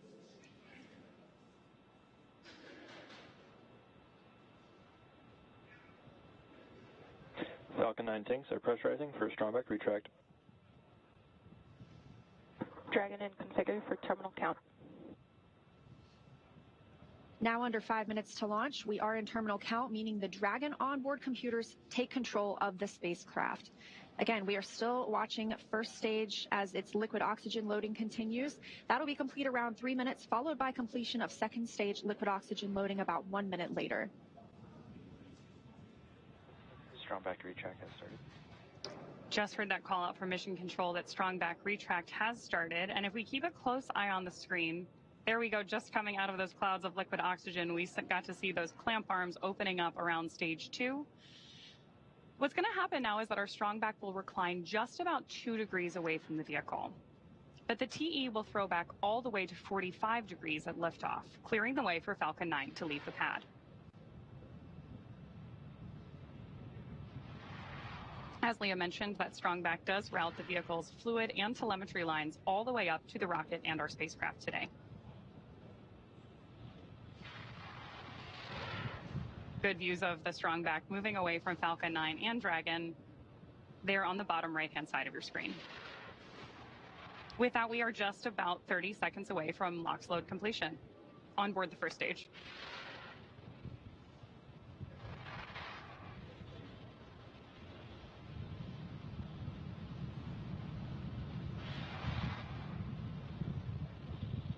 As Ronnie mentioned, standing by just about 20 seconds from now, we're expecting to hear the liquid oxygen loading will finish. Again, this is required to combine with that RP1, the densified kerosene, to give us the chemical composition we need to propel the rocket into space. All of these white clouds of vapor you see on your screen are normal.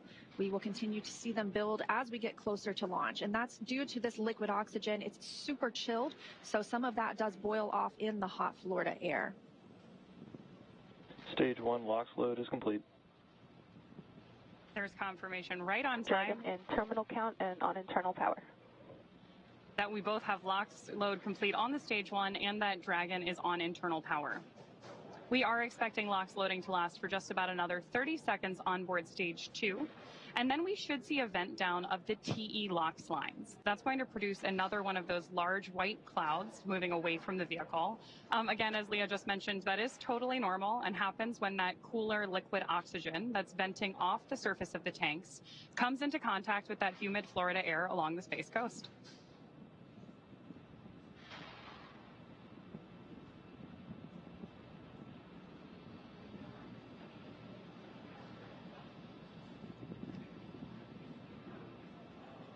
We're standing by now for stage 2 liquid oxygen loading to be complete. Stage 2 LOX load is complete. Dragon in auto idle. With confirmation of that liquid oxygen load complete, gas closeout has... Gas closeout has started. Expect loud venting. Right on time, that gas closeout has begun. So we are now isolating all the feed lines for the different gas systems from the Falcon 9 rocket. Those will then get vented overboard through the umbilicals and the strong back itself. And you can actually hear that venting right now. Now, something else you'll see is our sound suppression technique. Our rockets are super loud, and that sound can impart pressure loads back on the rocket itself. So just before liftoff, you'll see a ton of water dumping onto the pad. This absorbs and prevents the sound from hitting the structure and reverberating back onto the rocket, which could cause FTS is armed. damage. Falcon 9 is in startup and is now controlling. Dragon in countdown. Now that we are in countdown, the flight computer on Dragon will switch to countdown mode. And we've also heard the flight termination system is armed. Go for launch. instruments, go for launch. That's our final go for launch. SpaceX reporting go and the crew reporting go. 30 seconds.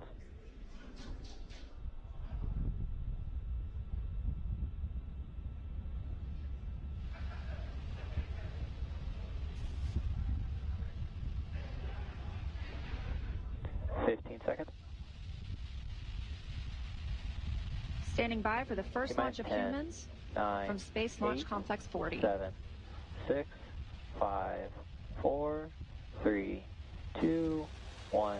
Ignition. Engine full power. And liftoff. Crew 9. Go SpaceX. Go Falcon. Go NASA. Liftoff of Crew 9 now soaring to the International Space Station. Stage 1 Alpha. Stage 1 propulsion is nominal. Copy 1 Alpha. Those 9 Merlin engines now providing 1.7 million pounds of thrust, propelling Falcon 9 and Crew 9 and continuing to get good calls from teams here on the ground.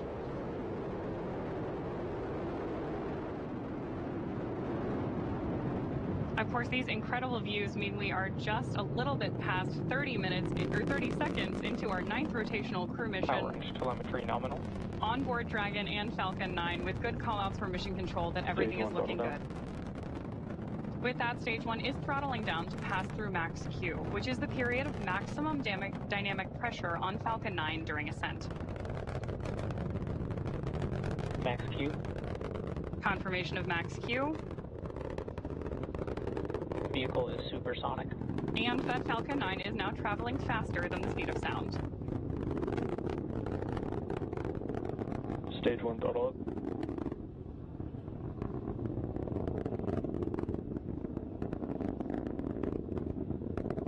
Stage 1 Bravo. Copy 1 Bravo. That call out for 1 Bravo means we're in the second and final abort mode for the first stage and continuing to get good performance. And vac chill is underway. Crew is pulling just over 2 Gs at this point. Next up, we heard the engine chill on the second stage MVAC engine has begun, and then we will have MECO, or main engine cutoff, where the 9 engines on the first stage will cut off ahead of the first and the second stages, and then will separate from one another. Then that single Merlin vacuum engine on the second stage will ignite and continue to carry Crew 9 to orbit while the first stage begins its journey back to Earth.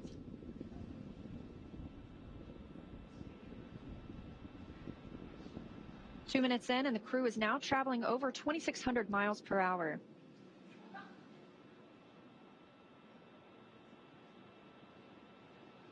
Stage 1 is throttling down. Confirmation there from mission control that stage 1 is throttling down as we prepare for main engine cutoff, followed shortly thereafter by stage separation and second engine start 1. You did hear mission control out that we are chilling our... There's confirmation of MECO. Stage separation confirmed. Stage 2 Alpha.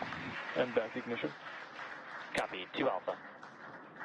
With that, we have had confirmation of MECO, stage SEP, and the ignition of our MVAC engine on board stage 2. Our next major milestone is going to be the beginning of stage 1 boost back burn, which is expected in just a couple of seconds here.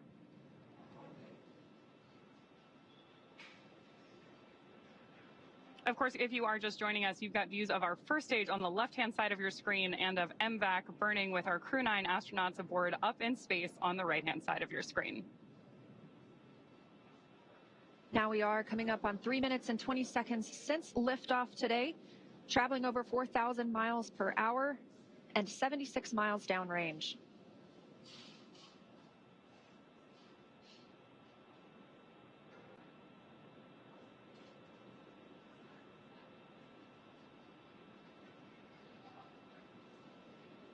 As our first stage makes its way back to Earth, we are tracking a landing attempt today at landing zone 1, not too far from where we lifted off in Cape Canaveral, Florida.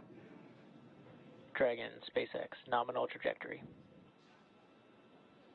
Confirmation there that both vehicles nominal trajectory. are on nominal trajectories. Everything is looking good. And we're getting good performance on that single Merlin vacuum engine on the second stage. The crew's G-load dips right now. We are going to prepare to hit the separation event. Right now they're about 1 G, which is about what we're used to experiencing on Earth.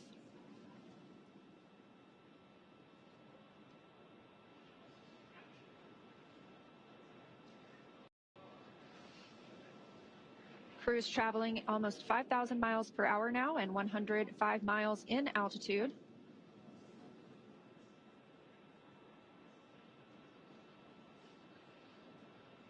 As we await the entry burn for our first stage, you are getting great views of it on the left-hand side of your screen.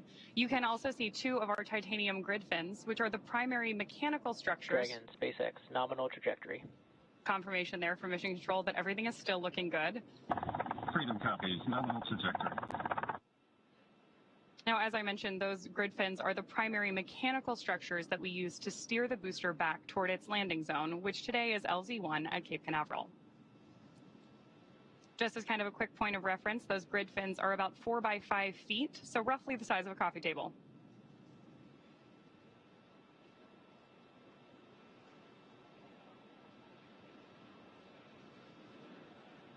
Getting our first tracking shots of the booster on its way back to Earth. Again, we are tracking the first stage on the left-hand side of your screen and MVAC up in space on the right.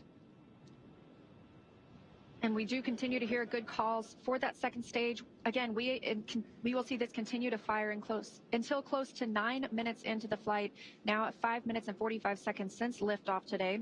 This is accelerating Dragon to more than 17,000. Nominal trajectory. More good news. Freedom copies, nominal trajectory. This second stage is bringing Dragon to more than 17,000 miles per hour. That puts our crew in orbit.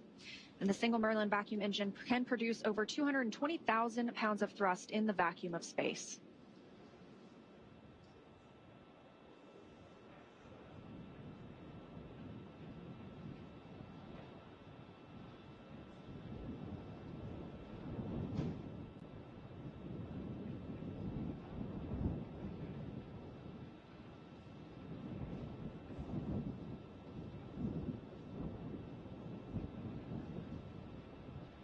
Stage 1 does perform 3 burns on its way back to Earth. The first is the boost back burn, followed shortly thereafter by the entry burn. The entry burn is used by Falcon 9 to slow the vehicle down before it reaches the denser parts of the Earth's atmosphere. Dragon, SpaceX, nominal trajectory.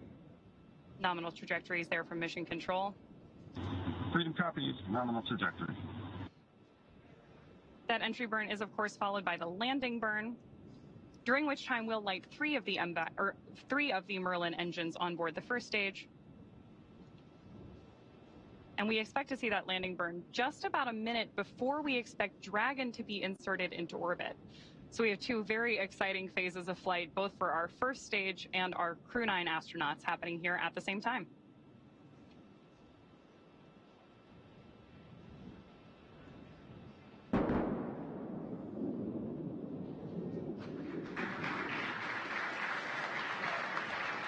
Stage 2, FTS has based.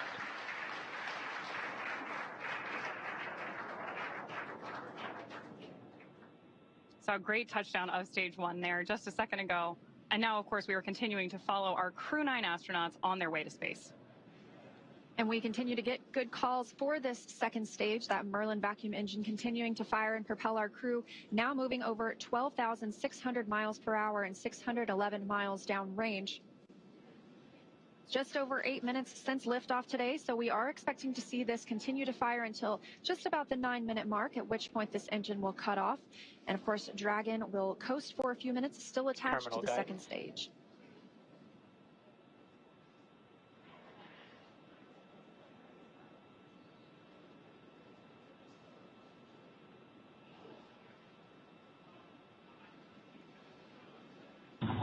Shannon.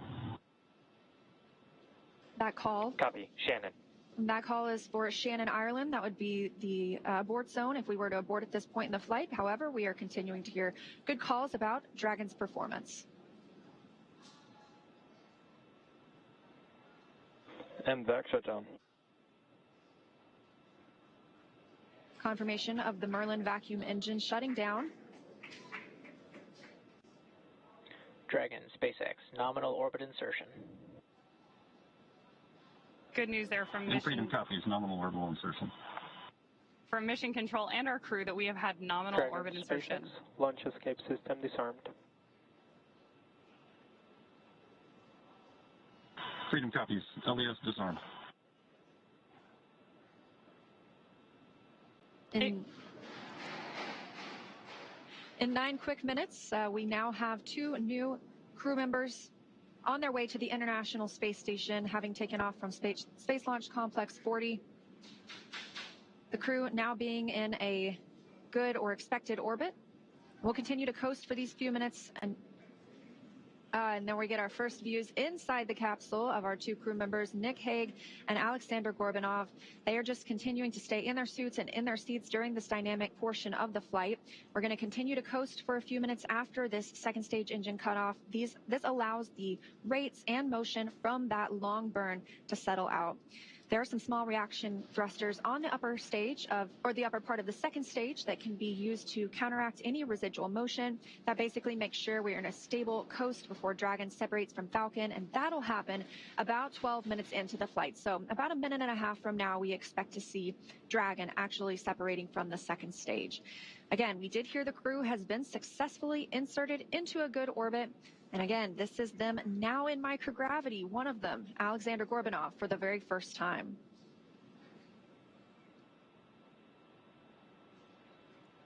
So as Leah mentioned, we are now just a few minutes away from the separation of Dragon from stage 2, during which time a number of activation checkouts occur. Automatically, first we're going to be checking out 12 of the Draco maneuvering thrusters, all around the service section of the Dragon spacecraft.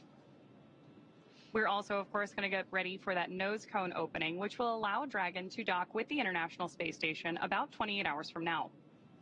The nose cone stays closed for the flight uphill to help protect against all of the guidance, navigation, and control sensors and Dragon's docking adapter. It's also covering 4 of our Draco thrusters that will be used for the majority of different phasing burns required as Dragon chases down the space station. We are currently standing by for that separation, which could happen anytime in the next couple of minutes.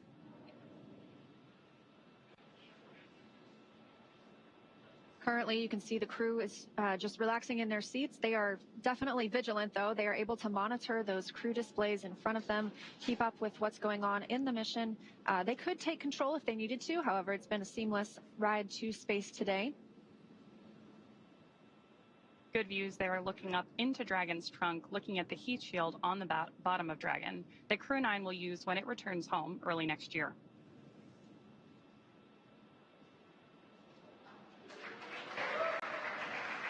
Dragon SpaceX, Dragon separation confirmed. There. And Freedom copies, good separation. There you heard from Mission Control. Both Dragon, Chief Engineer on Countdown 1. Nick, Alex, on behalf of the entire team, we thank you for flying with Falcon 9 today and wish you a great mission. And Freedom, this is Launch Director on Countdown. On behalf of the entire SpaceX Launch and Recovery team, I'd like to extend our congratulations to the entire Crew 9 team. Zena, Stephanie, Nick, Alex, Butch, and Sunny. It's an honor to be a part of this mission with all of you. I'd also like to give a shout out to the Falcon 9 Crew 9 combo. The best bundle in the league, baby. Godspeed, Crew 9.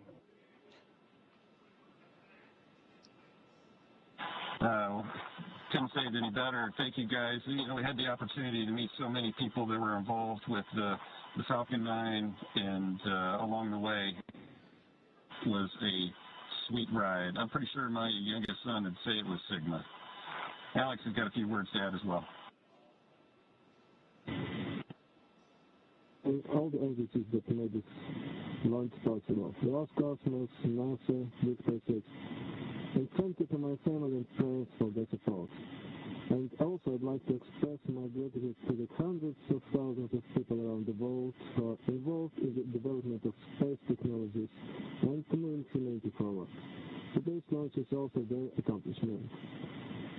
Хочу сказать спасибо Роскосмосу, НАСА совместно со SpaceX за успешный запуск человека на орбиту, за очередной успешный запуск, и также благодарить родных и близких за поддержку. Спасибо.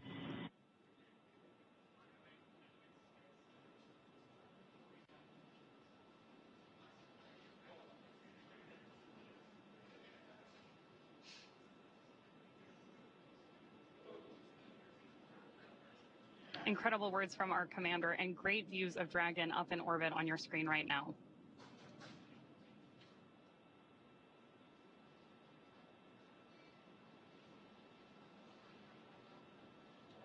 been about 14 minutes and 30 seconds since.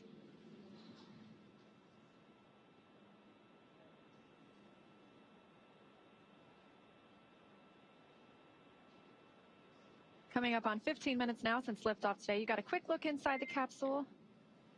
Dragon SpaceX, we had a nominal dehumidifier activation and service section Draco checkouts. Nose cone deploy is in progress. And Freedom copies all. Thank you. Confirmation there that our nose cone deploy is underway. That means that the 6 hooks that hold the nose cone in place during launch and the ascent portions of flight have begun to retract. That will allow the nose cone to start to swing open and deploy. That will uncover a number of critical systems for the flight up to the space station, including the forward bulkhead thrusters and the docking hatch.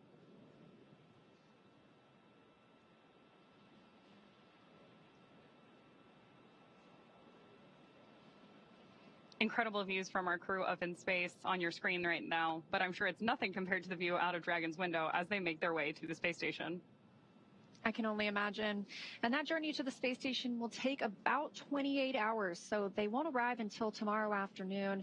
In the meantime, they will have the opportunity to get out of their suits, to get out of their seats as well, and kind of just enjoy the ride. They're going to shift into some off-duty time. That allows them to prepare any food that they would want to. That allows them to maybe even call down to the ground. They will also obviously get some sleep before a really big day tomorrow, monitoring the arrival and docking to the International Space Station. Of course, we're going to cover all of that live. I'm really looking forward to seeing 2 more crew members float into the orbiting laboratory.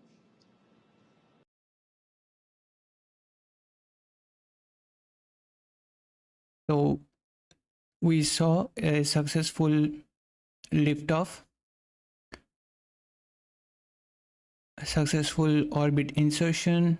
Dragon got separated from the second stage of the Falcon 9, as well as the nose cone deploy sequence has started. Just to remind you, we will be streaming the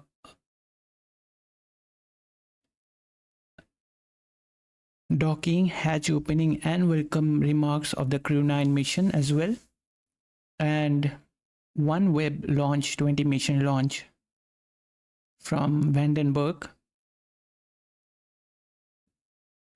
So be sure to tune in.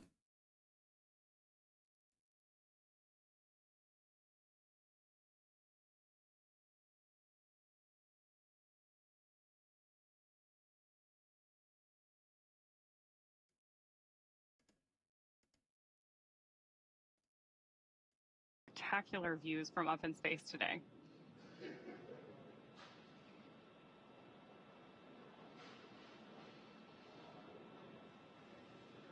Shot there of our MVAC engine. We did get confirmation several minutes ago of SES-1. We know that nose cone opening is underway as well. Those are a series of hooks and latches that allow the nose cone to open. And that nose cone is closed during launch to protect the docking hatch, to protect 4 bulkhead thrusters that we will use for some of the larger burns that help us get to the International Space Station.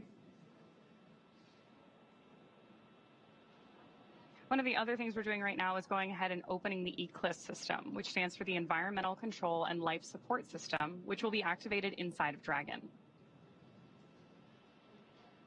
As Leah mentioned earlier, soon our crew will be able to get their visors open and get out of their spacesuits and settle in for that 28-hour ride to the International Space Station.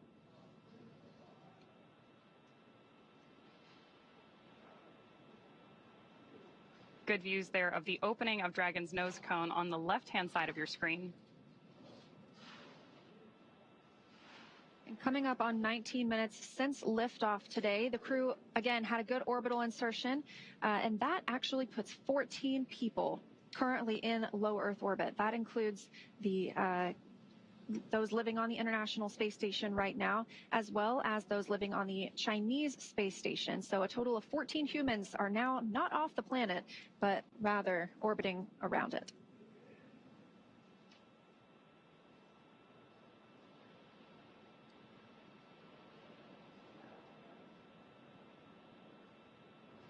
More good views from our Dragon nose cone on the left-hand side of your screen. As it very gradually swings open, obviously in space, everything we do has an equal and opposite reaction, so slow and steady really wins the race here.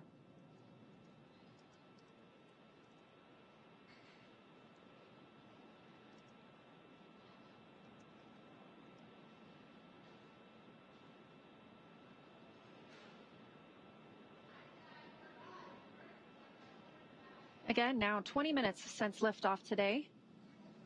Dragon is flying free from the second stage, and it looks like they're about to enter an orbital nighttime. So now that they're at orbital velocity, that's 17,500 miles per hour, they are going to see 16 sunrises and sunsets a day.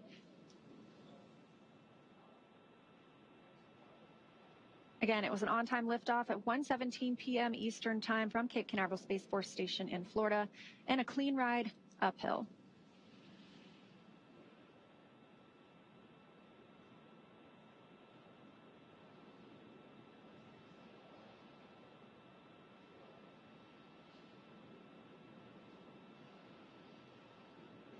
We've had some good communication from Mission Control up to our Crew 9 astronauts already today. One of the things you may hear every time we communicate with the crew is a slight beep beforehand. That's called a Quindar tone, and actually dates all the way back to the early days of human spaceflight, and is effectively a radio signal indicating that we're communicating between the crew in orbit and our Mission Control team on the ground.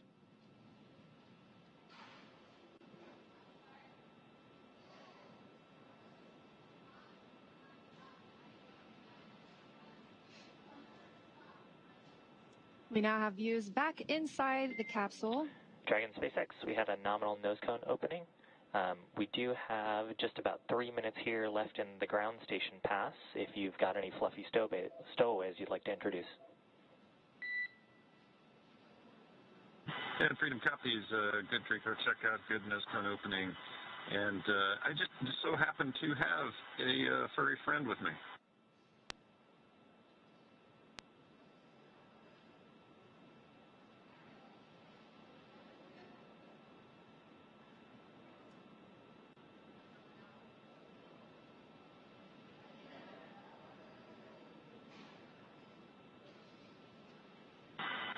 Yeah, SpaceX Freedom. So yeah, I've got a little Falcon here. I love the package of Falcon 9, Crew 9.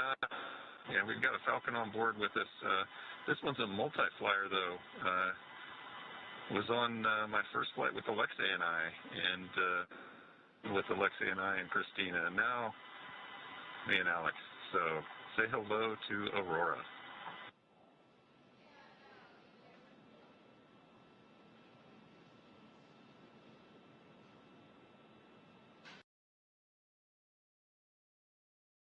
Now you can see already the Nick and Aleksandr, the Crew 9 mission crew members, have already raised their visors up, playing with the 0G indicator, Aurora, I guess.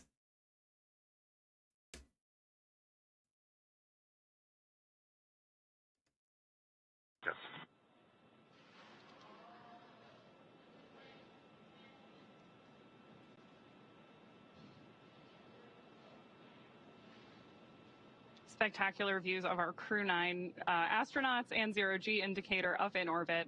Human spaceflight has come so far in the last 5 years with Dragon.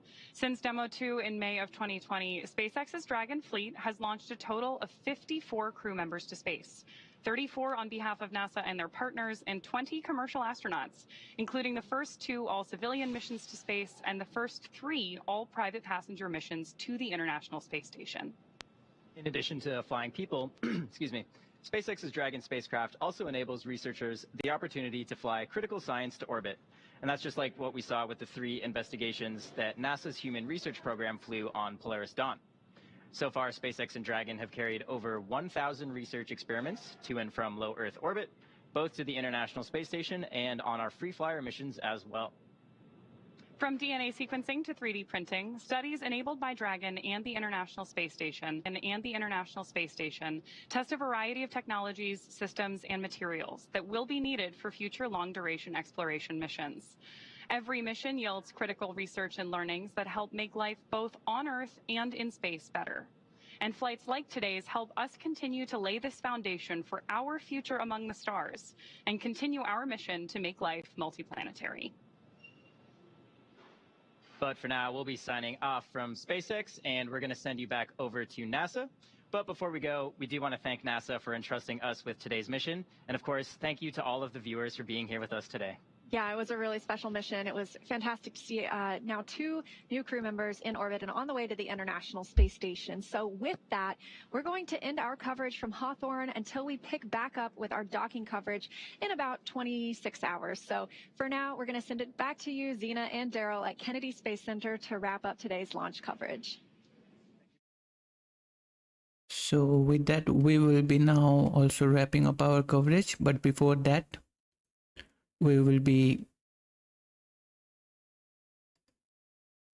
discussing the stats.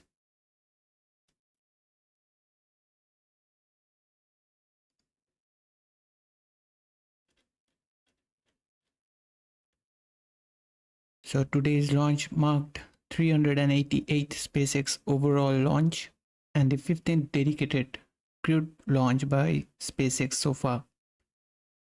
Prior to today's launch, number of the crew launched by SpaceX was 54 so far. Now it got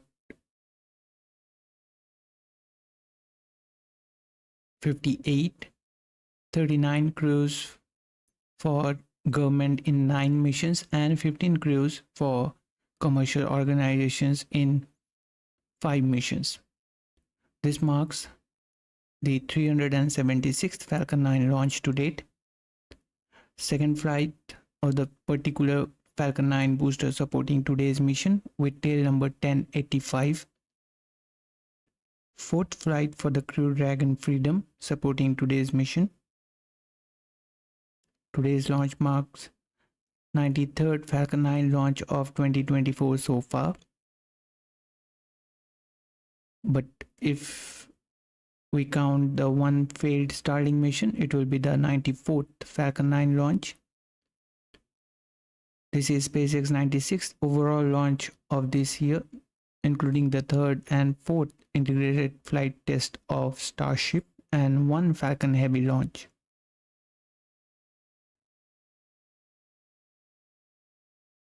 This was the SpaceX's 321st Falcon booster reflight to date, meaning the launch of a booster that has flown at least once before. 207th orbital launch for SpaceX, launching from Space Launch Complex 40, and 262nd overall orbital launch from this pad. And as mentioned before, with the success of this mission, SpaceX now have 58 crew launched to the orbit.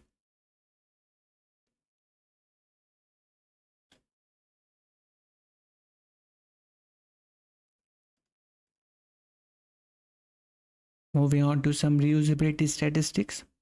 This launch marked 307th Falcon 9 booster reflight to date.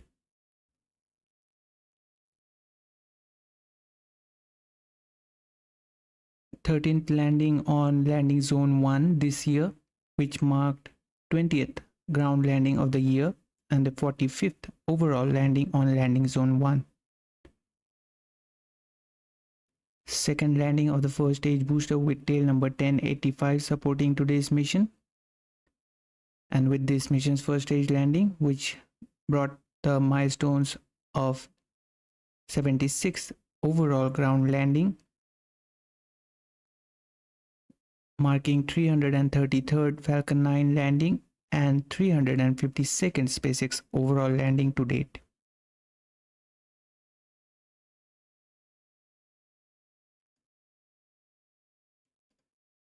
Speaking of landings, here are some of the stats for landing zone 1 and 2 here at Cape Canaveral, and for landing zone 4 at Vandenberg Space Force Base.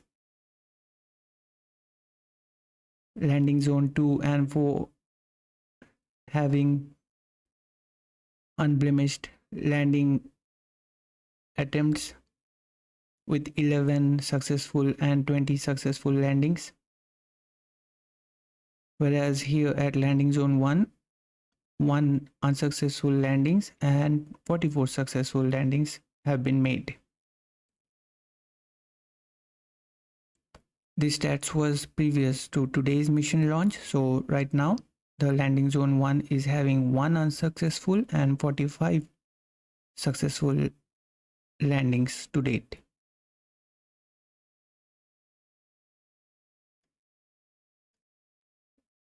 Some key stats for SpaceX launches in this year, including today's Crew 9 mission. SpaceX is now having a total of 96 launches this year, and out of those, 64 are Starlink missions, where we are counting 1 failed Starlink mission, 30 non-Starlink missions, including today's launch for commercial and government organizations, which also includes the 10th Falcon Heavy launch. Additionally, 2 Starship launches. We had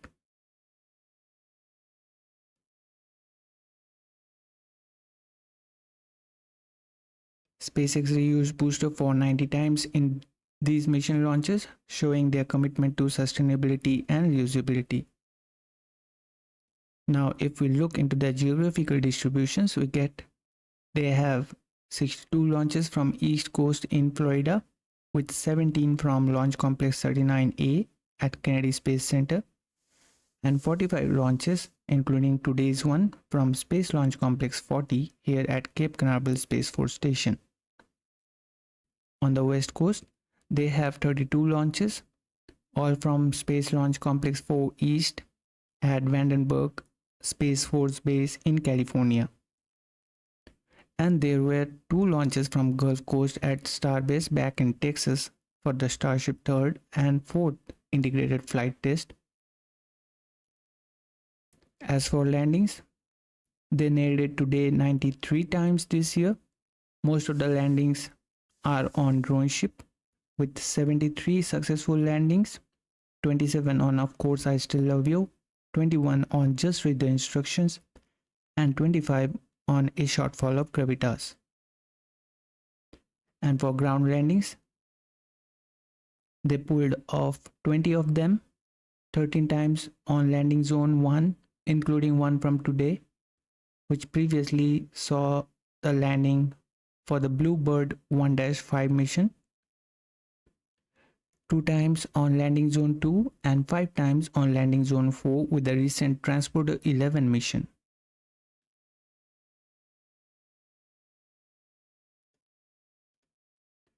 Prior to today's launch, the success rate for ground landings is 98.68%.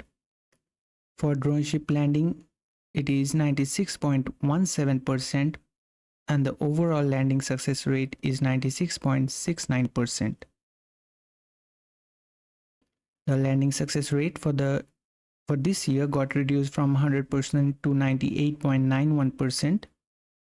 due to the failure of the booster with tail number 1062 to make successful landing on the drone ship A Short Fall of Gravitas during the Starlink 8-6 mission. Today's mission was a 24th launch since last mission failure, that is Starlink 9-3 mission.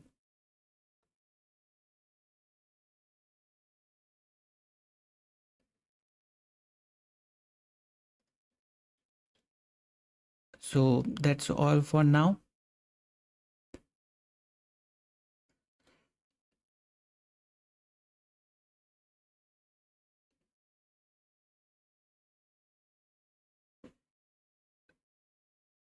We will be wrapping up our coverage for today.